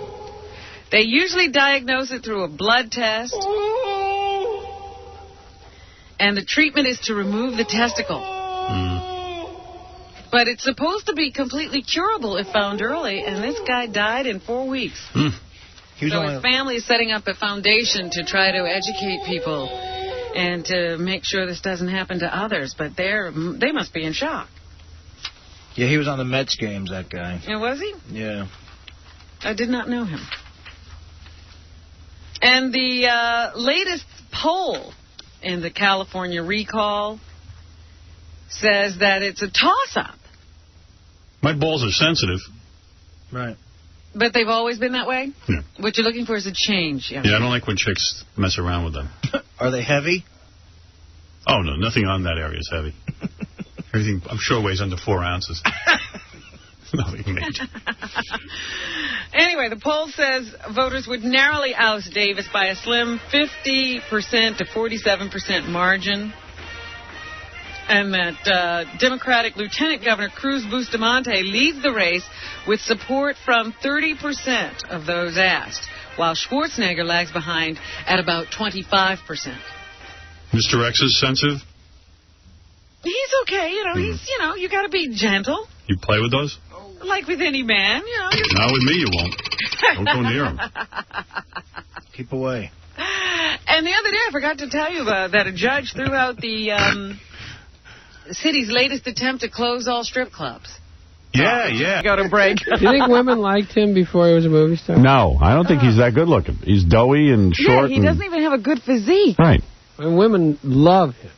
Yeah. It's the money. They do. In fact, they say... nuts for it. I was just reading the paper on his new movie. I guess he's on a college campus. He plays a college professor. They say that they had to hire extra security to keep the girls away. He can't even get to the set. Yeah. For the girls. The girls. A sea of girls. Please. He has to swim through the women to get to work. I can't have sex with you now. Get away from me. And he has a band, too. Now he does a rock star thing. Oh, yes. He's an artist. Yeah. Oh, please. He goes on tour. We played the music here. Hey, did you... where does he fall on the list of guys who doesn't have to work to get poontang? I think he's got to be way high up there. I mean, I don't know anybody that knew him before he was a movie star, but he can't have ever worked. He was in Australia. Women just seem to love him like crazy. There were stories about how, Courtney Love is chasing his car down the street while he's running off with some other girl. He makes women just act lunatical. Lunatical. That's Lunatical-y. Lunatical. Like as in a lunatic. Oh, yes. That would, just make up the words if you can't. Yeah, that's right. I do it every day. Meg Ryan had a happy marriage. She left her husband for the guy. That's right. Yeah, I mean, that's amazing. It's a crazy world. And she left a guy who never had to work to get girls. There you go. And Dennis Quaid didn't even beat up Russell Crowe for taking his girl. He just went to the next woman. Just went right out the door. He went to Andy McDowell, didn't he? He was like, hey, buddy, thanks for doing me a favor. I didn't know how to get rid of her. We got to take a break. We'll come back. We got a big show for you today.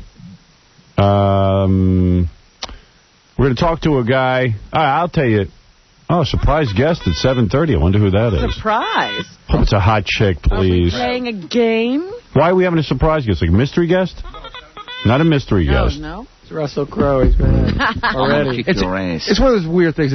A mystery guest would be somebody you've never met before. A surprise guest is somebody who's just dropping in, and it's a surprise. Is it a hot chick? Just give me a... No. It's Bob It's a guy? It's the antithesis of a hot chick. Hey, everybody, it's Bob Hope here. I do drop by. I just want to drop by. Yeah, I just want to say hello, okay? Yeah. Tell you about my new special. Yeah, boy. Oh, so did the person request to come in as a surprise guest? Sort of, yeah. And it's somebody we know. Yeah, it'll all work itself out. It's a guy? Yeah, it's a guy. Big guy? Let's go home. Physically large? No, I meant a big star. Guy whose ass I have to kick? No, you don't. Whose ass is that going to be? I don't know. Give me that list. I don't know. It's not fun when you have a thing like this. Billy Crystal. Billy Crystal. Hey, do you think you could beat up a guy with one leg? No. Really? It depends who he is. Because I was driving down Fifth Avenue yesterday, and there was a one-legged bike messenger, right? But it was a one-legged bike messenger. But other than that, the guy was in incredible shape. And he was having an argument with a cab driver, and he was pounding on the cab and, like, ramming his bike against the cab. And I'm thinking, I wonder if the cab driver could kick this guy's ass, or I wonder if this guy can fight. Yeah, one leg. And that's a no-win situation. You kick that guy's ass, you look like a real heel. But or if he kicks your ass, then what are you? Yeah, then you're a pussy. But the guy, the guy gets off the bike, right? How do you ride a bike with one leg? I didn't watch him riding. I didn't see him riding, but he had a stump. He had bike shorts on, and he had a stump on the right leg. How do you know that cab didn't knock off his leg? That might have just happened. You know that other leg is really strong, by the way. That's right. He hops on that all day. Yeah. No kidding. You know, I was thinking that, I drove by relatively quickly. I was thinking maybe he's got like a bike clip. You know, you have the clips on his shoes, and that's how he pedals, and then when he needs to pull it out, he can pull it out quick. I have to think that I could kick a one-legged guy's ass just by ramming into him and knocking him down. Yeah. But he was acting like he was going to kick the hell out of that cab driver. Wow. He wasn't scared at all. Well, you see that every 10 minutes on the street now. You see a bike messenger getting into fights with cabbies and then punching them in the face. While the cabbie's sitting there. I saw this the other day, I swear to God. And I've seen it maybe 5 times already. Cab driver has his window rolled down. The bike guy is punching the cabbie in the head. And the cabbie stands there and takes it. Apparently, the best thing to do when you get into a situation like that is to open the car door and get out immediately, because you're vulnerable sitting in that window. And these guys just get like... I saw a guy take about 5 or 6 punches to the head. Wow. I've got to tell you, it's all bike messengers' fault. Because I drive down Fifth Avenue a lot, and those guys ride the middle of the street like they're cars, which they're not supposed to do. Yeah. They come in between. Some guy started pounding on my hood the other day. I never even saw him. Like, I'm not looking for a bike. Right. Yeah, they come into your blind spot, and then they're angry. Yeah, they're the angriest guys. Because they're breaking all the laws of traffic. They should just stay behind a car like a car. They're not even supposed to be on the street that way. They're supposed to be onto the side. They're not supposed to be in the middle of the street. Middle. Hey, how about these Korean dudes who are riding against traffic? And when you walk out onto the sidewalk, they hit you. What are you talking about? I'm talking about they go the opposite direction on a one-way street. The delivery guys from the... Yeah, the delivery guys, like the Chinese food and... Yeah. Have you seen the rickshaws? Oh, no. There's rickshaws now in the city. Really? Yeah, they're really weird. Where humans pull other humans? Yeah. When did that start happening? I don't know. When Gary bought a time machine. No. I'm trying to think if the guy's riding a bike. That's a bike. A bike shaw. A bike shaw. You used to pull a rickshaw? I used to do it, and people would, because I was everyone else was like athletes, and I was very slow, and people would chase me and hit me while I was doing it. It's called pedicabs. It is some weird thing. I saw 2 people sitting in the back like it was a horse and buggy, except it was a human on the front pulling. Oh, man. Wow. I got a problem with that. Could you sit there while somebody pulled you? No. Russell Crowe could, though. Oh, yeah. Hurry up, love. Pedal fast. Russell Crowe could sit there while Al Pacino pulled him. Pedal An extra fast. 5 if you cut 10 minutes off the trip. Pedal fast. I got a date at Spa. I have a blonde. Carly Bix is waiting for me. Yeah. What is it, Johnny? Well, apparently there's one-legged bike messenger. If there's only one, it's pretty famous. Oh, yeah. He's a 6-time marathoner. I would have to think the guy would be famous because how many could there be? And somebody just calls us and said they actually are friends with this guy and they're going to have him call in. All right. Great. Yeah, we want to hear how he pedals the bike. Yeah. But he was like going to kick the crap out of a cab driver with 2 legs. Well, we'll ask him if it was him. All right, we got to take a break. We'll be back right after these words. And now, a quick visit with Howard Leach and the lifestyles of the rich and dicky. Say, Regis, what kind of a name is Regis Philbin anyway? Well, it's an old Welsh name that means dick bag. Dick bag, is that right? Yes, a Philbin, or bag, and Regis, meaning dick. Indeed. You're listening to a man whose name means oversexed and undersized in Portuguese. Yo, stop the tape. Hold on. Howard Stern. Hello, my name is Fiona Apple. I'm a sensitive singer-songwriter. I write songs about my personal pain. I write songs about what I feel in my soul. And you are listening to a man who feels nothing and has no soul, Howard Stern. So from high atop the Howard Stern building, it's Howard Stern on the Stolen Vehicle Police Recovery Network. You know, listen, we're lucky. If somebody accuses us of something, we can get on the radio and just, blast away and say, hey, they're wrong. Some guy did an article in Los Angeles about Billy Crystal and basically accusing him of ripping off that, when he comes out on when he hosts the Academy Awards and they have like 5 films and Billy puts himself in the film. Yes. And everybody thinks that's so brilliant. Well, the guy in the article basically said, that was kind of done on MTV before, and Billy just moved it over to the Oscars. That the MTV Movie Awards and stuff used to do that same routine where you insert the host into the... Or they do the Brady Bunch thing where they put the Bradys in every movie or something like that. And quite honestly, I seem to remember it that way, too. I remember when I saw Billy first do it on the Academy Awards, I go, hey, they do that on MTV. I remember thinking that. But Billy wrote in this scathing letter, like, I never ripped off anyone. That your sense of history is wrong. I don't know who came first. What is Billy? It's a nasty, he claims, he's got this, it's dizzying to read this whole thing. I don't know. You know what's weird? The guy that did it at MTV, the technological side of it, that's the guy that Billy used for the Oscars. Right. Oh, really? Yeah, but he's got this whole explanation. Well, he got really angry. First of all, I've been doing movie parodies on television since 1976. And by the way, this is not a movie parody. This is the idea. We're talking about the idea of taking the host and inserting him actually into the movie. The film. I opened live HBO specials with elaborate movie parodies in 84, 86, and 90. Now, that doesn't mean that he inserted himself into a movie. Let's go back and see those parodies. And I had inserted myself into a dance number with Laurel and Hardy from Way Out West as far back as the 92 Oscars. No one's saying you didn't. It was that piece that inspired the idea to be cut into existing footage of the nominated films. Yeah, so we all love the idea, and Troy Miller was suggested to direct and produce it. That was when I saw Troy's parody of Twister for the first time. Now, that sounds to me like it was on MTV, the parody of Twister, right? Troy's the guy from MTV. Yeah. It was a sketch. The concept of putting me into 5 nominated films intercut with existing footage is quite different than creating a total parody of a single film. Troy was brought in because he had created the Twister parody. Troy was asked point blank by me if our concept was the same. If it was, I wouldn't have done it. Nor would he. Oh, he asked him. Same. Yeah, it was the same. Hey, Billy, come on. I remember seeing MTV doing something like this. Like that? Yeah, I'm sure they had that conversation. If it was, I wouldn't have done it, nor would he. We all felt that as good as the MTV films were, ours were unique. Yeah, well, maybe they were a little different. Yeah, because it was you. Yeah. Instead of Billy Crystal, they had someone else. In the 3 years we've done the openings, we've never heard from MTV, and I actually was invited to appear in a movie parody for them with Dr. Evil from Austin Powers a few years ago. You know, to accuse me of this is just not fun. It's not funny. It's not funny. It's not fun. You know, it's just not fun when you have a thing like this, okay? And now you'll do this on a show and you'll all laugh and have a good time, but it's not fun, you know? That is why MTV President Van Toffler's quote, "We're not suing, but they not only stole the idea, they stole Troy Miller," is surprising, insulting, and wrong.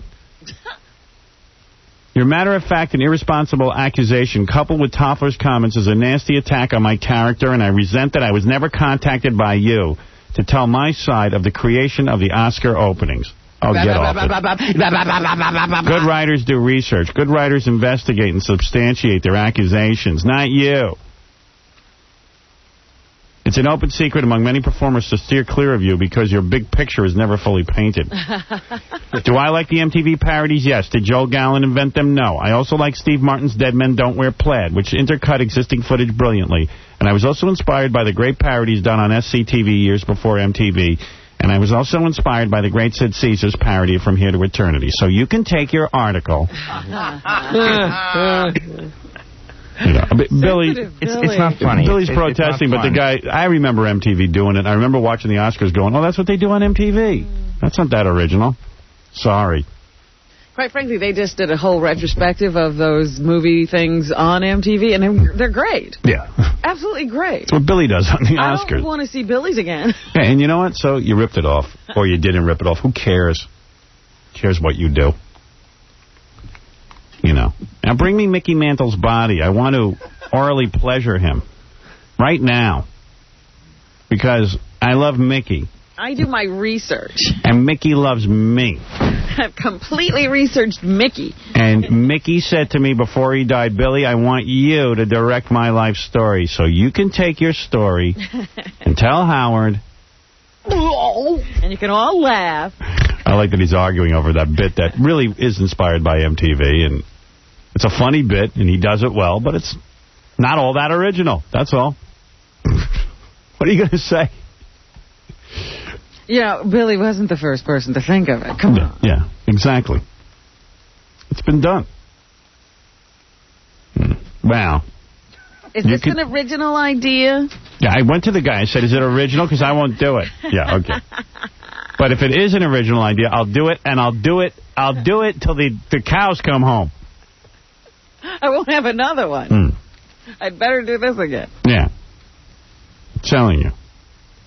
All right, so there you go. Because really, the first time I saw somebody supplant themselves in original footage that they'd never been in was Zelig with Woody Allen. He used historical footage, but it was still the same thing. Yeah. But the idea at an award show of putting the host in the, who cares? It's just funny. He wrote a letter. It ain't splitting the atom. Yeah. He wrote a letter. He wrote a letter that he is the originator of the bit. Don't you dare say Billy didn't think of it. That's like all he has to do until he's trying to get people to watch 61 and put Emmy nomination ads in everything. And yeah. He's not busy enough with that. Yeah. I want to go down. The Emmy nomination ads? Yeah, I want to go down. Is he? Oh, it's awful. He's like everything you open, like, for your consideration, Billy Crystal. He's so into it, you know. It's like it's not funny. It's not fun. If I'm not nominated for my great 61 as a director, I'll be shocked. You know, Robin and Whoopi have Oscars. I need something. Yeah. I'll be honest with you. The only thing I have is an authentic crap from Mickey Mantle. Yeah, I think he just saved every bowel movement of Mickey Mantle's. That's what it was. Anything you could get. Yeah. So you could tell Howard, it's not fun. It's not funny. It's not funny. It's not fun to be at something like this. It's not funny. It's not fun. It's not fun. You know, it's just not fun when you have a thing like this, okay? And now you'll do this on a show and you'll all laugh and have a good time, but it's not fun, you know? It's not funny. It really isn't fun. It's not funny. I wonder if it eats him up that he gave us that original footage. Oh, please. Get out of here with you. Okay, a couple of show notes first before I get to the phones and a couple of things I have to talk about. If you would like to play, you're going to love this. If you would like to play Password with Beetlejuice. My goodness. For the chance to win a 3-day, 2-night vacation to Nantucket. Oh, I can't. What a nightmare. Call 1-800-44-STERN. This is courtesy of the Juice Guys at Nantucket Nectar's, one of my favorite drinks. Yes, and I can't wait to see this game. Airfare provided by Priceline.com. Can we do it tomorrow? 1-800, you'll be seeing that next week. 1-800-44-STERN. If you want to play Password with Beetlejuice for a chance to win a 3-day, 2-night vacation to Nantucket. Wow. Hey, Right, Beetlejuice. somebody drop down zone. Right.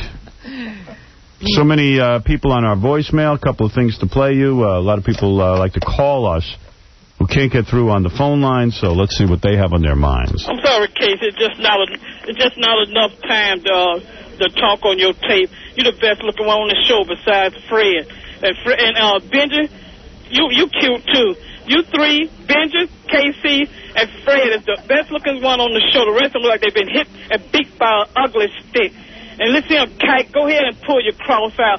I'm going to tell you something. White people have their cross ready to kill you and your nigger people and the black people. And I'm very shocked at you, Babu. You making fun of birth defect. And Howard Stern is birth defect. He would never get in the muscle because he's handicapped with a big old ugly, big nose, fucking Pinocchio, witch-looking nappy head bitch. And you too, nigger Sambo. She knew you'd be laughing. As soon as you started laughing. The timing right now. F you, nigga Sambo. His nappy witch hair, and all of a sudden she could hear you laughing. She knew it. Amazing woman. And Hitler should come back and cut your big fat head off.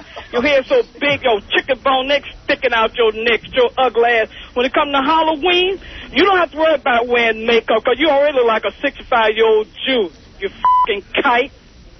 So many people want Hitler to come back. I always notice that.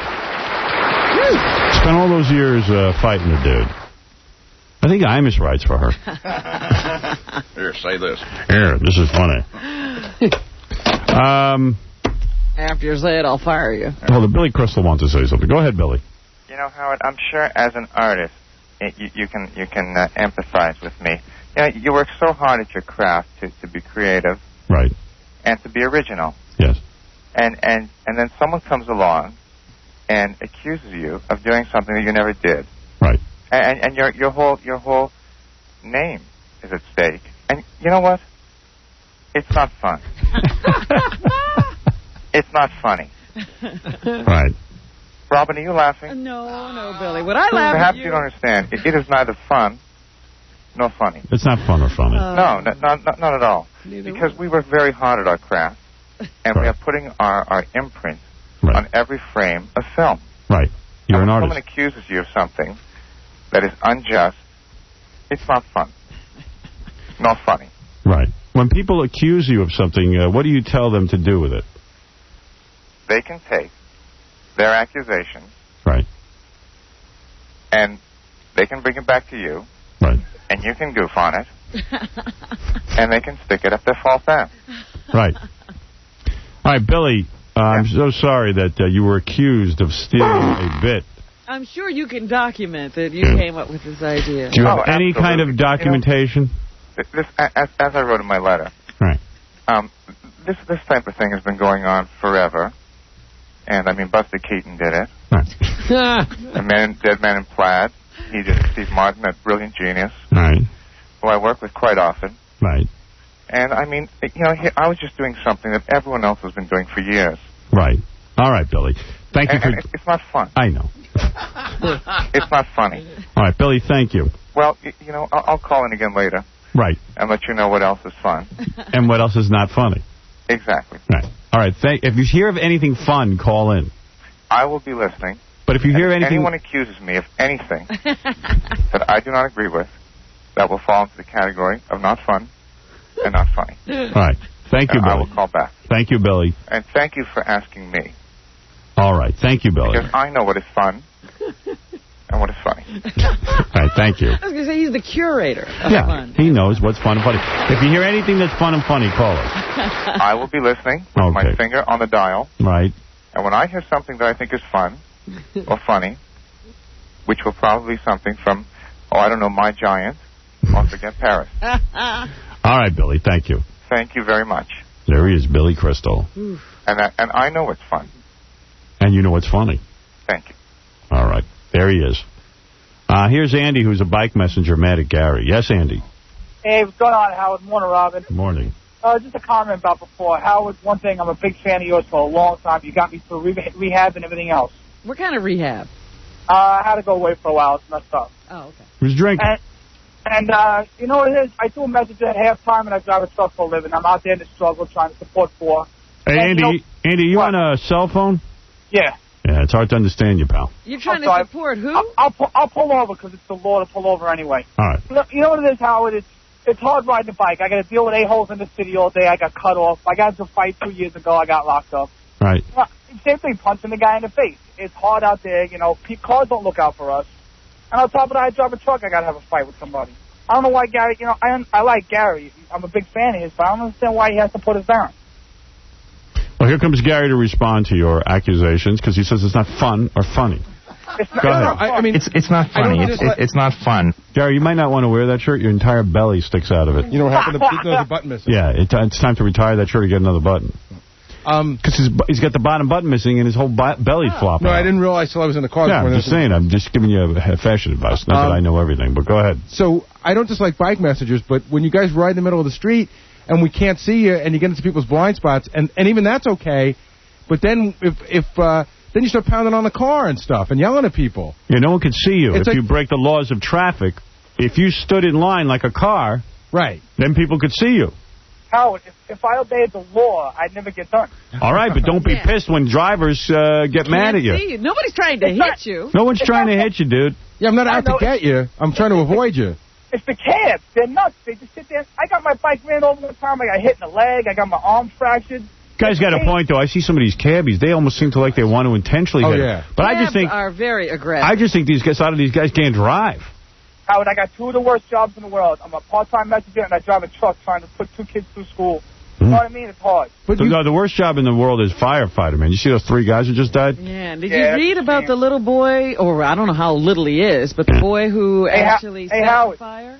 The little boy who set the fire? Yeah. He was playing with some paint cans. I guess he was looking for some paint cans that had some paint in them behind this hardware store. Yeah. And while he was going through all the cans, he says he accidentally hit a can of gasoline.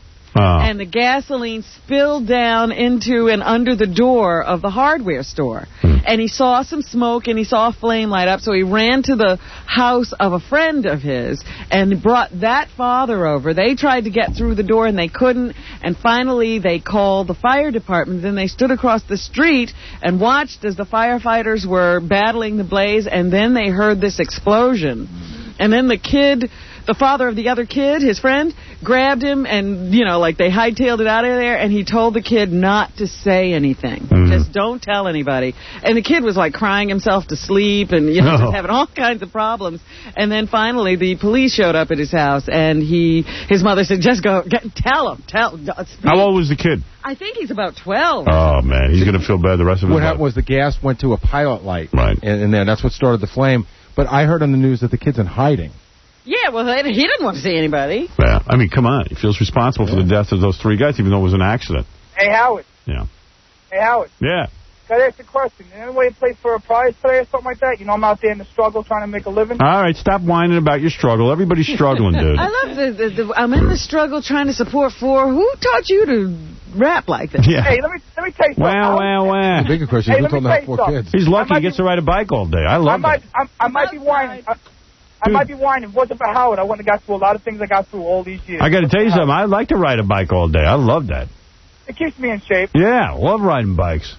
Like Tom Hanks when he's on the island in that DVD. I go, man, he's in good shape. He looks great. You got anything to give this guy? Yeah, there's 2 prizes right in front of you. Let me see. You want to go to the Yankees game with Gary Dell'Abate? No, there's another prize. He probably wants more. All right. A pair of tickets to the Broadway show Music Man and a 90-minute harbor cruise. Oh, boy.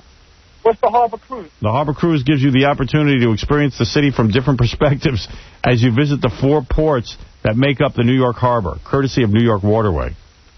Wow, what is that? Is there anything I can go away with my wife and leave my kids home? Yeah, go to a Broadway show, take her out to Music Man. How's that? I would love that. You can go to New Jersey. Yeah. Jersey? Oh, my God. I got beat up in Jersey one time. On a cruise. All right, let's do it. All right. Well, how do I give this away? Give me a game. Come on, man. Don't stare at me. Okay, we can play Name That Bad 70s Song. We can play Death Trivia. Name That Bad 70s Song. I like that. Name That Bad 70s Song. That's something everyone can play along with. Here you go, dude. I'm 33 years old. How am I going to know? All right. 33 years ago. Say that you're going to lose. Right. Where, somebody please help me. I mean, listen to this guy. Wait a minute, I'm only 30. All right, let's play. Robin, relax. I'm 33. I got 2 kids. I got to work 2 jobs. I'm in a struggle. Go to rehab. You know what, dude? You haven't even been in a struggle yet. Dude, I was homeless for like 8 months. It's not Nothing. Fun. It's not funny. It's not funny. Where'd you get 4 It's not fun. It's not fun. It's not fun. I turned myself in and did the right thing. All right, here we go. You want to make this easy. All right, making it easy for you. Baba Booey feels bad for you. All your whining is paid off. Go ahead. Okay, play CD1. All right, CD1. Name the band. Name the band. That's all you got to do. I know this. I think I do. Oh, that's Casey in the first hour? No, keep listening. Don't pounce on We're this. not going to accept that as your first answer. Right.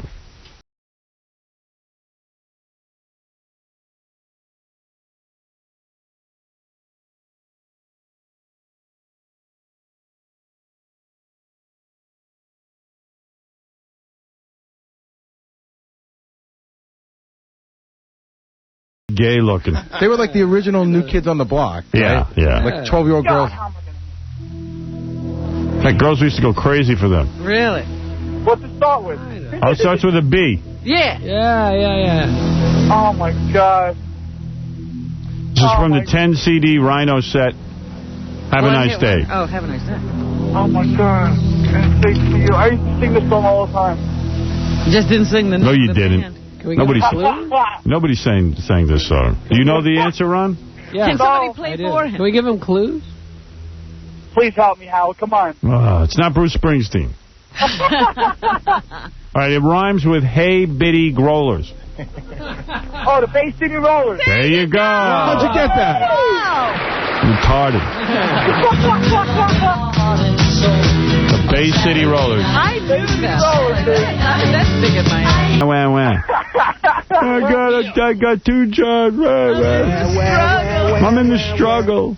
Hey, it's all because of Howard. All right, here you go. You want a pair of tickets to the Broadway show Music Man and a 90-minute harbor cruise. The harbor cruise gives you the opportunity to experience the city from different perspectives as you visit 4 ports that make up the New York Harbor. Courtesy, and, that's very romantic. He could go home and make another baby. Courtesy of New York Waterway. Yes, you can keep working more jobs. Keep having more kids.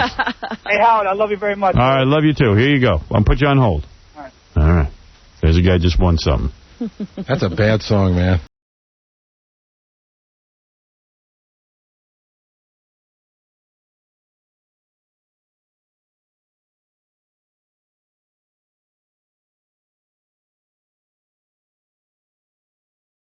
I am gay. They actually had a couple other songs. I am gay. I'm gay.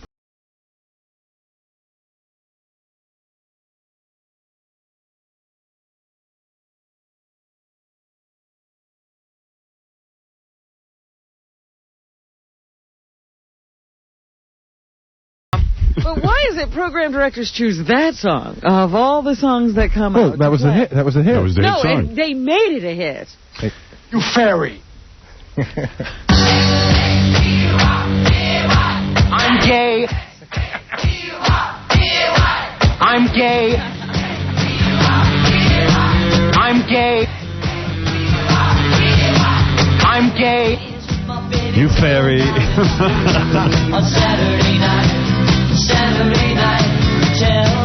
You know, you fairy. They were the original Spice Girls. Because remember, I don't remember one guy quit the band because he couldn't take it anymore. One guy was real cute. But one guy quit the band because the girls were too much. They were all over him. He had no privacy. Too much success. Yeah. He couldn't take now it. he has all the privacy he needs. Yeah, now he runs like a soccer shop in Scotland or something. Yeah, it's perfect. He got his wish. No girls. No girls are looking for him. All right. I wonder what didn't get played because we had to listen to that. Gonna get fisted on Saturday night. On Saturday night. I'm Fisted gay. Saturday night. I'm gonna get fisted on Saturday night. It's a good song. All right, now, tapping my foot to that. Now I think I'm gay. You are gay. I'm gay just from tapping my foot. Very. Having heard that makes you. What a bag! Yes, Vinny, what is it? The Rollers were positioned as being the next Beatles. Right. They were going to make their debut on Saturday Night Live with Howard Cosell, not the SNL, but his brand new live late night show. Yeah. And they were going to be like the Beatles when the Beatles used to go on Ed Sullivan. Exactly. And Arista Records, like Clive Davis, that was like his big find, and the marketing was incredible. I mean, I bought the album like a schmuck, but they got a little better towards the end. You bought the Bay City Rollers album? Yeah, I had it when it came out, because I bought the hype. I was like, okay, new Beatles, cool. You're gay. You know? You're gay. He's gay. I just want you to say to yourself, Vinny, whenever you are arguing about whether music is good or not, I bought the Bay City Rollers album. I can give you 5 great Bay City Rollers songs. I can't name them now, but they made some good music. I liked Klaatu. They were the next Beatles. Remember Klaatu? They were the Beatles. They actually were the Beatles. Klaatu were supposed to be the Beatles. Right, I remember that hype. They wouldn't appear anywhere. Klaatu put out an album. Everyone was saying it was the Beatles reformed under a different name. And Calling Occupants. Calling Occupants. All right, goodbye, Vinny. Okay, bye. Shouldn't you be on a bus? All right, where was I? He's at the stop. All right, I got to take a break. We'll be back right after these words. Hi, this is comedian Kathy Griffin, and I've just shaved my pubic bone for Howard Stern. Abate, the producer for The Howard Stern Show. I'm Howard's right-hand man. I set up every aspect of the show, such as booking guests, sorting through materials, and keeping the show on track. But my true love is making sappy, estrogen-filled home videos to girls that won't return my calls. I don't know how else to say it. I lost my lover, and I lost my best friend. And you lost your lover, and you lost your best friend. Okay, so that part's pretty even. But you gained a lover, and you gained a best friend. I gained a couple of lovers, or I gained one lover. But I gained no friends. I take true pride in all my blubbering and boo-hooing. There's nobody there to come home to call, to tell all the great stuff. And like right now, I feel my professional life is like at a 9, and my personal life is at like a 2. You know, and it's been so hard up until that point. I always thought that that they were kind of even. Like I wasn't really happy professionally. I didn't really have everything I wanted personally. Now I really feel great about the way work is going. And of course, my curse on that is to have no one to share it with. So in a lot of ways, it sucks. So if you have ever lost your best friend and your lover, or you feel like you would like your personal life to raise from a 2 to a 9, or if you would like tips on removing every ounce of testosterone from your body, please keep listening. I'll be waiting with the skirt on. Thank you. I love that. I want to hear that tape again today. And, it whets my appetite. Yeah. Because that tape is brilliant. I want to play that on the air again today. You know what I thought about? I said, what kind of tape will he make if he ever gets divorced? Yeah, that'd be great. Oh, that'd be the tape end all day. He will get divorced. Gary had a girlfriend, real quick. Gary had a girlfriend, and they broke up. And he made a tape to get her back, a videotape. And we played it on the air. And don't ask how we got it. We had to pay him all kinds of money to play it on the air. And it's really one of the all-time greatest things. Honest to God. It is just fantastic. And then how long were they together after he played the tape? He never got her back, I don't think. He got her back for a little bit. Oh, he did? Yeah. No, Howard. Yeah. It's not fun. It's not funny. Not at a thing like Not at a thing like this. We got to play it again today. I just got to revisit it. What a good tape. I haven't heard it in a year. We can't replay it today, and this is the weirdest thing. I'll have to get the videotape from home. The tape is missing. Yeah. The audio tape is missing. Someone actually took it. No. So I'll get it from home, and we'll recut it again. All right. We must put that in a safe. Don't ever. No, we have that on old tapes and stuff, don't we? I don't know. I was never allowed to have that. Oh, is that what it was? So you took it home? Remember, we sold seats to the viewing. Yes. Yes, I know. It was almost. It was a little bit short of $20,000. Yeah. Hey, yeah. Come on, man. Bring us back the tape. That's our tape, man. We paid 20 residuals. We got $20,000 on that tape. Yeah, bring that back because I want to listen to it. That would have been good for today. Oh, what a tape. Yeah. On a slow day, we can go to that. Because as I'm listening to the little clips there, you forget how sappy he was in this tape. Hey, does my voice sound different today? Like it's hollow? It's coming through the drums or something. Echoing or something, yeah. Do they have a speaker on in here? I mean, are we that lame that we have a speaker on in here? Because I hear it. Oh, sometimes I do hear the bounce. Scotty, come in here and tell us what you've done wrong today. We have Stone Temple Pilots coming in today, and I think whenever there's a band in here, they set up some sort of monitoring system so they can hear themselves, and it just screws me up. Anything that they have to do screws something up. Anything here screws something. Do you hear that my voice is completely hollow and coming? Oh, you do hear that? Oh. Oh, there they are. There's the two speakers that I'm coming through. Oh, yeah. Feels like I'm at a stadium. I'm struggling like crazy to speak over it. So it goes, oh, yeah. It's not funny. It's oh, yeah. fun. Oh, yeah, I know what that is. I know immediately what I did. I know immediately what I did wrong. Shit. Can't wait to see these guys. And they're going to be at the Dysfunctional Family Picnic for anybody who's in the New York area. Are they? Yeah, they've been added to the bill. Which is this Friday. I have always wanted to see them on concert. Yeah, they're great. I've seen them 3 times in concert. They're real good. 2 times before he went into rehab. Really? Man, he was great. Isn't it about time? He's had too long a stretch out now. Oh, he had a new baby, got married. I know. He's trying to stay off the heroin. It's hard. All right, are we all fixed with that now? He's in the struggle. Okay, we're all fixed with that now. Good. All right. Speaking of, there's a couple of people I have to thank. First and foremost, I would like to thank Priceline.com, who is so great. Not your Lord and Savior Jesus Christ. No, Priceline.com is so great. In fact, next week, What? I'm just hearing so much noise. Next week, we're going to Scores. And Priceline has something to do with it? Yeah, next week we're going to Scores because one of our old interns called in. We did an intern update. Turns out one of our old interns became a stripper. Her name is... stop announcing. What's the name of our intern? Shannon. Shannon became a stripper. She's a really cute girl. I didn't know this until we did the intern update. She went out to L.A., got lipo, got a nose job, and became a stripper. See, I'm afraid people will think, parents out there will think every one of our interns becomes a stripper, but it's not true. No, some of them become homeless. But anyway, she went out and became a stripper, and she's going to be flown into New York thanks to Priceline.com. And she's going to strip for us. We're going to go over to Scores. She's got a week stint at Scores, and we're going to go over and see her. Did you guys figure out the lineup? Because there was some argument as to who should get her first. Yeah, well, here she is. She's flying in right now. I can hear her.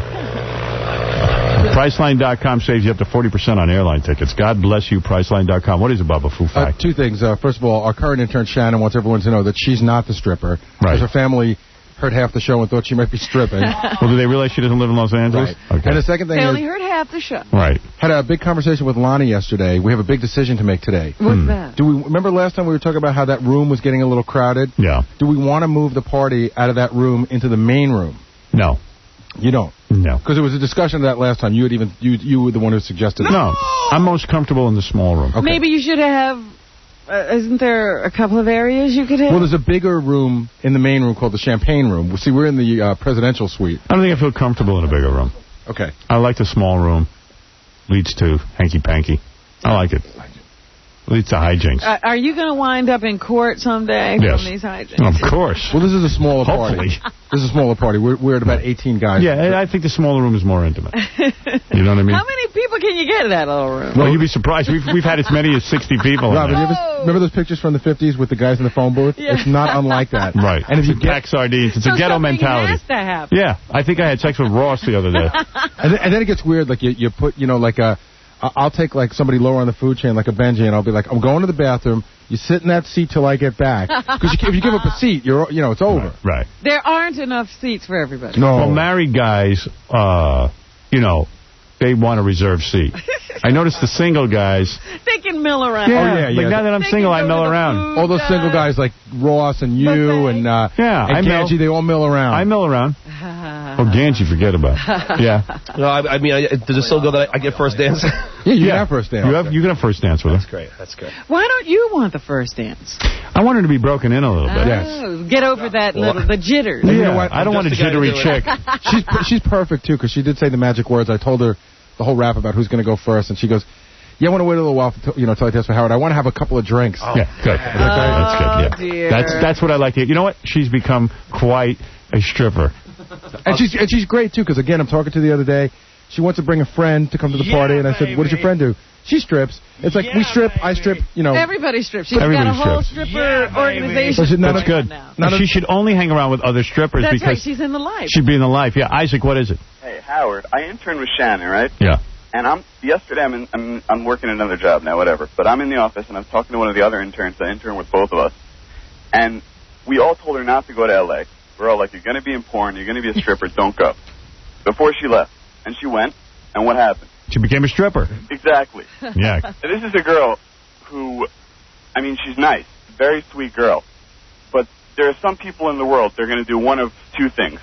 They're going to be a porn star, they're going to be a stripper. And it's not fun. Isaac's just mad because it's not funny. It's not fun. What would you say? He was probably so horny for her, while she was here. So now he's pissed that and he couldn't get it. Yeah, he's not at the party. Well, I want to come to the party anyway. Do you know who wants to come to the party? We know that. I'm getting phone calls from guys that went to high school with her. Oh, who are asking if they can come to the party. I was like, no, that's no good. And she does look like Tiffany Amber Thiessen. Absolutely. Yeah, she's cute. She's a cute chick. Can't wait. These blue contact lenses. And she's got really beautiful eyes, though, brown eyes. And I always told her not to wear the contact lenses. She does it anyway. So she told you that she wanted a couple of drinks before she danced for me? Yeah, she said, I got to have a couple of drinks. I'm going to be nervous. I got to have a couple. Hey, that's great. Well, she said something the other day when we were on the phone. I'm going to drink, too. Leads me to believe she could go further in this career. Oh, really? Yeah. What'd she say? It's all baby steps. Yeah. Well, she really likes easy money. I know how you can make a couple of bucks. Yeah, baby. You know how you know when a scores party is going to get good? Yeah, go ahead. You're hanging out at the scores party, and all of a sudden, we're also going, anybody want a drink? And one of the strippers will go, yeah. Can you please bring 14 kamikaze? But was it a Devil big dog. dog or a little dog? Was it, what kind of It dog? was a German Shepherd. Oh, boy. It was a jackal. Wow. So then I guess having Damien wasn't enough for you. No. You cheated on Damien? Where did you begin to find other dogs? I mean, you've had sex with over 100 dogs. Well, yeah, this is over the years, though. This is over 30-some-odd years. I see. There were strays. There were neighbors that had dogs that were loose roaming. I also did work in an animal shelter one summer. So how would you get the dogs? Don't they have some sort of videotaping equipment and stuff when you work in an animal shelter? No, it was a small shelter, privately run. And what would you do at the animal shelter? Would you wait for everyone to go home and say, hey, I'll take care of the dogs? I came in before the rest of the staff got there. I see. Cleaning, that sort of thing. So no dinner, no nothing. But so it was an early... So let me understand this. So you get there early. Uh-huh. And, I don't know, I guess you had some responsibilities. Nobody thought anything of it that you got there early. Correct. And you get there early, and you would say, were you attracted to a certain type of dog more than others? Pretty much. The large, rugged type dogs, Malamutes, German Shepherds. Ever had a St. Bernard? Yes. Oh. What about a pit bull? No. What breed? Too little. What breed is the best? I'm sorry? What breed did you like the best? The very large ones. Like, would a pit bull be acceptable? Well, I think sort of. Mostly it was like Newfoundland, St. Bernard. Big. Great Pyrenees, that size dog. And, but at 9, wait a minute. At 9, he started having sex with dogs? Yes. Wow. It's a very young age to have sex with anything. Well, yeah, that's true. And so, well, of course, he was actually 48 in dog years. Right, that's true. Yeah, we got to think of it I didn't think of that. So wait a second. That is true. At 9, you were 48 in dog years. Actually, you were... That's not young at all. You were 63. 63, that's a little too old. So wait a second. So you would get there early. Yeah. And I would imagine it takes a certain bit of finesse to have sex with a dog in that you have to calm it down. And I mean, doesn't the dog try to run away? It depends on the dog. Now, if the dog doesn't know the person, then there can be some problems, yes. Yeah. So you got to know the dogs. Yes. Now, let me ask you something. Would you... Did this attraction come from bonding with the dogs, or did you see a dog and say, I'm going to go after that one? A little bit of both, actually.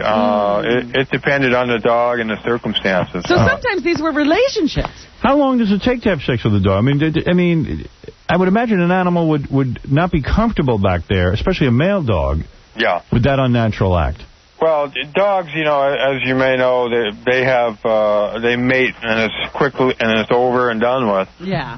It's not like humans having sex. Humans have sex. Dogs mate, and they basically have specific breeding seasons. Yeah, but a dog wouldn't really want a dog wouldn't really want to have somebody back there, if you know what I mean, a male dog. Yeah, that was most of it. But did you do the dogs? Yes. Yeah. Wow. And so it's like a fetish. I'll say. Yeah. You might, yeah. All right, there's a lot of questions for you. Hold on.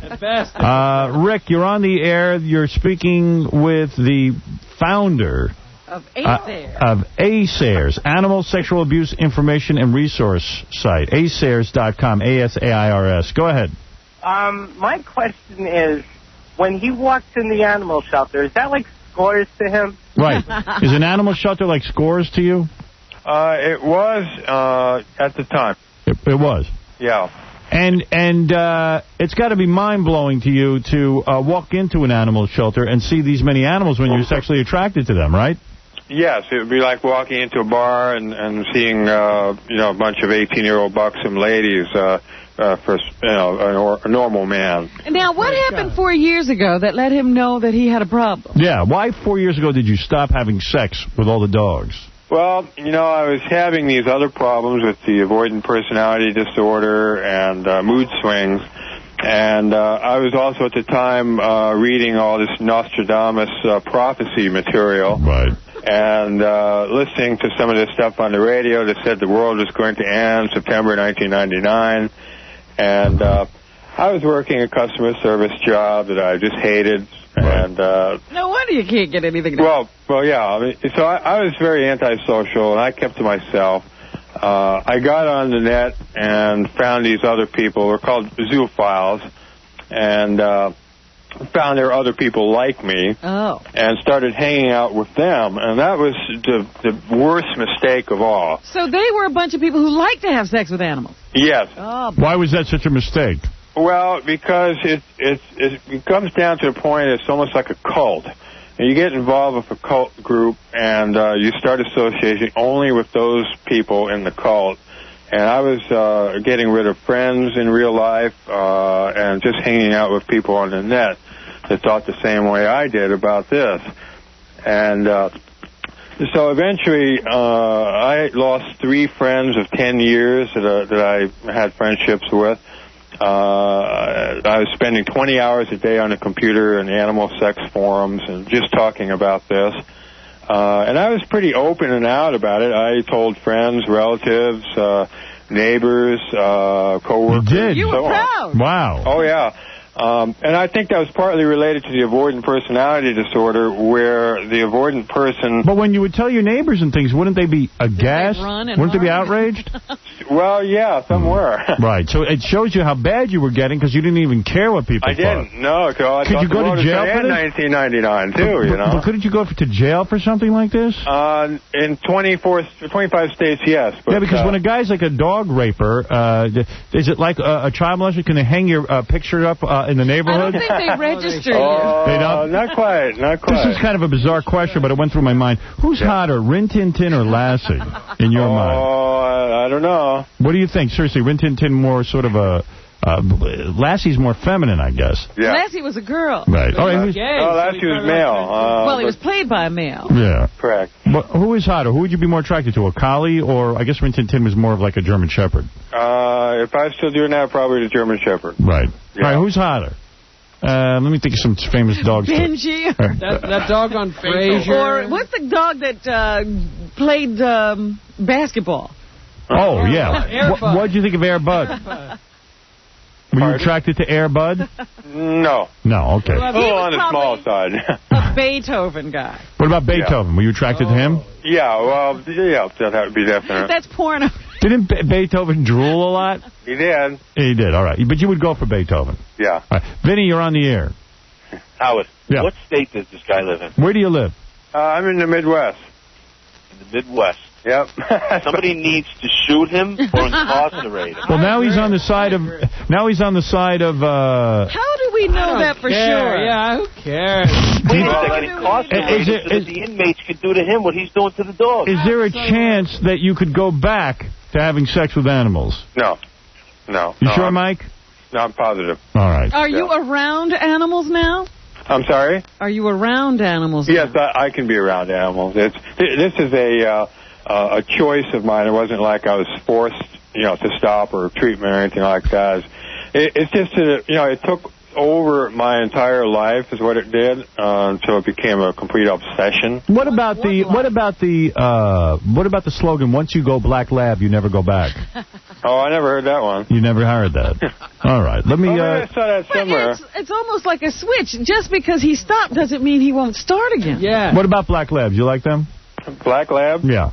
They're okay. All right, Dan, you're on the air. This guy is sick. Yeah, I was. Midwest, too. Come on, what's his attraction, the correlation of how high the dog's ass is to where he's... Listen, he's coming clean and telling you about it. He obviously has been involved in the raping of over 100 dogs. And what's the correlation? Was he a frustrated Alpo customer service rep? I'm sorry, I'm having a little trouble hearing your callers at this end. All right, Howard. Scooby-Doo, you're on the air. Yes, Howard. I want to know if he could come over and feed me my Scooby snacks a little later. All right, Dave, can you hear that? No, I'm having a lot of static at this end. All right, let me see if I can't fix that. Okay. Hearing would be really good. All right, Fat Tony. Fat Tony, more common than what you would believe, too. You did. Wow. Now, was he only with the dogs in season, or did he force them when they didn't feel like it? No, he was with male dogs. Did you ever pleasure yourself to 101 Dalmatians? Oh, no. Rich, go ahead. You're on the air. Hey, Howard, how's it going on? Listen, crackpot, what goes through your head when you're having sex with a dog? Like, do you think about men, women, or do you think about, like, doggy? Rip the dog, but you have to remember this is an illness, and it is in many ways related to pedophilia. It's people like you that screw this world up. Did you ever have sex? Did you ever have sex with young children? No. No. Guy's out of his mind. Did you ever think about having sex with young children? No, but what I mean by it's related to it is it has many of the background causes, and the victims are basically similar. It's just different species. Did you ever go outside of the dog world? I'm sorry? Did you ever go outside of the dog world? Was it only dogs with you? Only dogs. Only dogs. Only dogs. I guess. Oh, my God, you're out of your mind. I'll come down there right now and strangle you. Yep. Now, you're out of your mind. And what does the guy feel like who's in his organization? Yeah. Now, what about this, Greg? How many guys are in your organization? We're a small organization, Howard. We just mainly have our directors, and we have volunteers in different areas that assist in our online navigation. We're more or less an online internet type of animal organization, even though we're fully incorporated in my state, which is Missouri. Any diseases associated with this? Can you get fleas or anything like that?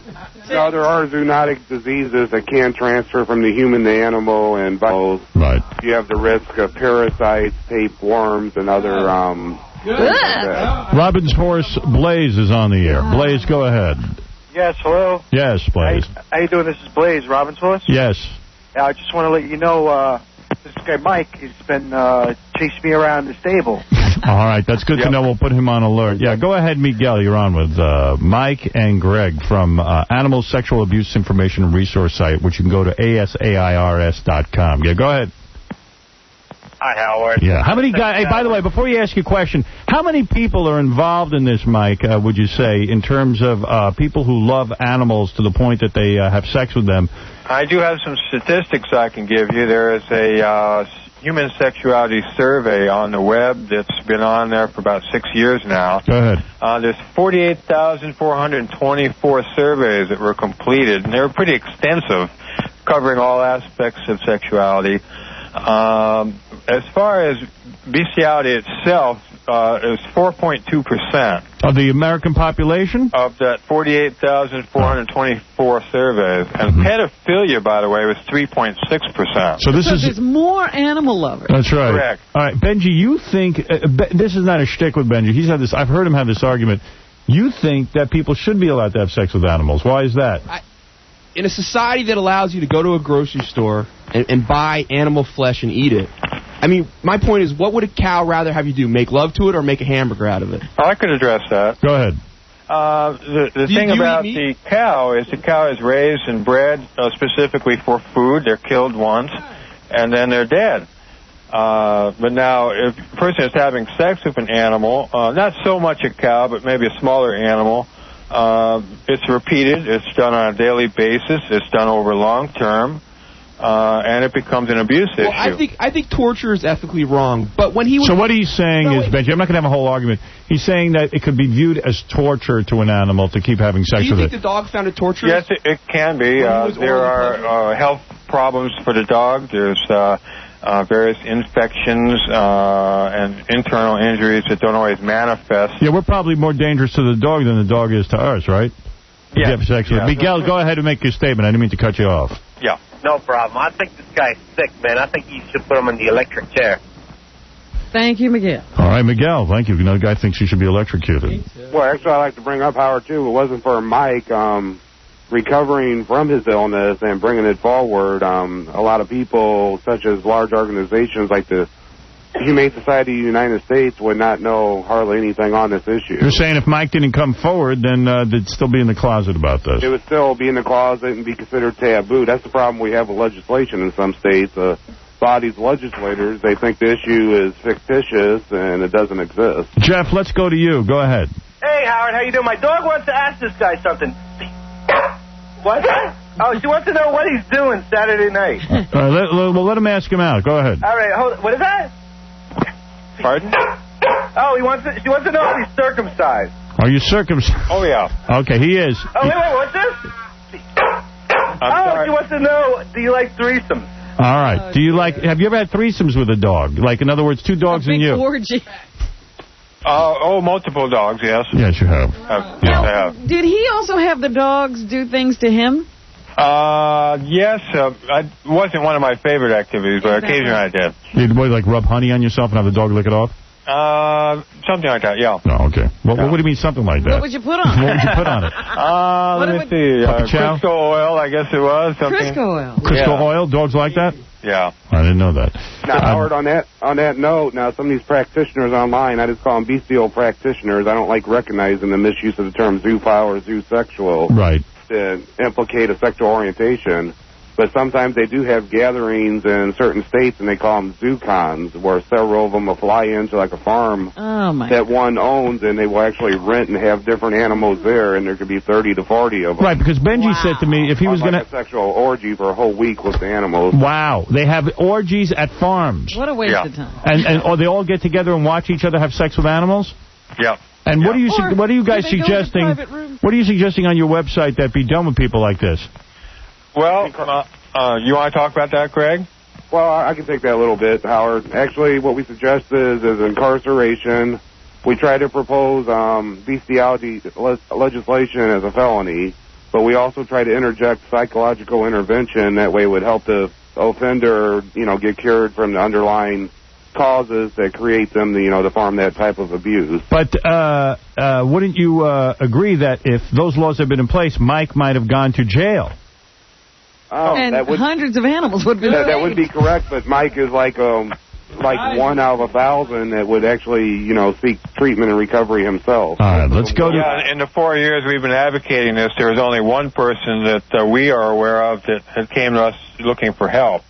And this is a person that was more obsessed with the bestiality pornography rather than the act itself. Is there bestiality? Do you ever dress up the animal like how guys dress up girls in Victoria's Secret outfits? Do you ever dress them up to? No, never. Never. That's nothing that interests you. No. It's the fur. No, not even the porn. The porn didn't even really interest me either. It's all about the fur.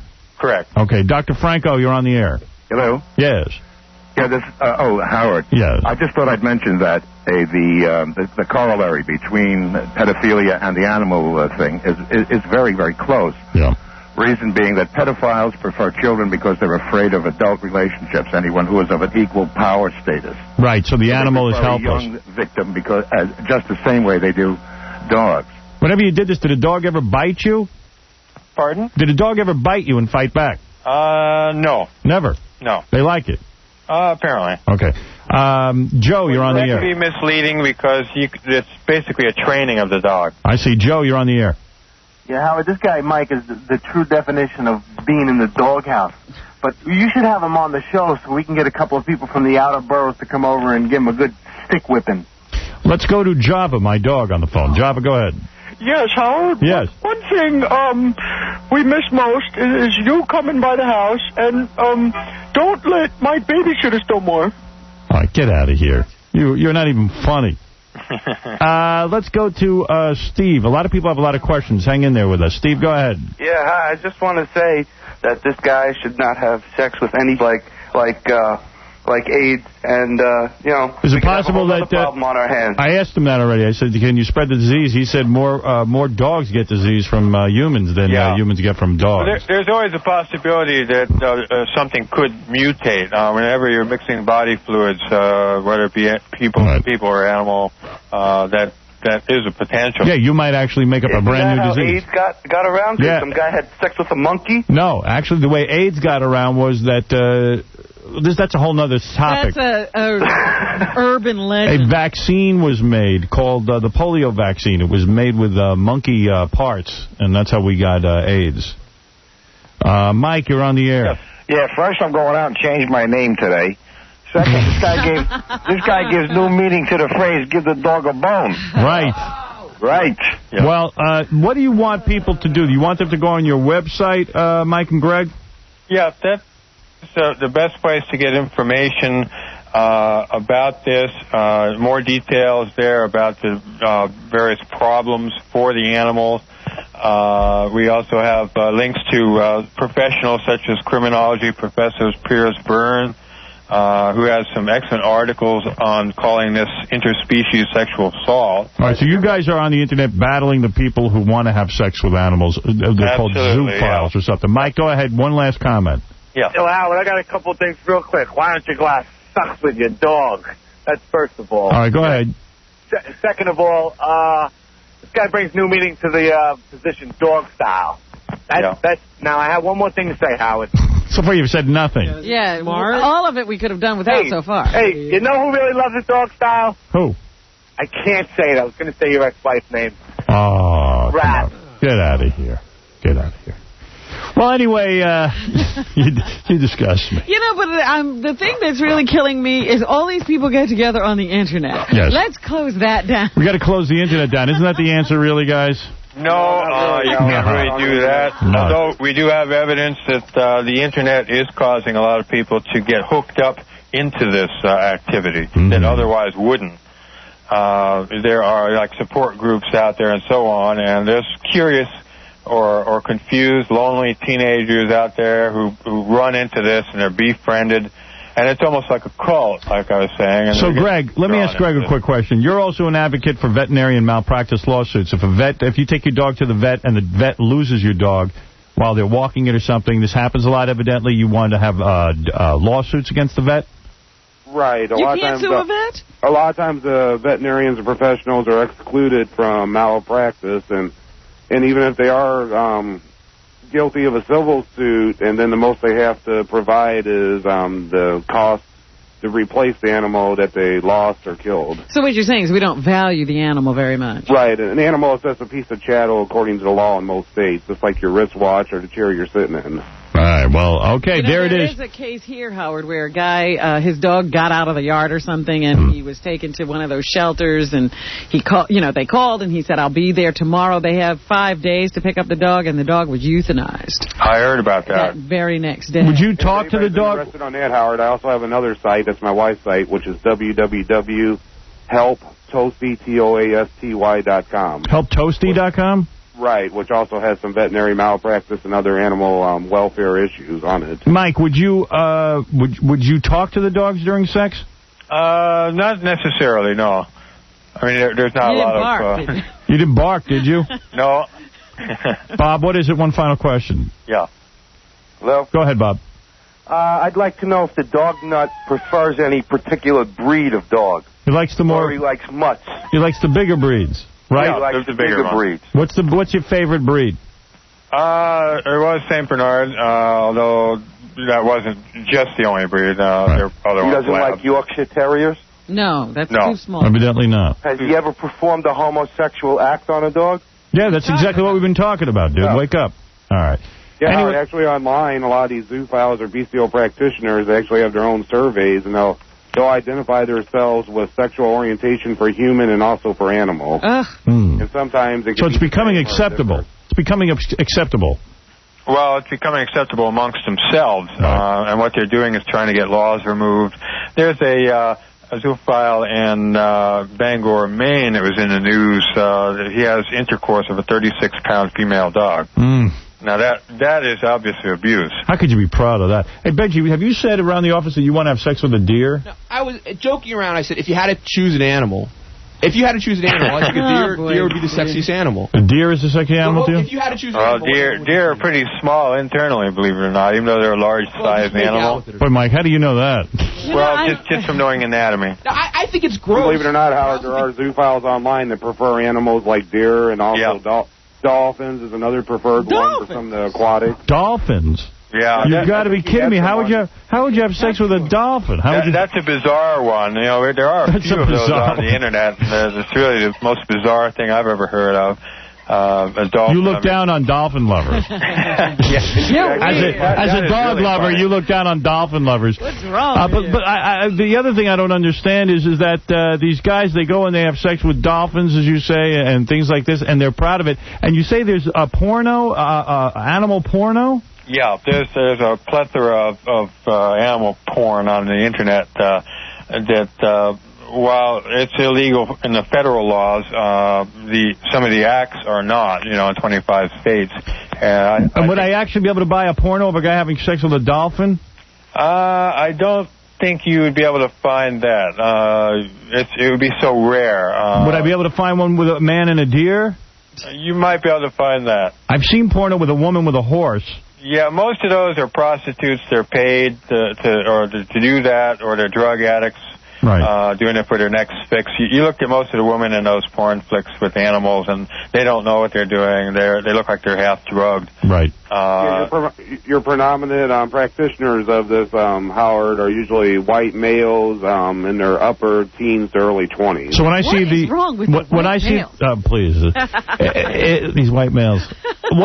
So in other words, when I see these videos, because the people send them me all the time, of women with horses. Yeah. And the horse doing stuff to the woman. 9 times out of 10, the women are so out of it, they don't even know what's going on. Yeah, and plus those videos are illegal, by the way. Right. Okay. Even though they're all around, they are chargeable under federal law. Howard, get that off your laptop. We saw a guy have sex with a chicken. Remember that one, a mentally retarded guy? Get that off your laptop. Speaking of that one, Howard, they had one that's arrested in Indiana. A guy took a chicken to a hotel room. Oh, my. Actually plucked it while it was alive and then screwed it until it died. Yeah, right. That's the M.O. They screw the chicken till it dies because the chicken can't handle it. Yeah, they have very small internal part. There's been a number of cases in the news that people have been arrested doing this. There was a Dan House in California, Agoura, California, who's in jail now. He sexually molested over a period of time. He went into a boarding stable over 300 times. Wow. And there were horses there that have restraint injuries to their legs, and one gelding died as a result of that. But he was caught, and he was actually defended, amazingly enough, by an animal rights lawyer, which we couldn't figure out how that worked out. Yeah, that sounds kind of nutty. All right, so your website is asairs.com, asairs.com, and thank you to Greg and Mike for calling in. Hey, Howard. Yeah. There's one last thing I wanted to mention, too, which is surprising. Actually, Hustler magazine came out with a pretty good article on bestiality. It was one of their new reporters, Dan Kapelovitz, and It's in the new September 2001 issue. No wonder we never heard of it. Yeah.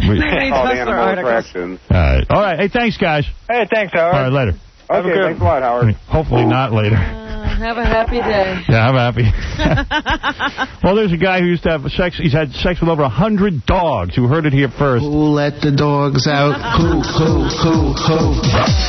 There's nothing left to do on the radio. Who let the dogs out? Will it be a person? Yes. Who let the dogs out? STP, Stone Temple Pilots, coming in later, do a little song for us. Richard, an FBI lawyer, is on the phone. Yeah, Richard, go ahead.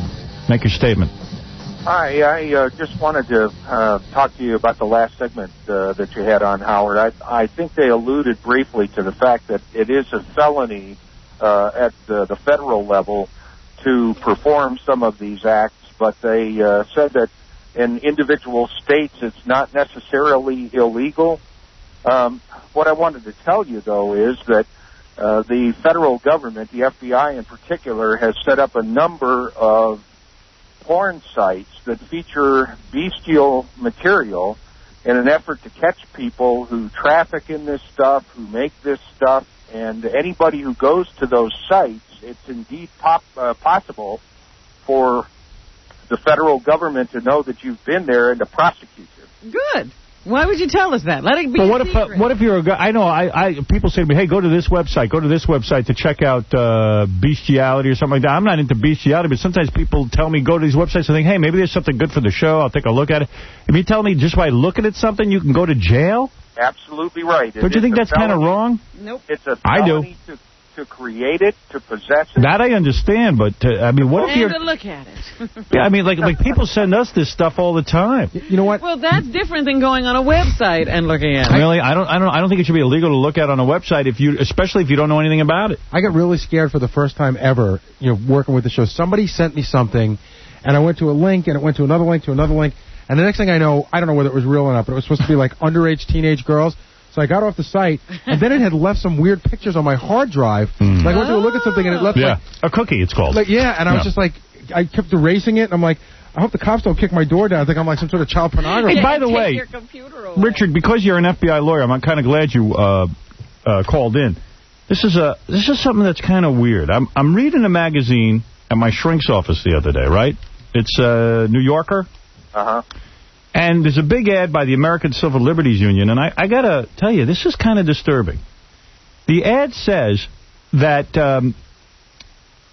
5 nations, the United States, England, Canada, Australia, and New Zealand, are members of a spy network that aims to intercept virtually all forms of electronic communications. The popular name for it is Echelon. In other words, it is a worldwide surveillance thing, not just of intelligence, but of civilians. And at the helm is America's very own National Security Agency. And what this Echelon does is that when we're on our cell phones and when we're on the Internet, these satellites catch our radio transmissions and catch what's called spillover data. And literally, the government can listen in and figure out what we're doing on the Internet. These sniffer devices can scan our own emails and website content. Now, what's really disturbing about this, according to the article... Actually, it's an ad. It's not an article. That intelligence agencies are spying on their own citizens. And they've asked allies to do it for them. In other words, the reason they're asking, let's say we ask England to spy on our citizens, that way it avoids culpability under the law. Right. It's illegal for them to do it, but they let another country do it. Yeah. If another country does it, it's... and to me, this is the Fourth Amendment, as the ad points out. And... Meanwhile, other government agencies have developed their own means of spying on civilians. And it says, under the FBI's Internet wiretap system called Carnivore. Do you know about Carnivore? Yes. Okay. They say that Internet service providers are forced to attach a black box directly to their networks, a powerful computer through which all the users and all the communications flow. This is like giving the FBI the power to go into the post office and open each and every mailbag in search of other person's letters. I believe, as it says here, if this is true, our right to privacy is on the brink of extinction. Well, I should tell you and tell your listeners that they're naive if they believe that anything that they say on a cell phone or anything that they type on the Internet can't be read by or listened to by a whole bunch of different people. And certainly, I'm sure you must recognize that the effort against terrorism that exists right now is in part one of the reasons why that kind of vigilance is ongoing. But you're right. I mean... so in other words, we can't have it both ways. We can't expect to catch some guys trying to blow up a building, a federal government building, or a supermarket or World Trade Center, if we don't intercept these communications. Well, that's one of the many ways of intelligence gathering that we have to be able to find out about and verify that there are terrorist activities planned or ongoing against certain activities. Sure. So if I'm on my cell phone, I can expect that the FBI can listen into it? Absolutely. Okay. There you go. So I'm telling you, man, it's pretty big brother out there. The difference is, can you prosecute somebody for what you find out this Sure you can. No, you shouldn't be able to. Absolutely In fact, the other day, the Supreme Court threw out this conviction of a guy who was growing marijuana because they found they got a search warrant based on the heat that was being generated by his house, and they said that is not right. You cannot go in and search somebody's house and find evidence without going into a lot of detail. Richard just said before that if you go to a website and look at it, you could be prosecuted. Yeah, but that's criminal. That's illegal. No, it's not. It's illegal stuff you're looking at. If there's a website out there and someone writes me a note and goes, hey, check out this website. It's really crazy. I don't think it's real. It looks like somebody doctored it or something. I don't know what I'm looking at before I look at it. Get out of here. Don't go on it. You know what? I hate to interrupt, but we have the surprise guest that's waiting out here. Okay. Richard, thanks, man. Certainly, Howard. All right, there you go. All right, who is the surprise guest? I was going to tell you, it's a very big person in the industry, the entertainment industry, who wants to thank you for all you've done for him. And I'm going to go get him. Tommy Mottola's coming. Really? Was it Belzer again? Big person in the industry to thank you for all you've done for him. Gary said there's a surprise guest here. He didn't want to tell me who it was. The person's been on the show before. Wants to thank me. Big person. Must be like Lou Ferrigno. Madonna. Oh, Les Moonves, the president. What are you, the president? The hey, Les. How you doing, Les? Hey. Wow, what an honor. I couldn't figure out who the mystery guest was. I know. Are you disappointed? No, I mean, I'm always happy to see you. Les Moonves is the president. And are you president and CEO of what? CBS. CBS Broadcasting. He's the guy who brought you Survivor. Yes. Also CSI. What are the other big hits on the network? Everybody Loves Raymond. Everybody Loves Raymond. Judging Amy. Do you know anybody who watches Everybody Loves Raymond? It is the biggest show in syndication. Biggest show in... Just amazing. A juggernaut. I don't know one person who watches it. Everybody watches it. Is it just hillbillies in the Midwest or something like Everybody Loves Raymond? It's about Italian family from New York. Why watches it all the time. They do. The ratings prove it. But what can I say? Yes. Les, what do you want to say to me today? Howard, you have been, a major boon to the CBS television network. Are you saying that sarcastically? No, I'm not. Well, Howard, what's up? What's up? You think I'm here kissing He's up to something. No, I'm not up to anything. Who sent you in here? Yeah. Vinny did. No. All right. I know he's going to promote something. I am. Okay, go ahead. Over the last year, I think CBS has been the leader in reality programming, good reality programming, may I underline. Hold it by saying that. Some of the other things that you talk about here. Taking shots No, I'm not taking shots. Are you against Temptation Island? You don't think it was good? No, I think Temptation Island was very good. I think it was very interesting. Would you have put Temptation Island on the CBS network? Probably not. Why? It didn't seem to fit what we were doing with our shows. Because why? It breaks up people's relationships? It was dealing with, it was skewing way too young for us. Right. The thing about Survivor and even Big Brother, it has a much broader appeal in terms of that, but Temptation Island for Fox is fine. What do you think of the new Fear Factor on NBC? I like it. I know you do. You don't. Well, it's, to each his own. How did it do in the ratings Monday? It dropped considerably from the first week. Yeah. There you go. Well, you know what? That happens, with all new shows. Why don't you like Fear Factor? If it was good. No, you know what? I don't. Well, this guy knows. He really does. He knows a lot of stuff. I don't. You know what? I don't dislike Fear Factor, and I totally understand why it was on the air. But 6 months earlier, NBC had said, "Gee, we weren't doing reality shows like CBS and ABC because we felt it was beneath us." Right. And then they put on Fear Factor. So that's. By the way, in a couple of weeks, I'm going to be coming to see you. I have 2 shows to pitch to you that I think you're going to like. Terrific. I've gone to Les before with some programs. He always lets you go elsewhere. Well, and I've sold them elsewhere. That's not a problem. But I found something I think suitable for the CBS network. Les will like this. I think Les is going to love it. All right. Why is there a problem with boot camp? No, there wasn't a problem with boot camp. It's just we had, and obviously we're involved in a few legal problems, so I can't talk about it a great deal. But, right. But there were certain things that were in Survivor that were taken to boot camp. You're saying rip-offs? I don't want to go any further. You're suing boot camp? Well, we're in a legal problem with them. They're tussling. No kidding. We are tussling, although boot camp hasn't been renewed, so the tussle is sort of over. Okay, so you don't care as long as it's gone. It was sort of irrelevant. I think it's trying to say, look, we don't want to, people should, it's okay to imitate each other, but there comes a point where it's no good. All right, explain to me why Fear Factor went down in the ratings. By the way, all new shows go down in the ratings. They do. Is it it still considered a hit? Was it number one in its time slot? Was it number one in its time slot? I don't believe so. I'm not sure. I'm not sure. But it did go down a certain amount. And you don't like it? Why? Because... No, I don't dislike it. It's just something that probably wouldn't fit on CBS. That's all. It's to me, it's taking the reality a little further than we would like to go with it. Although really? Although on Survivor you do eat worms. There are all sorts of things we do on Survivor, and everybody has their own taste factor. And I'm not knocking NBC. They put on shows. They're putting on. What's good about what they're doing is they're putting on new programming during the summer, which we think is a great idea. That's wonderful. You started doing that with various programs. Well, actually, Millionaire was the first ones to do it, to give credit where it was due. Why is Millionaire going down on the ratings side? Was it overexposure? Yeah. Putting it on 4 times a week. Too much.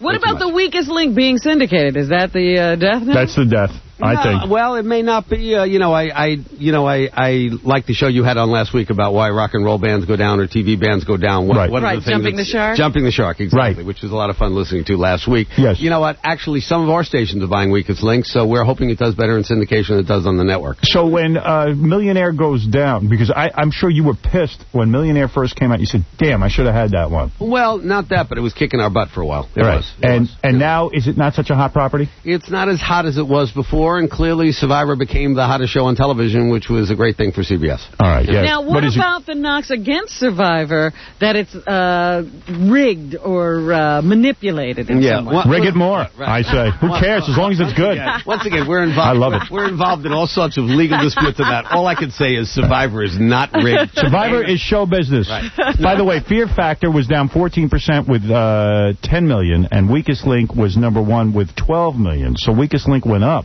After Fear Factor. After Fear Factor went off. So Fear Factor was down. But 14%, that doesn't mean it's not... No, it doesn't mean it's terrible. Not for... Premier Week, you obviously are promoting it. You have the NBA playoffs. They promoted it a lot in. And, it's not a terrible number. So it's still... The jury's still out. Look who dares to ask Les Moonves, the president and CEO of a question. Bafafufi. Not a question, but, we did some research on Les. How dare you? And what is the research on Les? Interesting facts about Les Moonves. All right, who do you have sex with? Do you know that Les met Pope John Paul II? And you know what he gave him? What did he give? But the Pope gave Les something? No, what Les gave the Pope. Don't say oral because I'll throw him right out of here. Yeah, go ahead. A noogie. He gave us a copy of the CBS miniseries Jesus. Did you really? Oh, yes, we did. You love the business. No kidding, Les. Yes. And what did the Pope... Did the Pope know? Just get the hell out of my face, Les. No. The Pope was actually very receptive and talked about how modern-day technology is spreading the word, and it was actually a very nice Think meeting. the Pope would watch TV? I don't know, but he would watch that miniseries. I don't watch TV, Les. Right. I like to suck the blood of the young. But a miniseries. Who is miniseries? Mini Driver, yes. Miniseries, no. Howard, do you know who David Ben-Gurion was? Do you know who he was? Yes. The founder of Israel? That's correct. You know that's Les's great uncle. No. Really? I am Jewish royalty. Your uncle founded Israel. That is correct. No kidding, Les. Well, he's my great uncle, but yes. Isn't that something? No wonder Les knows so much. And in the notes, Benji calls him the George Washington of Israel. Wow. Now, you meet regularly with Mel Karmazin, the president of the entire company. Isn't that true? That is correct. Can't you and Mel sit down and talk about firing Tom, my general manager, again? Has that ever come up? I think your general manager is one of the finest men in broadcasting. You think so? I really You would hire him? I would hire him No, in a he's second. so happy he's over here. You would not hire him. What do you mean I wouldn't hire him? How do you pick? Tell me something. Why are you so good at picking? I'm going to kiss your ass here. You're on a roll. You're doing great. CBS is now what, number one? Yes. Okay. How the hell do you pick new shows? What do? They come to you, all these guys. Like, I picture at the beginning of a certain point in the year, they come July to you. 4th. Post-July 4th, the season begins. And people pitch you ideas. Correct. Okay. Some of the ideas don't even get pitched to you directly. People that take the pitch, and sometimes you take the pitch directly. That's right. And after that happens, when do you decide, and how the hell do you decide what's going to be a good show? It goes through a whole process. My guys, the development executives, get literally 500 pitches a year. Right. From those 500 pitches, you develop about 50 comedy scripts and 50 drama scripts. Right. From those, you get those scripts, and you pick out a basically round number, 10 comedy pilots, 10 drama pilots. And then you produce those, and then out of those pilots, you decide which ones are good. Some of the pilots bomb, and you won't even put them on the air. Now, when an Ellen Some of them comes you won't even look at it. Some of them you won't even look at. I have friends who are actors who put together pilots. They're signed to big deals. The network takes a look at the pilot and says, I'm not even putting it on the air. Just didn't work. Well, there's some pilots that have the greatest producer, director, writer, stars, and they just don't come together. They're that duds. happens with movies. They're duds. There's But certain ones. Yeah, go ahead. When an Ellen comes to you, Right. who's had, some problems success, with TV, some problems. She's a lesbo. What do you do? She's funny. Do you take it just because everybody knows her name? Yeah, Les, what are you going to do with the Ellen DeGeneres show? I mean, How are you going to make that work? how are you going to make that work? Really, come on, let's hear. give me a You're moment such a to genius. talk, I'll Yeah, tell go you. ahead. Right. Well, Ellen came. Ellen is one of the funniest women in America. And if you remember her initial few years on the sitcom on ABC, it was a big, big hit. You liked it. I did like it All in right. the beginning. All in right. the beginning. Then it became somewhat Then it became controversial. lesbian. Then it became, they went a little over the top and they were pushing an agenda, per Right. se. And the show didn't become funny anymore because it was about something It was as opposed preachy. to about. Yeah. It was preachy. That's So exactly she right. came to you and said, look, I know I'm damaged goods, but I think I got another good show in me. More or less. She I didn't see. say I'm damaged goods. She says I want another crack at the plate. Weren't you So the man who did, said... she wanted another crack. Weren't you the Come man on, who Les. said Bette Stop Midler that. was the fun... Yeah, what are you doing crack jokes with Ellen DeGeneres? It's not funny. But wait a minute. What do you got there, Gary? More Wait facts? a minute. Does he get her cheap because... Of course. She wish they bought her for nothing. Ellen DeGeneres is still a big star. By the way, Ellen DeGeneres came up with something new for her CBS show that is going to debut. Yeah? She plays a lesbian. All right. Go ahead, yes. Another fact about Les Moonves, he's supposed to be good buddies with President Clinton, and they sometimes golf together. That's right. Now, do you ever bring up my name with President Clinton with all my FCC problems? Couldn't you have told him to lay off Howard Stern? I did many times. You did really? No, I didn't. You never said anything. brought you up. I can't recall speaking to him about you. Do you talk about Poontang with the guy? No, I did not. It's got to be his favorite topic. No, I did not. Hey, hey, what's with that Ellen DeGeneres? You think I could get her?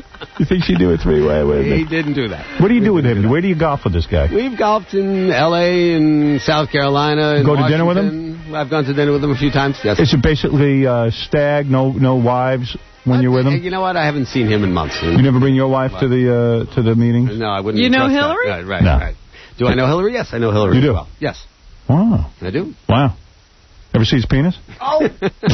What is it? That's look a like? yes. As we hear it as distinguishing marks. Get out of here. Get out of here. Can you... All right, go ahead, yes. Okay, the list of shows that Les has either developed or otherwise played a strategic role. Friends I know. Everybody Loves Raymond, King of Queens, ER, Friends, Drew Carey, Dallas, Knots Landing, Falcon Crest, Perfect Strangers, Full House, and I'll Fly Away. Wow. Even with that track record, and I see you have that smirk on your face, one of pride. We Why don't know not? about the others. Yeah. Hey, listen, I created the penis joke, okay? I crafted that. Everybody has their badge of honor. They didn't list Miko there. But let me understand something. As big a track record as that is, and it's impressive, okay, aren't you concerned that programmers are thrown out every couple of years because you just lose the touch? It's impossible. If you know if we become the #3 network again, Mel is going to throw your ass right out of here. No, Mel loves me. You do? You think no matter how bad you do, he will keep you? No, if I'm doing a bad job, I'll be thrown out. But, I've been here 6 years, and we've gotten better every year. And, but you know, even, what was the guy with the orange hair? Littlefield. Warren Littlefield. Oh, yeah. He's out at NBC. I mean, you're comparing me to Warren Littlefield. What are you saying? Are you better? Howard, that's like comparing you. I'm not even going to use the name. You are better than Warren Littlefield. I don't want to go any further, but... okay, who would you compare yourself to? There's nobody like Les. No. But even that guy, who was the guy who did Supertramp? I can't think of his name. Fred Silverman. Fred Silverman. Now, he was considered a great programmer. Whatever happened to him? He was producing Diagnosis Murder for CBS. He was? Now off the air. Absolutely. So what is your game plan? If they throw you out of here, you will then go become a producer of programming? I don't know. You already have your future picked out. I'm not planning a. I'm very happy where I am. Brandon Tartikoff, right. was he a great Yes, he was. network executive? And he was a great. All right. No, he didn't leave. He didn't lose it. He did, too, because at the end of his career, he was working with Stuttering John. Time out. That's right. He was having meetings with Stuttering John at the end of his career. But he left NBC on his own terms, went to head Paramount where it didn't work out. He went into the feature film world. So you admit that even though you're a great programmer, it doesn't necessarily mean you can create great programs. Not necessarily. I'm just trying to make you nervous. I know. Well, what does Les want to do next? He's conquered the world of television. Is there some other territory you want to conquer? He wants to be the president of Israel. He does. Hey, you know what we got to do? We got to bring Vinny in because he's annoying the office with less ass-kissing out there. Go ahead. Greatest moment. So Les and Vinny got here at 7 o'clock this morning because they wanted to be on time. 7:15. 7:15. Right. So they're sitting in the green room, and we're chatting and everything, and Les is drinking a cup of coffee, and at one point, Vinny goes, "Would you like some more coffee?" And Les goes, "Yes." And I thought Vinny was going to have me go get an intern. He ran down the hall fast I've ever seen Vinny run. Oh, my goodness, actually got the coffee. Vinny, you are such an ass kiss. The most embarrassing moment was when Les and I showed up this morning and our names weren't on the list. Exactly. The guard downstairs would not let me in the building. Axe murderers get up here. The guys were walking in with, steal lunch boxes. I apologize. What can I say? Yeah. There was no name, not even mystery guest I was looking for. By the way, Vinny is the world's best ass kisser. He really is. And people don't know that about him. Howard. He got Les his coffee this morning. He is in the Ass Kissers Hall of Fame. What is it, John? Hey, Howard, you should see Vinny in the office. He's like, punch up to Howard, tell him that Les runs King World, he owns Jeopardy, he owns Wheel of Fortune. Punch it to Howard. What do you mean you own Jeopardy? He doesn't own it. You don't own anything. No, our company owns King World, which does Jeopardy and Wheel of Fortune and Oprah Winfrey. Do me a favor, Les, and pull down your pants and let Vinny do what he's been waiting to do his entire career. Leave Vinny alone. Give you oral. Go ahead, give Les oral now so everyone can see. Very loyal CBS executive. Les, are you a very handsome man? I think you are. He's a real good looking. Vinny, what do you think? Oh, my goodness. Would you allow Vinny to make you his wife finally and consummate the relationship? Howard, stop it. Yeah, go ahead. I just said to Vinny, did you see Fear Factor? Oh, that's terrible, terrible show. Oh. How dare you mention that? Les, will you admit that any shows on other networks besides Friends, since you developed it, are good? I love The Sopranos. I love The West Wing. I love The Practice. Isn't it true that a lot of you guys hired a commission to find out why The Sopranos is successful? That was NBC. That was Bob Wright. Oh, NBC did that? You would never do that. That probably is my favorite show on television, other than CBS shows. Why do television guys waste so much money? How come they have so, like even at... Why do radio guys waste so much money? Radio guys don't. We work on small budgets. Right.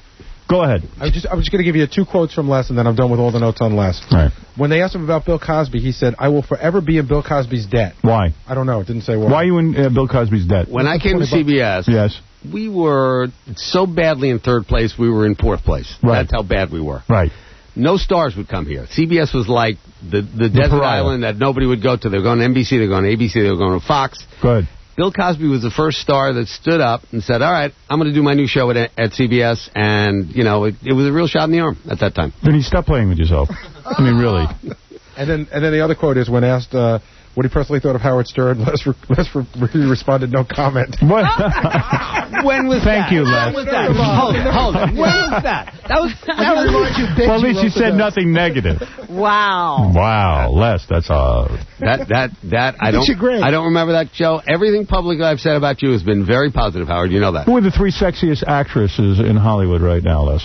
The 3 sexiest actresses. 3 actresses you'd love to have do Wait TV a minute, shows let's for you. go back for a second. Right. He just said everything I've said in public. He qualified. Yeah. Everything I've said in public has been very positive. Private, he's a little rough on me. That's right. Private, I beat the heck out of him. Yeah, he said some bad things about him in private. You wouldn't want to hear what I say about him in private. All right, seriously, who are 3 actresses you want to attract right now to the CBS network to do shows? I mean, obviously Julia Roberts. Who are you looking to do business? But she won't do television. They're not necessarily the sexiest at the same time. That, the best. Want to do. The best actresses for television. Right. Who are you thinking about right now? Who am I thinking about? I'm thinking about a lot of people. Julia Roberts would be great. Right. Michelle Pfeiffer would be great. Go ahead. Ruth Buzzy. Ruth Buzzy. Come on, Vinny, you're not funny. Fire Vinny right now, Les. But wait a minute, are you looking to grab any of the... Kate Hudson would be Kate great. Hudson would be a good actress for TV. Absolutely. All right. Did she really stand in line to try to get to be a member You know of what? Survivor She cast? denied that. There was something in Liz Smith's column that said she waited online for an hour when I mentioned it on a show when we were talking about the Celebrity Survivor, which I want to talk to you about later, Howard. Oh, yes, I'm ready. I need $1 million. I think you'd be great on it. No, it's not for money. It's for other things. Well, then you're not going to see me on it. Can you get along with other people? Can you get along with other people? No, but that's why you want me. You put me on Celebrity Survivor. You'll stir it up. Are you going to do Celebrity Survivor? We have talked about it. Right now, we're planning Survivor 3 and 4. We just cast Survivor 3 last week. It's great. It's great. Yeah. Is it hot chicks? Yeah. Okay. But what about Kate? She wasn't in line, or she was? No. So she denies ever being in line or ever showing any interest. And Goldie Hawn came out and said, "How dare they say things like that?" And I said, "Geez, this is a little overreaction here." Yeah, a little overreaction. You cast Survivor 3. You've got hot chicks. Yes. And you've got, I would love if you just put ugly guys on. Because no. I want to have something to watch. There are both ugly guys and handsome guys. There are. There are ugly women, too. What criteria? You just look for... Do they know? Isn't it hard to cast Survivor now because everybody wants to be famous? It's not even about the $1 million. No, can't we have some real people for a change? There's some real people. By the way, Survivor 2, they knew all about Survivor 1. That was cast after the success of Survivor 1. And it was good. The cast was great. Cast was great. And Celebrity Survivor, is it true that Frank Stallone contacted you about doing a Celebrity Survivor? His agent did. He did? Really? Was he the guy who sort of said, hey, I would like to be on a Celebrity Survivor? That's correct. And they said, when you become a celebrity, call us. You know what would be great in true Frank Stallone fashion? You do Celebrity Survivor, but no Frank Stallone. How can you do something called Celebrity Survivor with Frank Stallone? Well, yeah, isn't that outrageous? No. Ray Romano has said he wants to do it. He would do it. He would do it. Now, what do you mean? Are they going to go to an island? You'd go away for a limited amount of time. You couldn't go away for 7 weeks like they do on regular hiatus is only 6 weeks. You'd go for like 10 days, and every day somebody gets voted off. Something like that. Really? Yeah. But no so you're not going to really be bad to celebrities. It'll have to be different things. We were thinking that Celebrity Survivor would be kind of like you make them take an elevator with the public. You know? Leave them in New York. They can't bring in assistant, and they're not allowed to talk about themselves. That's right. I would cave in a day. I'd be off the island in a day. Leave them in New York. They don't have to even go away by themselves. What do you mean? You mean I got to go 10 days without a limo? Yes. Exactly. Are you insane? No limo. No BlackBerry. No assistants. Oh, forget it. Feed yourself. Exactly. You have to cook. Let me understand something. Put the software in your own computer. You say Frank Stallone has contacted you. Ray Romano has said he would do it. Right. Who? Kevin James, King of Queens. Kevin James, King of Queens. Who else has contacted you about this?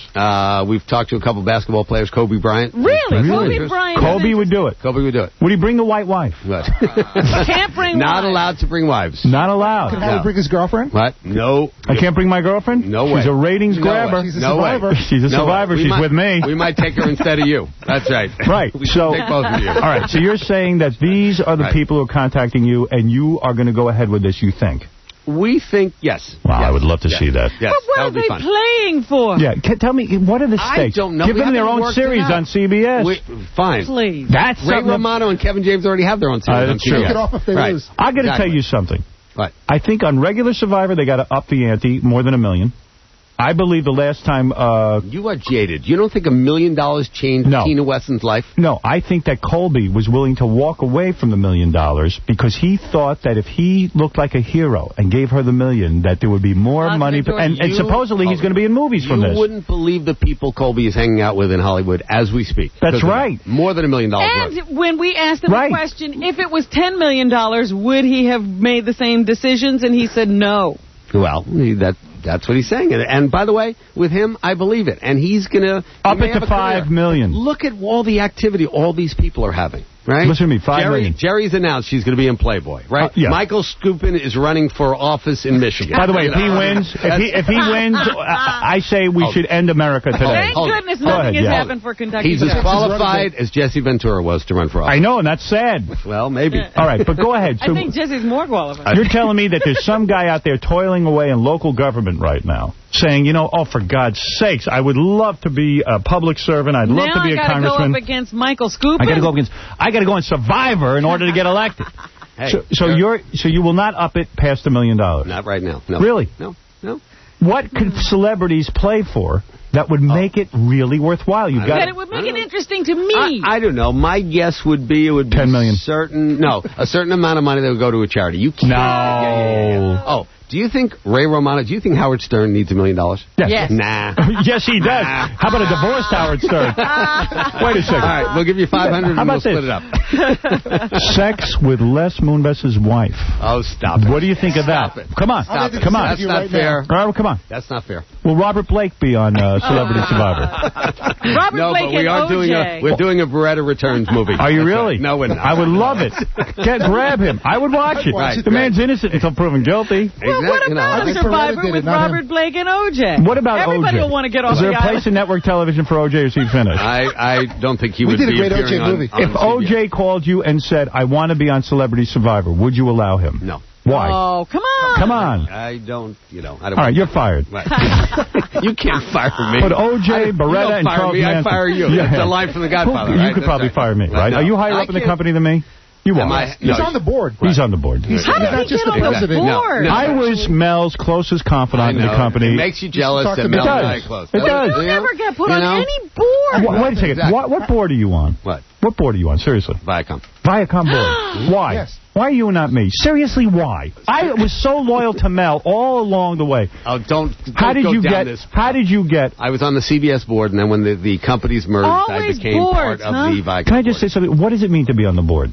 Honestly. I'm not allowed to talk about Very that. boring. It's actually rather dull. And It you is get rather dull. paid. But do you get for paid that. to be on the No, board? no, Yes, I you do do. not get not a a total penny. What decision Not do a you penny. do? You get used to the corporate jet because you're on the board? I'm not going there. Yes. I'm not going. Go there now. No. I asked Mel if I could use the corporate jet. Vinny, Protect me. You said I didn't have to You're answer right. these I asked questions. Mel. The jet's waiting. We gotta I go. once said to Mel, Right. help me with this. Right. I said to Mel, listen, Right. all right, you're not going to give me any more money because he told me that's it. I'm at the end of the line. He's already given you enough money. Well, that's what he says. I agree with How that. dare I you? agree with that. How dare you? How dare you? So you want to throw out? So, all right, so I said to him, you can give it, you can't take it. I said, what about this corporate jet? I can't take it. I said to him, what about this corporate jet I hear about? Mel goes, there's no corporate jet. There's no CBS corporate jet. No, I Mel want to has know. a flying carpet. Yeah. All I want to know is, Yeah. isn't there some sort of CBS jet that I could get use of? No. Or Viacom. What if I'm willing even to pay for the fuel? But if you wanted to pay for the fuel, you can rent another jet. Is that what you do? You rent jets? What? I'm not You talking get about use what of I do. jets. I'm not talking about what I do. Yes, you are. Right. Well, Yeah, how do you we went to get Cuba. I did not go to Cuba on With the the Viacom corporate jet. I did not go on the corporate jet. Is that true? I paid money for a chartered airplane. Mel told me there was a CBS subway that I could use. But you To Cuba? Yeah. It doesn't go there. So you did not use the corporate jet. To go to Cuba? No, I did not. So there is no corporate jet. There's no CBS jet. Is there a CBS jet? Please answer that question. There No is one will no answer that. CBS jet. There There's is a no. Viacom jet. There is. There are a couple of them. Is it a Gulfstream? Yes, one of them is. Why can't I, if I'm willing to... Isn't there an argument, Howard, that if we let you use it, then we'd have to let Ted Danson, Ray Romano... No. I'm going to tell you something. No, because Mike the Wallace. reason... No, Imus. I knew that would get you. I'll tell you something. Can I say something? Can I say something? Yes. In my defense? Yes. If it wasn't for me and Mel... We wouldn't be sitting here. We wouldn't even be partners in all of this. In other words, working together as one, because it was the radio division that was so strong that was able to buy CBS and eventually Viacom. I am to be rewarded. The radio division with the did not buy jet. CBS. Why can't I sit on the radio board? division did not buy CBS. Yes, it did. Well, it was big enough to merge. Now listen to me. Yes. And that's through the power of Mel's Gary, don't you have executive commercials? Where is my ability. synergy? Where's your synergy? Yeah. I'm sitting here, aren't I? Yeah, that's true. But one more question. Okay. All right. Don't you think that a Howard Stern should sit on the board of CBS? No. I am Why represent. can't he sit Why? on the Tell me board? why no. Who's on this board? And what do you guys do on the board? Sit on the broad. Go ahead. We make large decisions about what things CBS should be doing and how they're doing financially, and this. And why would that not interest me? I have signed I would love to sit on the board. confidentiality agreement that you are making me break. I'm going to go to jail. No, you because of this appearance. No. I'm going to go But to jail. O.J. Simpson. They're taking me away. But wait a second. O.J. Simpson. Wait a second. O.J. Simpson sat on the CBS board. True or false? The Infinity Board. That was the Infinity. Okay, board Infinity. Before we got involved. Okay, all right. Right, the Infinity Board. I had nothing to do with it. Understood. Okay. So, okay, O.J. at the time, they needed a black guy. That's what it was about. Okay. Paint your face. Yeah, that's right.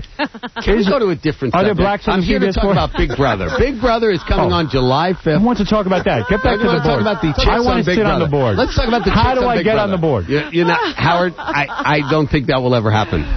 That's wrong. All right. Why? Am I irresponsible? I don't know. Call Mel. I mean, I'm a responsible. You are very responsible. I want to sit on the board. Fine. And I'm afraid to call Mel. You call him and tell him. No, you're afraid to call Mel, right? Yeah. Okay. All right. Go ahead. I'll let you promote this Big Brother. No, I'm just saying. Go ahead. Big Brother starts July 5th. It's going to be great. It's going to be new, exciting, different. It is. All right, wait a minute.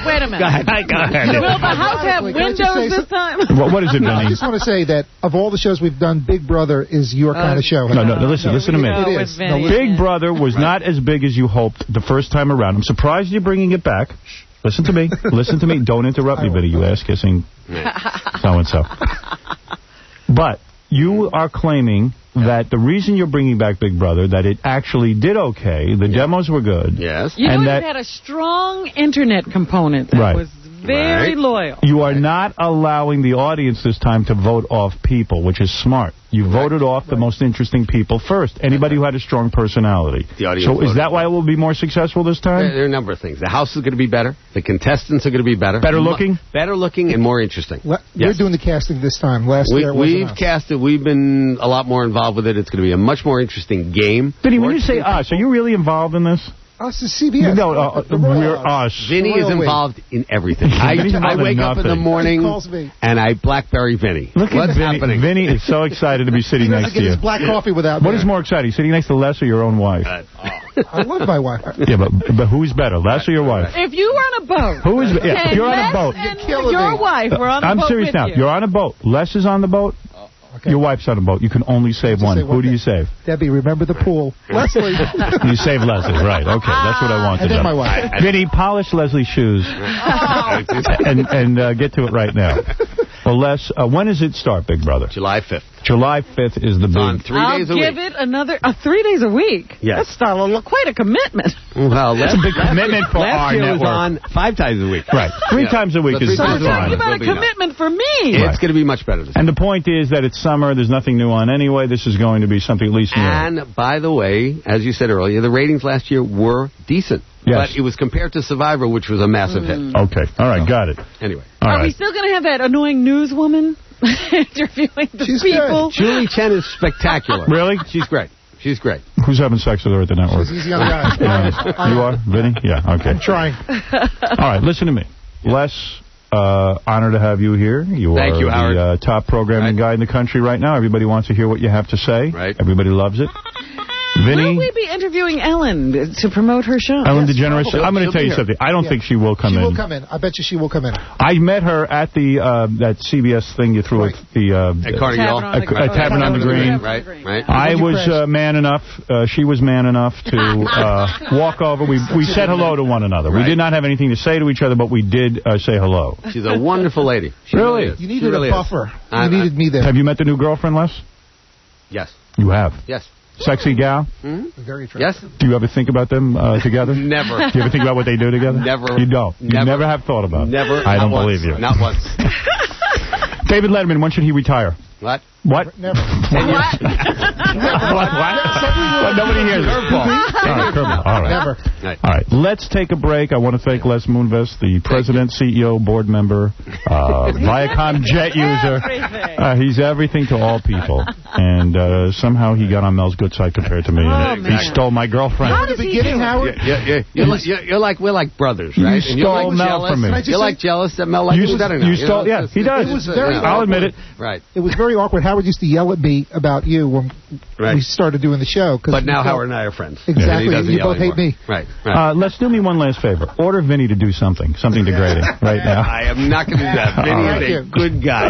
Thanks, We're going to Howard. take a break. Thank you, Les Moonves. I must take a break. Right. And then when I come back, a very popular group, Les, as you know, Stone Temple Pilots, will be here to perform their latest hit. Big fans. You're going to the Dysfunctional Family Picnic here in New York? I am not. Not a rock and roll fan? I am a rock and roll fan. Who's your favorite band right now, Les? Stone Temple Pilots. Really? Right. Blink-182. What about Stone Temple Pilots? Fred Durst. I have 3 teenagers. That's who they're listening to this All right. week. We're going to take a break, and after this, it must be great being one of your kids, by the way. Right. Because you can bring them to all the shows and Introduce them to all the stars. You know, introduce them to the it's not stars. bad being one of my kids right now. Do they realize that? Yes, no. they do. Yeah, Oh, they do. They get a kick out Boy, of it. my kids don't. All right, we're going to take a break, and we'll be back right after these words. Yeah, this is Eddie Griffin, and you're listening to a brother who doesn't have gingivitis. Howard Stern. 104. All right. Very excited now. Stone Temple Pilots is here. They're here. You are actually How are you? Hey, how you doing, guys? Good. It's good to see you. In fact, very exciting news for anybody in the New York area who's going to the Dysfunctional Family Picnic. Stone Temple Pilots added to the bill. It's going to be a big show, and I always like going to this show. I saw you guys there last year. Robin, you weren't there last year. And this year I'm going. Huh? Yes. Well, last year was funny because Stone Temple Pilots just went on and did their thing. Very professional. Yes. They were very good. Then the other bands got into fights. Remember? It was Fred Durst. And who was that other band? The guy from Creed, I believe it was. Right. Yeah, the Creed had agreed to go on at a certain slot. Right. Then Fred Durst said he wanted Creed to go on before them, and he changed it at the last minute. Sharon Osbourne, Ozzy Osbourne's wife, got so pissed off at Fred from Limp Bizkit that she pulled the plug on the equipment during the performance. Concert, yeah. It was unbelievable. What was it? It was Limp Bizkit wanted STP to go on before them. Right. And STP didn't want to go on before them because they were scheduled at the time. Yeah. And Limp Bizkit made up a story late in traffic, but meanwhile... You guys did not buckle, though. You waited and you said, we are going on when we want to go on. Well, you know what? It's kind of like we did all these similar kind of radio festivals last year, and we were on the bill with a lot of the same bands, and at most of them, because let's face it, Limp Bizkit is they're riding a tide right now of selling a lot of records, and they try to push themselves around. They try to push around their weight. Oh, were they trying to change their time slot? Yeah, rock and roll always needs an Axl Rose, though. Yeah. Right. Yeah. Was Fred being an Axl Rose? I don't know. Fred's a friend of ours, but, it's good for entertainment value. Right. And this year, who's on the bill this year? Give me some of the bands, Stuttering John, who are going to be there. Blink-182, Linkin Park, Crazy Town, Papa Roach, Stain, Jane's Addiction. And do you already know your time slot that you're coming on? Yeah, I think it's been fairly sussed out. So everybody knows when they're going to go on. I believe so. I see. And you just had a baby, right? Yes, 7 months ago. And you're married. He looked, his figure is, he snapped right back in the shape. Yeah, your figure is great from having a baby. You look terrific. So I was hurt a little bit, when it was coming out. Really? Yeah, the stitches haven't healed yet. Yeah, I always read about rock stars and stuff. I read all the magazines, Rolling Stone, Spin, all of them, and they were claiming you were anorexic for a while. You were getting too thin. Oh, really? That you had stopped eating. Him and Allie. Yeah, look at you, skinny. Yeah, I'm skinny, right? Yeah, see, I'm thin. You're looking good, Howard. You know what actually worked was when you came backstage and brought your children back and Dysfunctional Family Picnic last year. By the way, this year we really are a dysfunctional family, my family, because I am divorced, and so we're going to fit right in. You were divorced last year. Oh, I was? That's right. But you kind of gave me a tip as far as the running, because you and I share that addiction for running. And staying thin like chicks. So what did he tell you? You got to be able to look good in women's clothing. But right. I took your tip, and that was to step up the speed that I was running at every day, and it definitely worked, because I clocked in at about 54 pounds. Wow. Anybody who wants... You still have 10 to lose. Wet. You still need to lose 10. No, I said to Scott, the only way to get really thin is to step up your intensity. That you got to do some sprinting. Do you... Oh, wind sprints you were into. Wind sprints, all kinds of... By the way, I was hospitalized last week. Winded. The funny thing is you don't do that anymore, right, Howard? No, I do it. I did sprints the other day. I absolutely did. I can barely walk now. I'm so hungry. Right. That's binge sprinting? I do some binge sprinting to get thin. See, Dean stays thin just by doing cocaine. Nice job. Dean is really thin. Yeah, Dean, what happened to you? Lots of coke, man. Is that true? Scott is clean, and now you're into coke? Scott's problem was that he never shared the bag, man. Right. His whole gig. Scott, so what happened? No temptations to go back to heroin or anything like that? I mean, look at you. Not today. You're like a health freak. So you've put all your addictions into running and diet. Sex with my wife. Yeah, it's still going strong? It's amazing. Really? Yeah, it gets more fun, as it Even goes along. after the baby. Look at you. It's all about the outfits. Did you have sex with your wife? I saw a picture of you and your wife in one of the magazines, like People magazine and stuff. You were your shirt was off, her shirt was off. It's beautiful. I didn't know who to look at. Scott, is your wife and the baby going to tour with you? Are they going to come with you? Hell no. On an extended basis, it gets kind of difficult to have family out because, you know, you're... Because you can't bang groupies. Oh, stop. I knew that was coming, man. You set me up for that. But go ahead, yeah. So you know, it's kind of difficult. Dean and I were just in Europe for 3 weeks doing some acoustic shows and promoting, you know, doing press for the record. Right. And I had Mary, my wife, and my son and our nanny out with us while we were there. It's difficult on the road for an extended period of time to have the family out because you're kind of torn. You know, there's all these responsibilities you have to, you know, interviews, sound checks, and the whole bit. And then there's, you know, the responsibilities of being with the family if the family's there. So I think it'll kind of be a thing. Hey, I'm not your wife. You don't have to over-explain this to me. Well, you understand. It's kind of a thing like, you know, I mean, I understand I want her to be there, so I get tired of using my hand. How long did you wait? How long did you wait to have sex after the baby? Well, it was like 6 weeks because, you know, as far as intercourse goes. Right. You did other stuff? Oh, what'd you do? Man, you're really attracted to your wife. This guy's hornier than a two-peckered goat, man. He'll drill a hole in a 2x4 for you. I swear to God. I mean, insinuating that he got oral, Howard. Did you get oral after the baby was born? We work things out. Do you have a normal life? Is she breastfeeding while all this is going on? She's breastfeeding Scott. That's actually kind of interesting. Did you taste the breast milk? Sure did. Of course you did. You're an artist. I did. Really? Yeah, you did it by accident. He did it on purpose. Oh, get sprayed on me.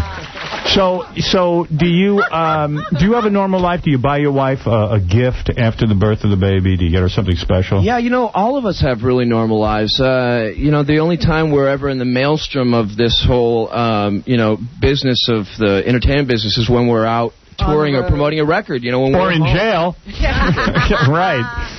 You know, no better way to capture headlines, right? Yeah, but wait a second. Sacrifice myself for these guys. What do you buy your wife? I mean, she's got to have everything. I mean, you guys are very wealthy men. What do you buy your wife after you have the baby? You know, I think the thing that really is that means a lot. I've tried to collect pictures over a period of time that we take a lot of photos and you know get at places. Made a collage? They have some nice frames and just make my own collages of photographs. Oh, that's sweet. Personalized kind of thing. No, that's nice. I like that. Well, he's a sensitive guy. He's now Martha Stewart. You're not kidding me. I gave my, let's see, I think the first gift was a vagina tightening procedure. Oh. What about that? Do women have to get extra sewn up after having a baby? I think there's a name for that. It's, what's it called? Vagina tightening. No, episiotomy? Episiotomy.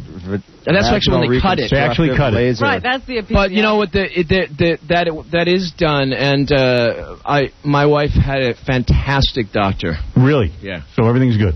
Amazing. Okay, that's good. Now, Better than before? Guys, let me suggest something to you. It's like being with a 14-year-old. I got to tell you something. I wouldn't know. And what is it like with a 14-year-old? Let me ask you, I think it's called punoplasty.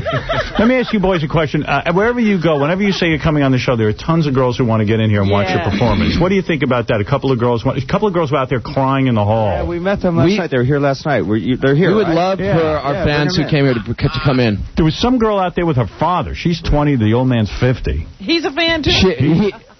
He says he's the father. Yeah, I don't know. I don't know if I'm buying Hey, Howard, even our hot intern wants to come in here. Who's the hot intern? Shannon. She wants to come in? Yeah, she was hoping she could drill a hole through the wall so she could watch them perform. Well, I hear that there's a couple of women that work for you guys here who have become kind of infamous within rock circles. One is known for the big cans, and the other's known for having a really nice behind.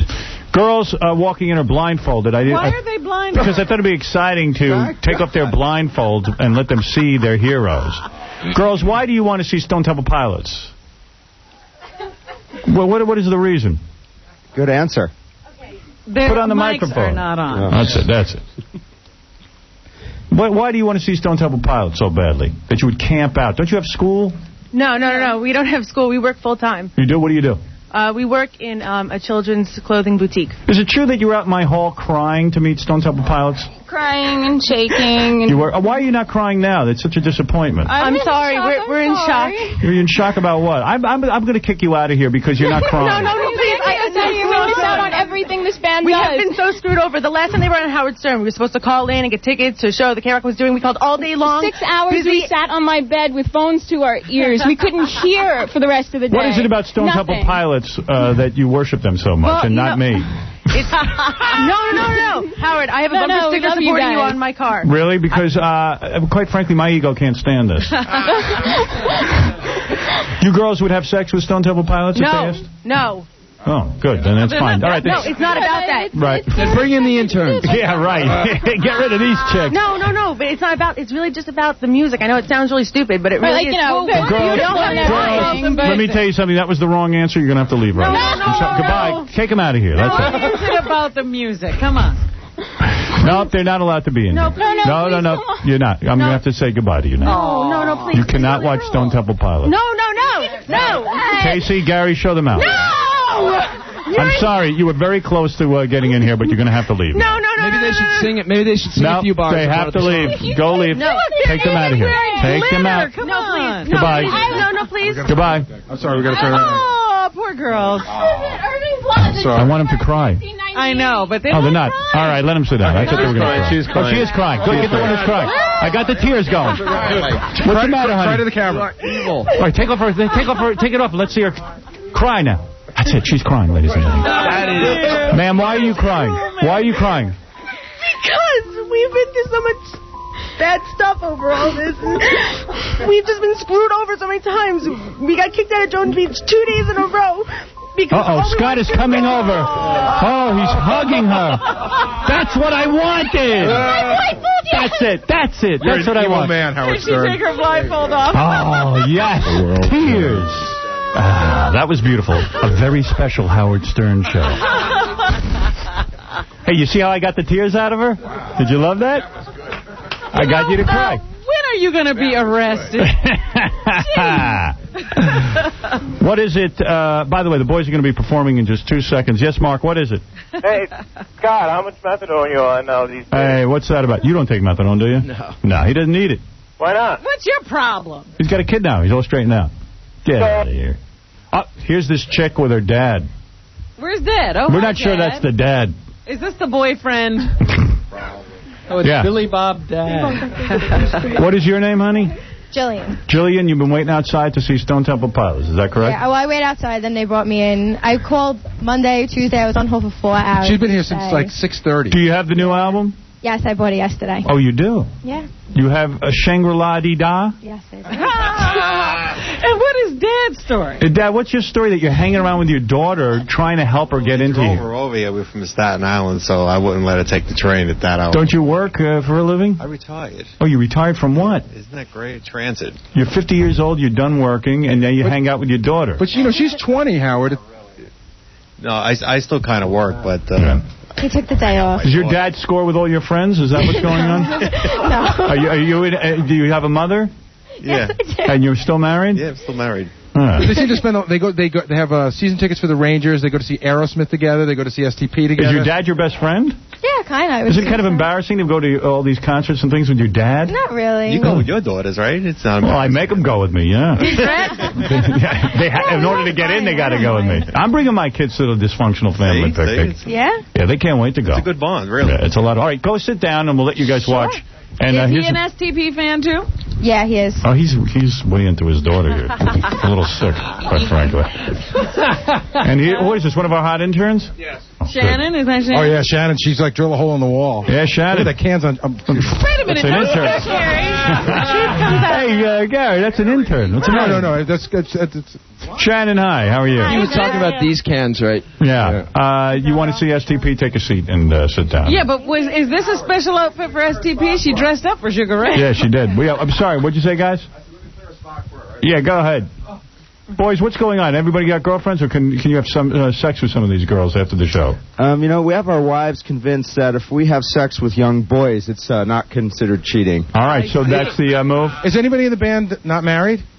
Everyone in the band's married? Eric Kretz is not married. Eric Kretz, the drummer, is not married. On my way, yeah. Oh, you are? Yeah, I'm joining you, Howard. Poor girl. Oh, you're getting divorced? Yeah. No kidding. What happened to you?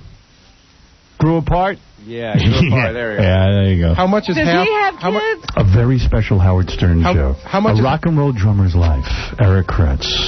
How much is half of 1/4 of STP money? Wow. I don't know. It's big bucks you got to shell out, huh? Millions. Really? Yeah. What are you going to do? Trillions. Have you worked out the deal yet? No. You haven't. Is it going to be ugly? Oy vey. Do you got a lawyer? Let's hope not. Yeah, Why don't you go to arbitration? I actually hooked him up with my divorce lawyer. Really? Yeah, you've been around the block a couple of That times. guy knows how to do it. Yeah. You know, sometimes can you and your wife sit down amicably and say, okay, listen, we know what we have, let's split it up, or does it have to be a whole messy thing? Hopefully it works out that way. That's the I'm running for president type of answer. Yes. Weren't you married to some supermodel or something? No. Your next wife will be a supermodel. But, I mean, is he fully disclosing his income or not? Yeah, what are you doing? You got an account in the Caribbean or something? What are you going to do? She knows what you have, right? Yeah. So why fight over it? You got any kids? She's been spending it all, so of course she knows. Yeah, you got any kids? No. Doesn't he want to give us some of the money so she... You give me the money, I'll hide it for you. How's that? So, Scott, your wife's a model, though, right? Yeah. That's nice.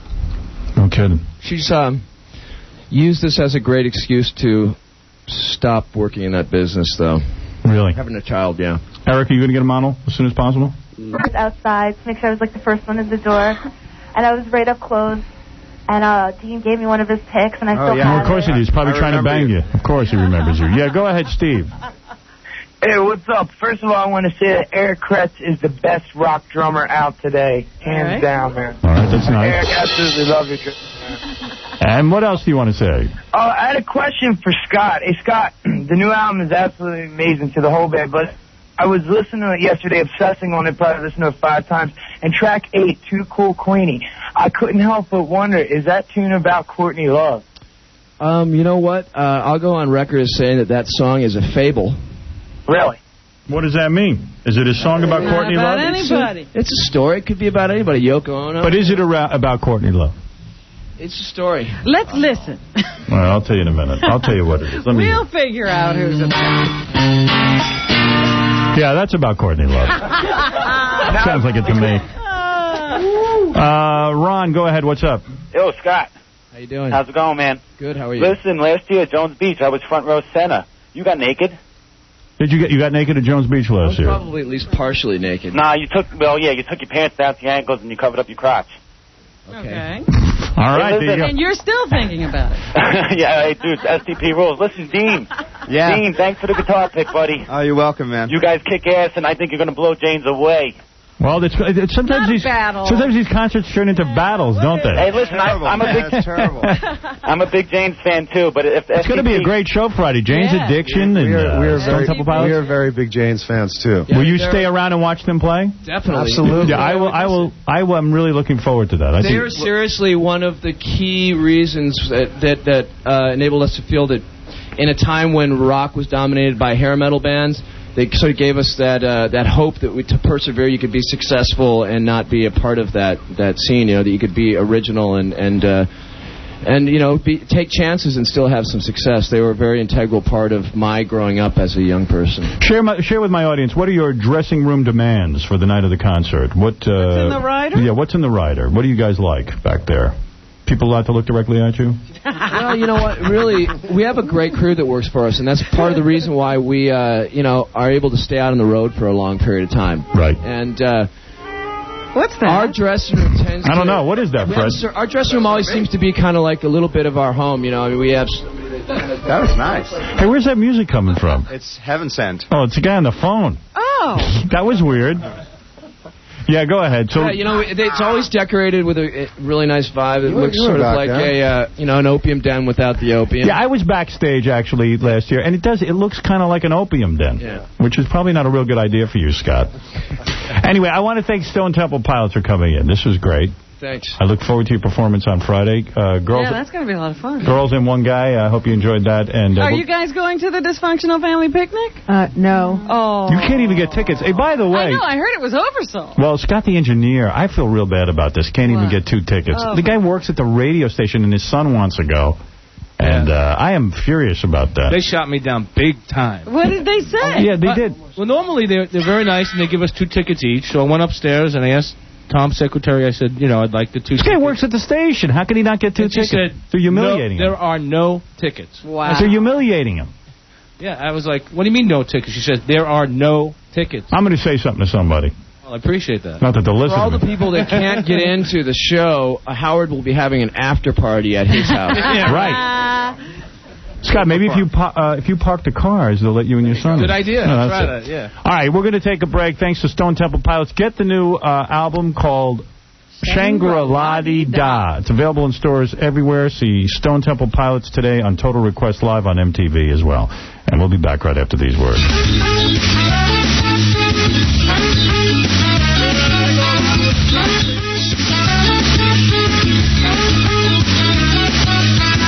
She's into superstition, black cats and voodoo dolls.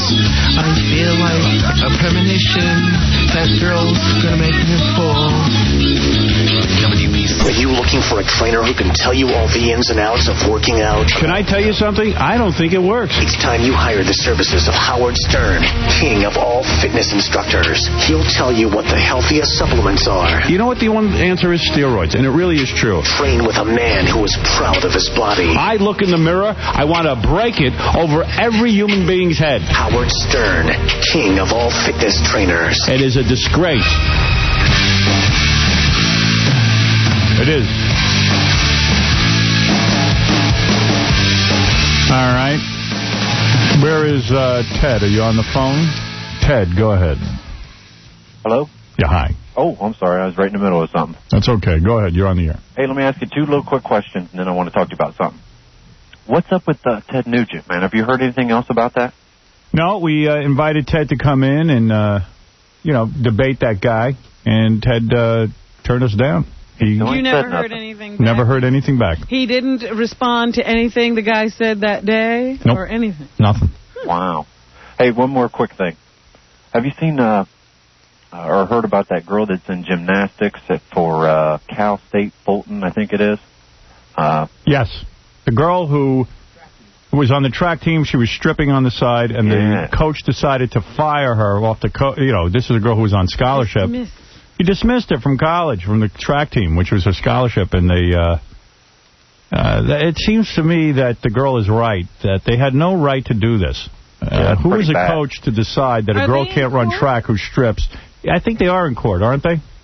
Yeah, the last thing that happened was she sent a letter to the school, and she said, listen, if you just let me come back on the track team, I'll let it all go away. And they sent her a letter back saying, you can come on the track team, and we'll get you a job at school if you quit the stripping job. And she's like, well, who the hell are you to tell me what to do? Yeah, so now it's going to court. Yeah, it's an outrage that some girl can't run track. And the coach has got he's kind of a religious guy, and she's like, hey, his religious beliefs are his own, but he can't impose those on me. And you talked about how they found out she was stripping? Yeah, the baseball team was all there at the strip club watching her. And none of those guys got thrown out. Yeah, they didn't get thrown off the team. Oh. It's weird. Hey, I seen your show last night. Real good. What is that? Hilarious. Your show last night. Oh, Son of the Beach? Oh, yeah. Oh, I got to see this week's episode. Got to watch it. It's great. There's a couple episodes coming up, too, that are really good. One is called The Sexorcist. That's next week, June 26th. Is that the one with Maureen McCormick? Maureen McCormick. The Sexorcist? Yeah, it's great. It's literally there's two plot lines going on that BJ gets possessed by the devil. Uh-huh. And it's everything, throwing up, and she's tied to the bed, and there's an exorcism, and the whole thing. And also, the mayor is running for the re-election against, remember the girl on the Brady Bunch, Maureen McCormick? Mm-hmm. She plays Marsha Brady, right? She's running against the mayor. She's, it's funny. What? She's still hot? Yeah, she's still hot.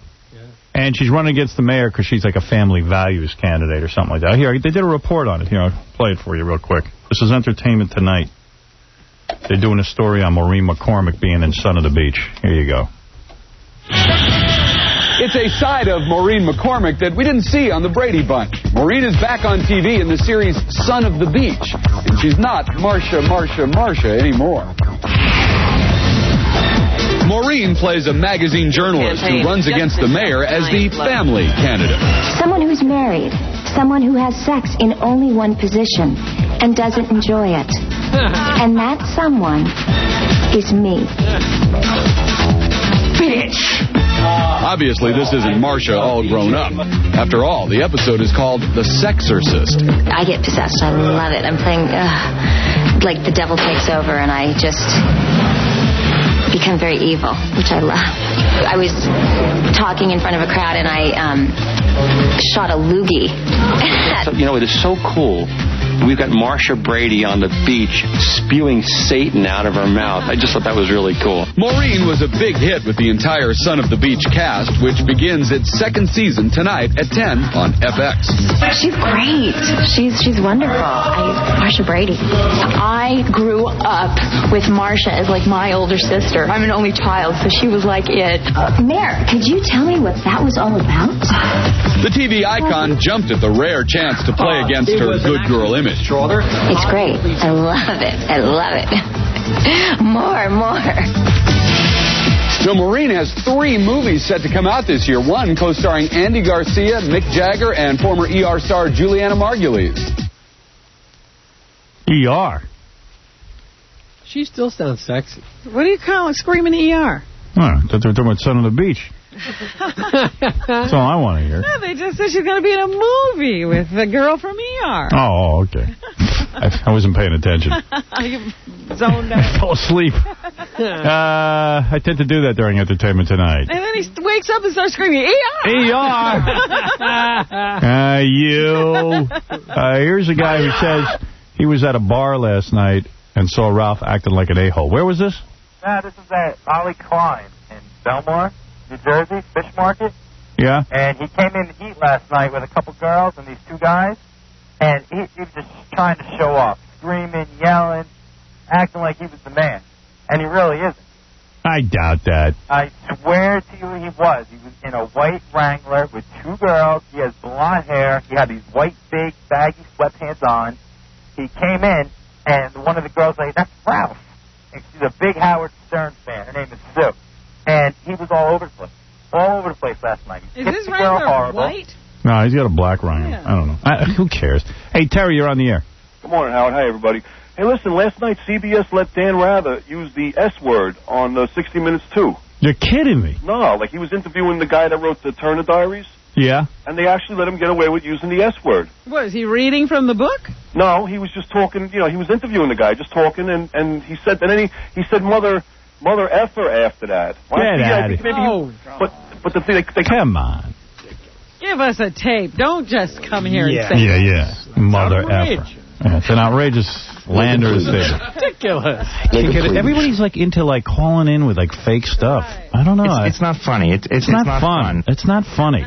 It's not funny. It's not fun. It's ludicrous. And it's not even funny. It's not fun when you have a thing like this, okay? And now you'll do this on a show and you'll all laugh and have a good time, but it's not fun.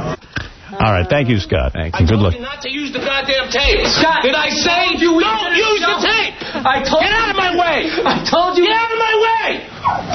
I would have never let you come if I knew you were going to use the tape. No f***ing way, Gamgee. Now stay out of my face. I'll never. Scott, I told you. Get out of my face. I'll never forget. Get the camera out of here. Scott, out of here. Now. Come on. Turn it off. Get out! I'll never forget. Last year when I was at the dysfunctional family picnic, I'm walking around backstage and I decide to go out and get some air. So I walk by where they take the tickets. Who's standing there? Scott. I go, Scott, what's up? He goes, I can't get in. I go, what? They won't let me back. I said, yeah. I said, all right, come here. You're always fixing them. Yeah. I remember one day when you had just gotten off the air talking about going to some concert, and there was Scott, because he had to work the microphone, hanging around going, yeah, I wish I could go to that show with my son. Yeah, I know. And then you had to find tickets for him for that one. I brought him. Big Black is here, not to be confused with Angry Black. Big Black, I don't really have time for him today. I have to get out of here on time today. But he's been waiting all day to come in. He brought us a tape. You know what? You could make him wait all day tomorrow. He wouldn't miss anything. I know. Not like he has to be anywhere. Really? He brought me some kind of tape, and I don't even remember what it is. Kathy Lee doing something? On Jay Leno from 2 months ago. Come on in. Get him in here. He's making any excuse to get in, I guess. Yo. You got a job yet, dude? How? You've been trying to get a job? Oh, I've been working part-time as a background artist. What's that? On films. Really? I worked on a film with Damon Wayans and Doing what? Oh, you're background artist. You're an extra. Dude, did you get a job? This dude has been out of work for 6 years. He keeps getting different. 6 years. He keeps getting different credit cards and running up bills on credit cards, and then he gets another credit card and pays off those credit cards with his other credit card. Man, I was about to be homeless about 3 weeks ago, but luckily I got another credit card. So right. Gave me another breath of life there, man. I was like really sweating it. Why did you go get a job, man? You're an intelligent guy. I mean, I've applied to jobs. I've sent out resumes. What kind of jobs? Extra work or a movie star? I mean, you're not going to be a movie star, dude. Well, what I've been doing recently is my pal, David Peel. You see him right here? Yeah, there's another guy, yeah. He's been helping me out, introduce me to some software, give me some instructions on how to use, like, Cakewalk, Photoshop. Dude, go work for the phone company or something like you used to do. But they won't hire me again because I had a tardiness problem when I was with them. Because I was sick of them. I was trying to get out of there. So I was trying to make them fire me. So I was intentionally late a lot. And then he could get jobs. No, but I've applied. I wanted to give him a job here. I said, you got to type. He goes, I type slow. He goes, I don't want to type. I want to just do something else. No, I didn't say that. Yeah. Come on, you didn't really have a job for me. What about a toll booth collector? Something. Hey, Howard? Yeah. He did apply for a job here, and he sat in on an interview with somebody else. And during the interview, he was telling them how he tried to get fired from another job on purpose. Yeah. So that didn't go over well in the interview. Yeah, that guy, isn't he here, Tom Gisimondo? Isn't he here? Yeah. You have him explain how come he didn't hire me. They had a job. He didn't hire you because you sat there and talked about how you what a bad worker you are. Yeah, like how you tried to get fired from another job. Who's going to go for you with that kind of attitude? But that was because I didn't like that company. Right.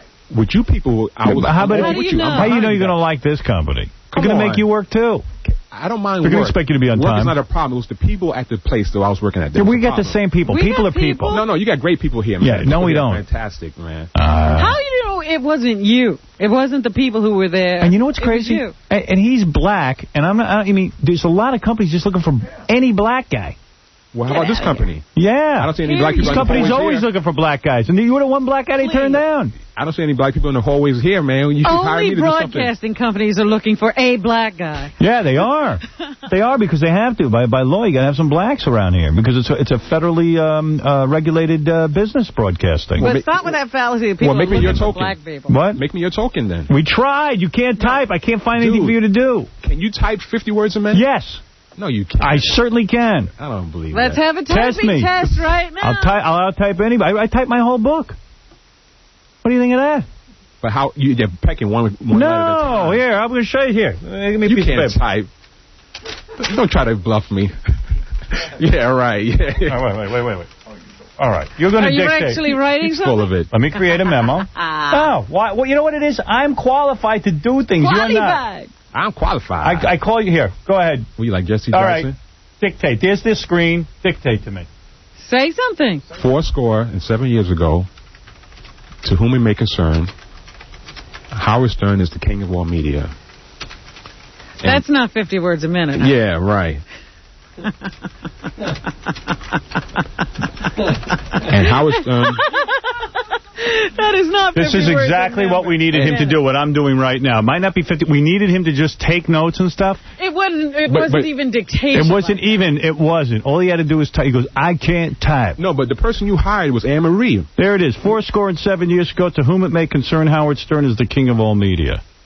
But the person type you hired perfectly. was Anne Marie, right? But her typing Did you see me using 2 hands? Did you see me looking down at the keyboard? How fast was Anne Marie It wasn't Anne Marie's job. What? No. She's the one that got hired. No. Anne Marie's doing a different job. Now she is, but she's the one that got hired when you were going to hire me. Well, you see how it works? She takes one job and she goes up the ladder? Yeah. You would have been up the ladder. You would have been up the ladder, dude. There's got to be something here that doesn't involve typing that I can do. Come on. No, man. there isn't really. You want to be on the air? I'm a college graduate. That's what he wants. Anything in a staff's, a PA. All right, get out of here with this. All right, what did you bring me today? What kind of tape? Kathy Lee Gifford? I brought you that tape you played of Maureen McCormick talking about Son of the Beach. Oh, okay, I just played that. I brought you a Kathy Lee Gifford tape talking about Christianity. And all right, I'll play that tomorrow. And also, I brought a tape of Melissa Etheridge talking about how it is to be a lesbian. All right. I'll play those tomorrow. Robin, what's in the news? And you sit down and pay attention to the news. Maybe you'll learn something. Very good. Go ahead. All right. What is this show, Primetime Glick? Have you seen anything? Primetime Glick is on the Comedy Central Network. It is Martin Short's character. If you remember the Martin Short show that he had, it's a syndicated talk show. He used to do a character. He dressed up in a fat suit. Fat guy? Oh, yeah, it's not funny. And it's not fun. And it's not fun. I haven't seen his new show on Comedy Central, but he gets in the fat suit and he pals around with celebrities. I guess it's sort of his version of Gary Shandling's show? Exactly. Larry Sanders? Because it's a talk show, right? It's Larry Sanders. It's not funny. Without the fun. It's not fun. But he did that bit on in his talk show that he had. Right. So now he's taking the bit that failed on his talk show and turning it into a full-time show. I've never heard of something being unsuccessful and generating a new show. Well, it's just a smaller network. The only show, that's right, they take it to a little place. The only show that has been successful doing that is The Simpsons. They were part of an unsuccessful show, the Tracy Ullman show. Yes. And they became a big show. This is not fun. It's not funny.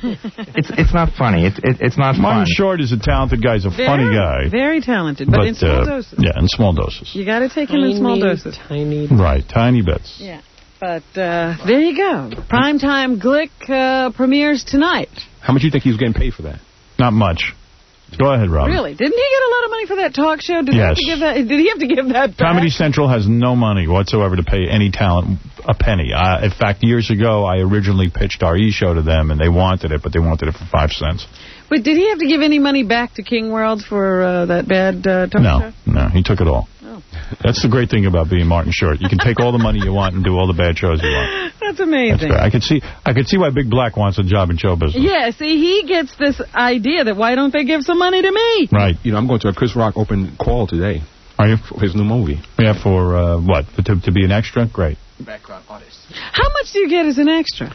200. I only get like 75 at the most. 75. That's why I asked Howard to give me 2 lines in Sun on the Beach, and then I can get in SAG. I don't want to give you 2 lines in Sun. I don't want to give you anything. Come on, man. Stop it already. I can get $100. You'll get a real job. Stop it. Where, somebody please help me. All right. Jerry Manthe, who, of course, we know from the second version of Survivor in the Outback, she has now agreed to be the first Survivor contestant to appear in Playboy. Hey, now. She will be in the September issue. And they say, if you thought she looked good in her bikini on Survivor, you ain't seen nothing yet. All right, I'll take a look. Why not? That issue will go on sale in July. She's smart to do it. I mean, a lot of these people on Survivor think that they're going to be big stars. And I know. We had Amber in here who was saying, I just don't think that would be good for my image. Yeah, I'm like, hey, honey. What image? Was Jerry annoying on Survivor? Because I didn't. Well, I didn't think so, but other people did. What were you doing rather than watching Survivor? He was on the Internet looking at press photos of himself. BigBlack.com, y'all. Very good. Okay. In other news, the Ford and Firestone people are still at each other trying to determine who was responsible for a number of accidents caused by tire treads coming apart and causing accidents with Ford Explorers. They're still in a effort to blame each other for this, and nobody knows exactly what was at the bottom of it. Firestone is saying there's something wrong with the Ford Explorer. Ford is saying there's something wrong with Firestone tires, and now Firestone is accusing Ford of putting tires that are even less safe than the Firestones on their cars. So if anybody has an Explorer, I would just park it and get out now. That'd be a good job for Big Black. What? It'd be like an auto test crasher. Like, instead of those dummies. Like see what a crash does to the human body. Thanks a lot. Yeah. You'd be doing good work. Trying to find something for you. Hey, if it pays $200 a day, I'll do it, bro. Right. You know, this guy sounds a little dopey, but we don't know if that's from the accident or if that's how he normally is. Pays $200 for one day. This was faulty. That's it. Also in the news, as soon as you think you can stop talking about this divorce between Rudy Giuliani and Donna Hanover, our first couple of New York, it pops up in the press again. Now Donna is fighting joint custody with Rudy. He wants joint custody of the kids. She says no, she would rather have full custody, which would give her more say in the visitation rights he would have with the children.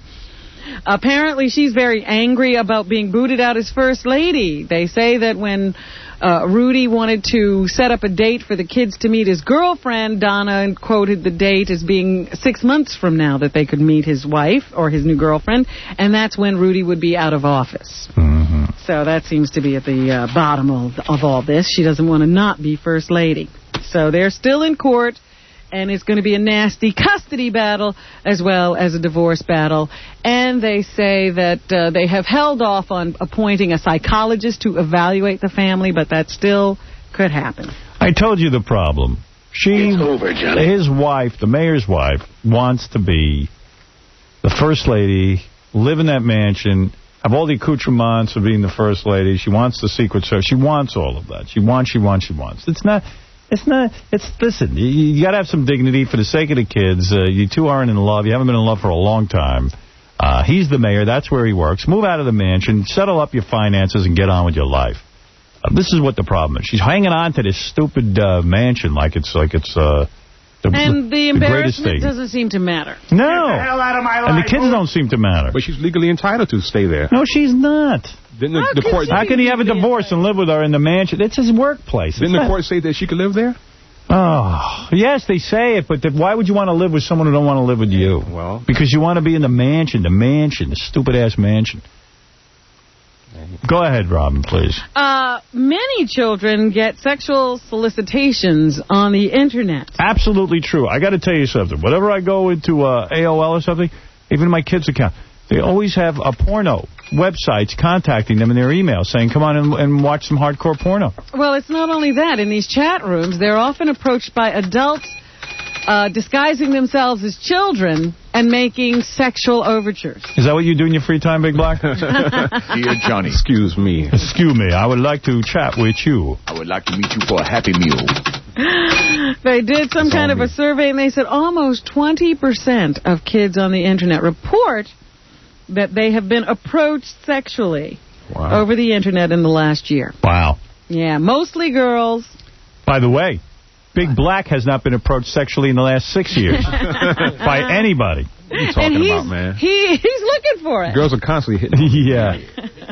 Whenever I'm at an active shoot, can't keep them off me. 25% of those who were contacted this way or approached say they did feel traumatized, but the most alarming statistic was even if the parents know, a lot of times nobody reports anything. They just don't tell anybody that this happened, and it is criminal activity. Wow. What about your daughters? Do they report this stuff to you? No, they don't, but I go in there, I see they're contacted by these porno websites all the time. It's like a bulk mailing. I got to take a break. We'll be back with the rest of the news right after these words.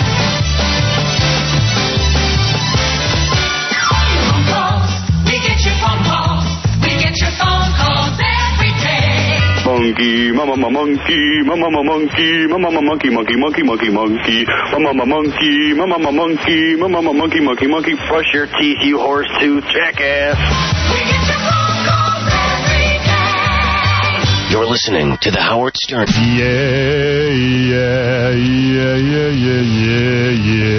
Hey, Big Black. Wayne, you got a job for this guy? Hey, what's going on, Howard? Hey, How's it going? Yeah, listen, we got a position open here at the CBS Delivery Services Department. And what we're doing is we're going to offer him an interview. You want an interview? You'll take that? Hello? Yeah. It's nice for you to call in, Wayne. Hey, what's going on, man? All right, you're the supervisor of the CBS Delivery Service. Right. Right. And you're we're saying at the Broadcast Center over in 57. All right, when can he come in for his interview? Hey, come in sometime today. All right, you want to go over there today? I have nothing but free time, bro. You know me. What's a job like that pay? Hold on, I got the salary right here. All right, go ahead. It's not too much. I mean, it is $336.54 a week. What? Which we get paid by. $336.54. Yep. Oh, that's not bad. Is it full-time or part-time? It's full-time position. How many hours? 8 hours a day.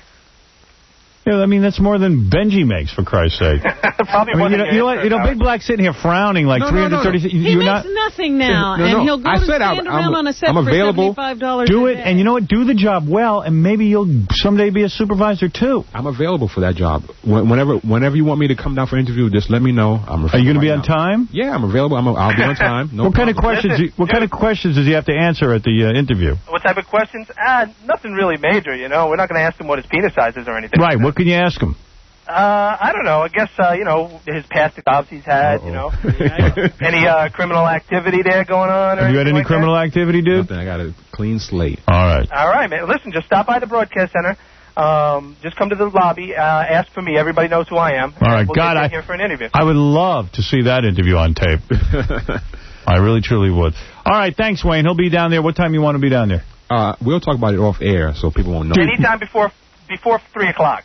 That means he's not going to do it. No, but I don't want the whole world to know what's going on. They do now. You know what? I would pick my ass out of that couch right now and run down there. Right now. That's what I would do. I'd screw this airtime, I'd screw everything else, and go get a job. All right, I'm going to what, man? All right, he's going to be right over. All right, cool. I'll be waiting for him. All right. Later. Right. Go now. Goodbye. Do I think you should? You're telling me how you can't get a job, and this guy's offering you a job? Of course. Put something presentable on. Take that stupid T-shirt off. This is a David Peel T-shirt. This is all I got on me. Really? All right. Jesus. Gary, see if you go buy a T-shirt. Crying out loud. This is a whacked-out T-shirt you're wearing. You want to sit here, or you want to go get a job? Well, I can do both, though. He said anytime before 3, so... Well, hey, you're a relaxed guy. Go ahead. Sit here. Sit here and waste your time. You feel bad. He's going to get this job? If he said I could do it before 3, you'll be off the air within a half hour, right? All right, whatever you want to do. See the look on his With face. this show, by the way, you never know. We might be on until 10 at night. Yeah, on until 4. Yeah. Until 2:59. 2:59. 3:54. I had a problem with lateness. Go over right now. Tardiness. Go now. All right. Listen to me. I want you to get a job. Thanks. All right, Big Black. I don't want to shake your hand. God knows where you've been. Big Black, I'll take a picture with you next time. He wants to take a picture with me. I don't mind taking a picture, but he puts me on that dopey website. Yeah. BigBlack.com. Later. Go ahead. Go get the job now. And put on a nice shirt. I bet you. How much you want to bet he never goes to that interview? I agree. He'll go. Did you see his face when you said the salary? Or he'll do something to sabotage because he doesn't want that job. Go ahead, Rob. What else you got? A 10-year-old boy in Oakland, California is in critical condition after being attacked by 3 pit bulls while he was riding his bike. He had just gotten a new bike, Howard, congratulating him for doing well in school, so he was taking his first ride when the 3 dogs attacked him. They knocked him off the bike and bit him repeatedly during the attack on Monday night, ripping off both his ears and leaving wounds all over his face, arms, and upper body. The couple who owned the dogs have been arrested. They're being held on a $115,000 bond on suspicion of keeping dogs that cause injury or mayhem. And police still haven't found the dogs, which authorities believe are being hidden. Doctors say the boy will have to start all those awful rabies shots if they can't find these dogs, so they could be tested to see if they're rabid or not. So he's in the hospital fighting for his life. I don't know if his ears have been reattached, but he suffered a terrible attack from pit bulls. Hey, let me do a news story, Robin. This is a great one. Britney Spears' mom was crushed, thinking her daughter was dead after a Dallas radio station broadcast a hoax report that that Britney Spears was killed in a car crash. Now, let me tell you something. This is on Kegel, K-E-G-L. Didn't we used to be on that station? That's the station we got fired. Yeah, that's the Dallas station, K-E-G-L-F-M. I don't remember. The K-E-G-L DJs who spun the phony report were fired yesterday after the station sent a letter of apology to Britney and her mother, Lynn. The DJs' names were Kramer and Twitch. That's funny. Kramer and Twitch. Yeah, Twitch, they're with you. What a dumb industry we're in. Kramer and Twitch claimed a source told them Spears, 19, was dead and her boyfriend, NSYNC's Justin Timberlake, 20, was comatose. Yeah, so just go on the air with it. They did. Yeah, sure they did. Just trying to save their jobs. Right. Twitch wants to keep his job. That's pretty inventive radio. You just go on and give fake names of people who died. Yeah, Britney Spears is dead, ladies and gentlemen. Here's the next record. I wonder what that's all about. The next day, Spears' publicist quashed the rumors and said the pop star's representatives were considering legal action against the station. Good. I hate that station. Yeah, take that station down. Yeah, take them down because they fired us. We had the #1 morning show in all of Dallas, and they fired us because the insurance company that bought them said we were disgusting. Here's a quote. From what I understand from Britney's management, her mother spent the night believing Britney had been killed. Wow. All right, what else is in the news? Well, the governor of New Mexico was in a little bit of trouble. He had to be rescued from a section of rapids on the Rio Grande known as the Toilet Bowl. Yeah, because people, it's not fun. It's not funny when people go on these extreme vacations on the rapids and and we have to end up rescuing them. I love it when it's the governor. Governor Gary Johnson was thrown into the river while kayaking on Sunday. He was rescued by experienced river runners who spotted him in the rapids. One of the rescuers says the governor violated some basic safety precautions. Canoe and kayak instructor Ben Gooden says Johnson didn't have flotation bladders in his kayak. He also says Johnson was kayaking alone, which is wrong, and headed through potentially dangerous rapids beyond his beginner's skill level.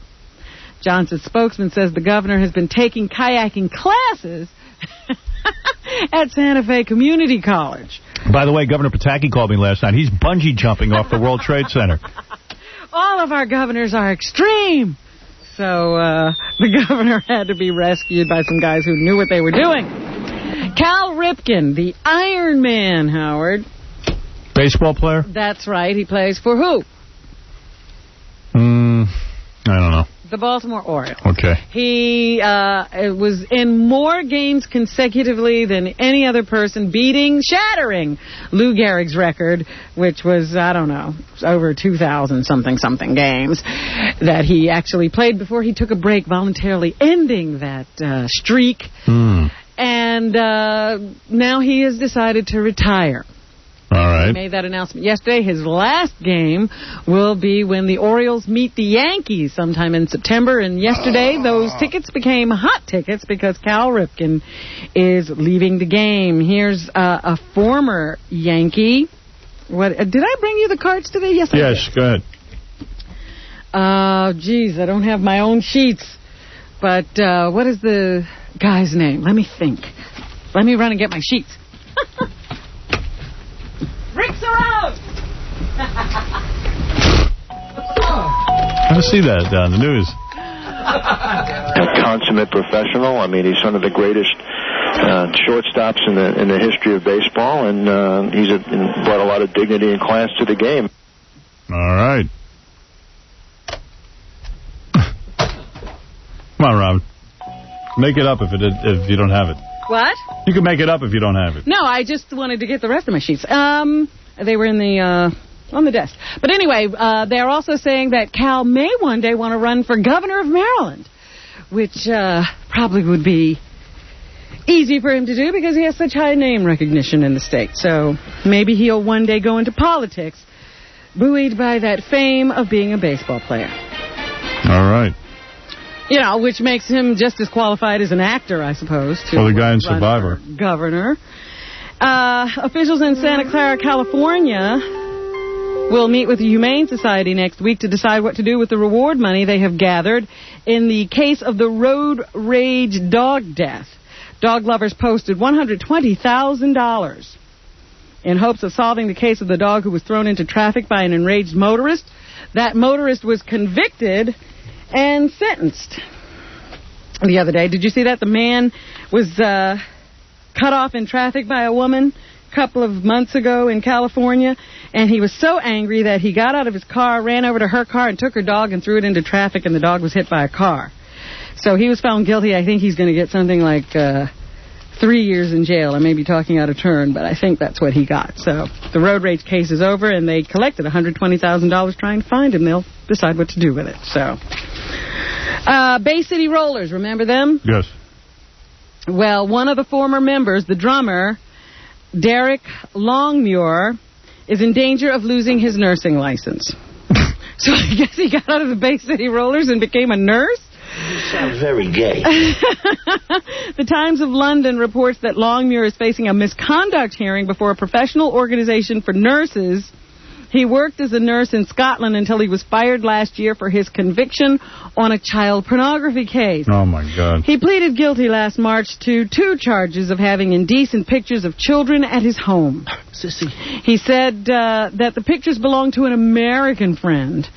Because of that conviction, he also faces a hearing for his nursing license, which could lead to him being banned from being a professional nurse. So, boy, you know, a lot is on the line if he should... Boy, I'm just thinking how weird it must be to be a rock star with prominence to then go to be a nurse. It's got to be weird. Didn't you used to be? I used to scream at your concert. No, that wasn't me. Al Sharpton is in trouble with black people, Howard, because I think it has something to do with his hair. Like, why are you trying to look like a white guy? He took a swipe at Jesse Jackson the other day. Everybody's been saying that Al's trying to become the #1 black leader in the country now that Jesse Jackson is on the ropes in that baby flap. And so yesterday when he was talking to reporters, Al said his defense of Tawana Brawley during her case was nothing compared to Jesse Jackson smearing his shirt with the blood of Martin Luther King or somebody's blood so that he could run before TV cameras and claim that Martin died in his arms. Mm-hmm. And black leaders are saying, you know, that's really low. Leave Jesse alone. Jesse is our #1 black leader. He's much more popular with blacks than you are, and he's even liked by some whites. So there you go. He is not going to be the #1 black leader, according to these black people. Mayor Giuliani is a big baseball fan, but he's also an avid golfer. I don't know if you know that, Howard. Didn't know that. But Tiger Woods is up in Westchester at a golf tournament, and the mayor was supposed to get to play a round of golf with Tiger, and his feet hurt, so he's not going to be able to do that. He'll probably just go around the course in a golf cart, so he's going to miss the opportunity to play with Tiger Woods. His feet hurt? Yeah, he's got some kind of a foot problem that's the result of his going into treatment for his prostate cancer. So he has to stay off that foot. He can't walk around the golf course, and he can't play with Tiger Woods. Mm-hmm. Meanwhile, NBC, I think, had the U.S. Open this year, and they experienced a drop in ratings because Tiger Woods was not among the top contenders for in the final round. So Tiger Woods rules in golf. Brittany Petros is one of the members of the Big Brother cast, the first cast, and now she is going to be the host of New Music Tuesday, each Tuesday, on AOL. Here she talks about how her career has evolved from a chemist to a reality show contestant to an online show host. #1. Do you think homosexuals should be allowed? Oh, wrong one. I had a good job, and it was too good of a job to quit unless there was something big. And it was kind of funny. I was like, I saw the ad in the paper, and I was like, that's kind of interesting. I'd never acted before, not even in high school. And who cares about her rise to fame? Well, that's why I guess all these people will go on these reality shows. They can leave chemistry and become talk show hosts. Yeah, they were doing something good. Yeah. Not doing garbage. Yeah, so what are you going to do? Talk shows are for people who have nothing else to fall back on. If you like could me. be a chemist, yeah. Would you be here? If I could be a chemist, I wouldn't be here. It's for people who have no brains hosting talk shows. What is going on in life that everybody just wants to be on TV? Right. Maria Bartolamo, do you know that name? Yes. Who is she? I don't want to say. She is the money honey. Right. She's that woman who works on some financial network. She's now written a book. And how did she get the name Money Honey, #4? That was the New York Post. The New York Post came up with that, and they just sort of ran stories about it. I guess they thought that... And is there anybody she'd particularly like to interview? #1 wish list, Howard Stern. Alan Greenspan. Alan Greenspan? He doesn't do interviews. He's the... Okay. He's not like you. He doesn't do interviews. Right. Ving Rhames is in this new movie, Baby Boy, which opens on June 29th. It's the latest directorial effort of John Singleton. Here, Rames talks about the dating habits of certain young black men. Many times, black men are reacting as the big black buck slave did. The big black buck slave was told to sleep with these 10 slave women. You gotta be kidding me with this guy. Is he off his rocker? What, because black guys like to sleep with women? Have babies. You don't have to support them. Oh, he's right about that, but that's... You don't have to talk to them. You don't have to nourish them. You don't have to teach them. You just have to have them and then go about... All right, I see where he's getting. Your way. All right, he's got a point. Oh, now you agree with him? Yeah, I do. All right. Sorry I came down on him. And Rames just became a father himself. Does he change diapers? No, I don't change diapers. I put a roof over her head, food in her mouth, give her love, clothing, and anything else she needs. But if she needs a diaper. No diapers. Yeah. Crap your pants, forget about it. I ain't helping you. Understood. All right. Oh, my goodness. Okay. What else you got there? Kirsten Dunst is in a new movie called Crazy Beautiful, also opening June 29th. She's, I guess, starring opposite somebody named Jay Hernandez. What impressed her most about him? I'm surprised how easily he handled everything, like the set. Okay. All right. Anything? And what are her thoughts about true love? I think that your first love is always the most intense, and you're feeling all these, like, new things. You got to be kidding. Are they running out of people to interview? I don't care. She's a big star. She's had a number of hit films. Good for her. Kevin Smith, who I seem to be the only one who likes his movies, but he's got another one coming out, and he has some really high-profile actors who want to work with him. How does that happen? Drugs. Yeah. We have the best drugs on our set. All right, he's a funny guy. All right. Andy Dick is in a new series, believe it or not. It's called Go Fish, and it debuted last night on NBC. Here he talks about his role on the show. I play the eccentric drama teacher, which... All right, good for you, Andy. And does he have an opportunity to improvise on this show? Yes, I do. I go nuts within the confines of the character. I don't have a lot of room to improvise because... All right. And that's what's happening. I want to thank my friend Ron Zimmerman for being here today. Ron, this Thursday at the HBO Workspace in Hollywood, performing Going Down Slow. Whatever that is. Thank you. This was fun. I hope you had a good time, Ron. I know you're not feeling well. It's great. Ron came into New York and got sick. I know. I'm sorry. I got everything. What do you got? I got everything wrong with me a human being can have. And don't shake my hand. Look for Ron Zimmerman. It was funny. He came in to tell me he was sick this morning. I wanted him to leave the room. I knew you did. Yeah, I'm like, why do I need to know that? I know. Why are you here? For both of you, I can tell. Look for Ron Zimmerman's authored issue of the Marvel comic series Tangled Web also, and he'll be at the San Diego Comic Book Convention July 20th. All right, we'll see you tomorrow.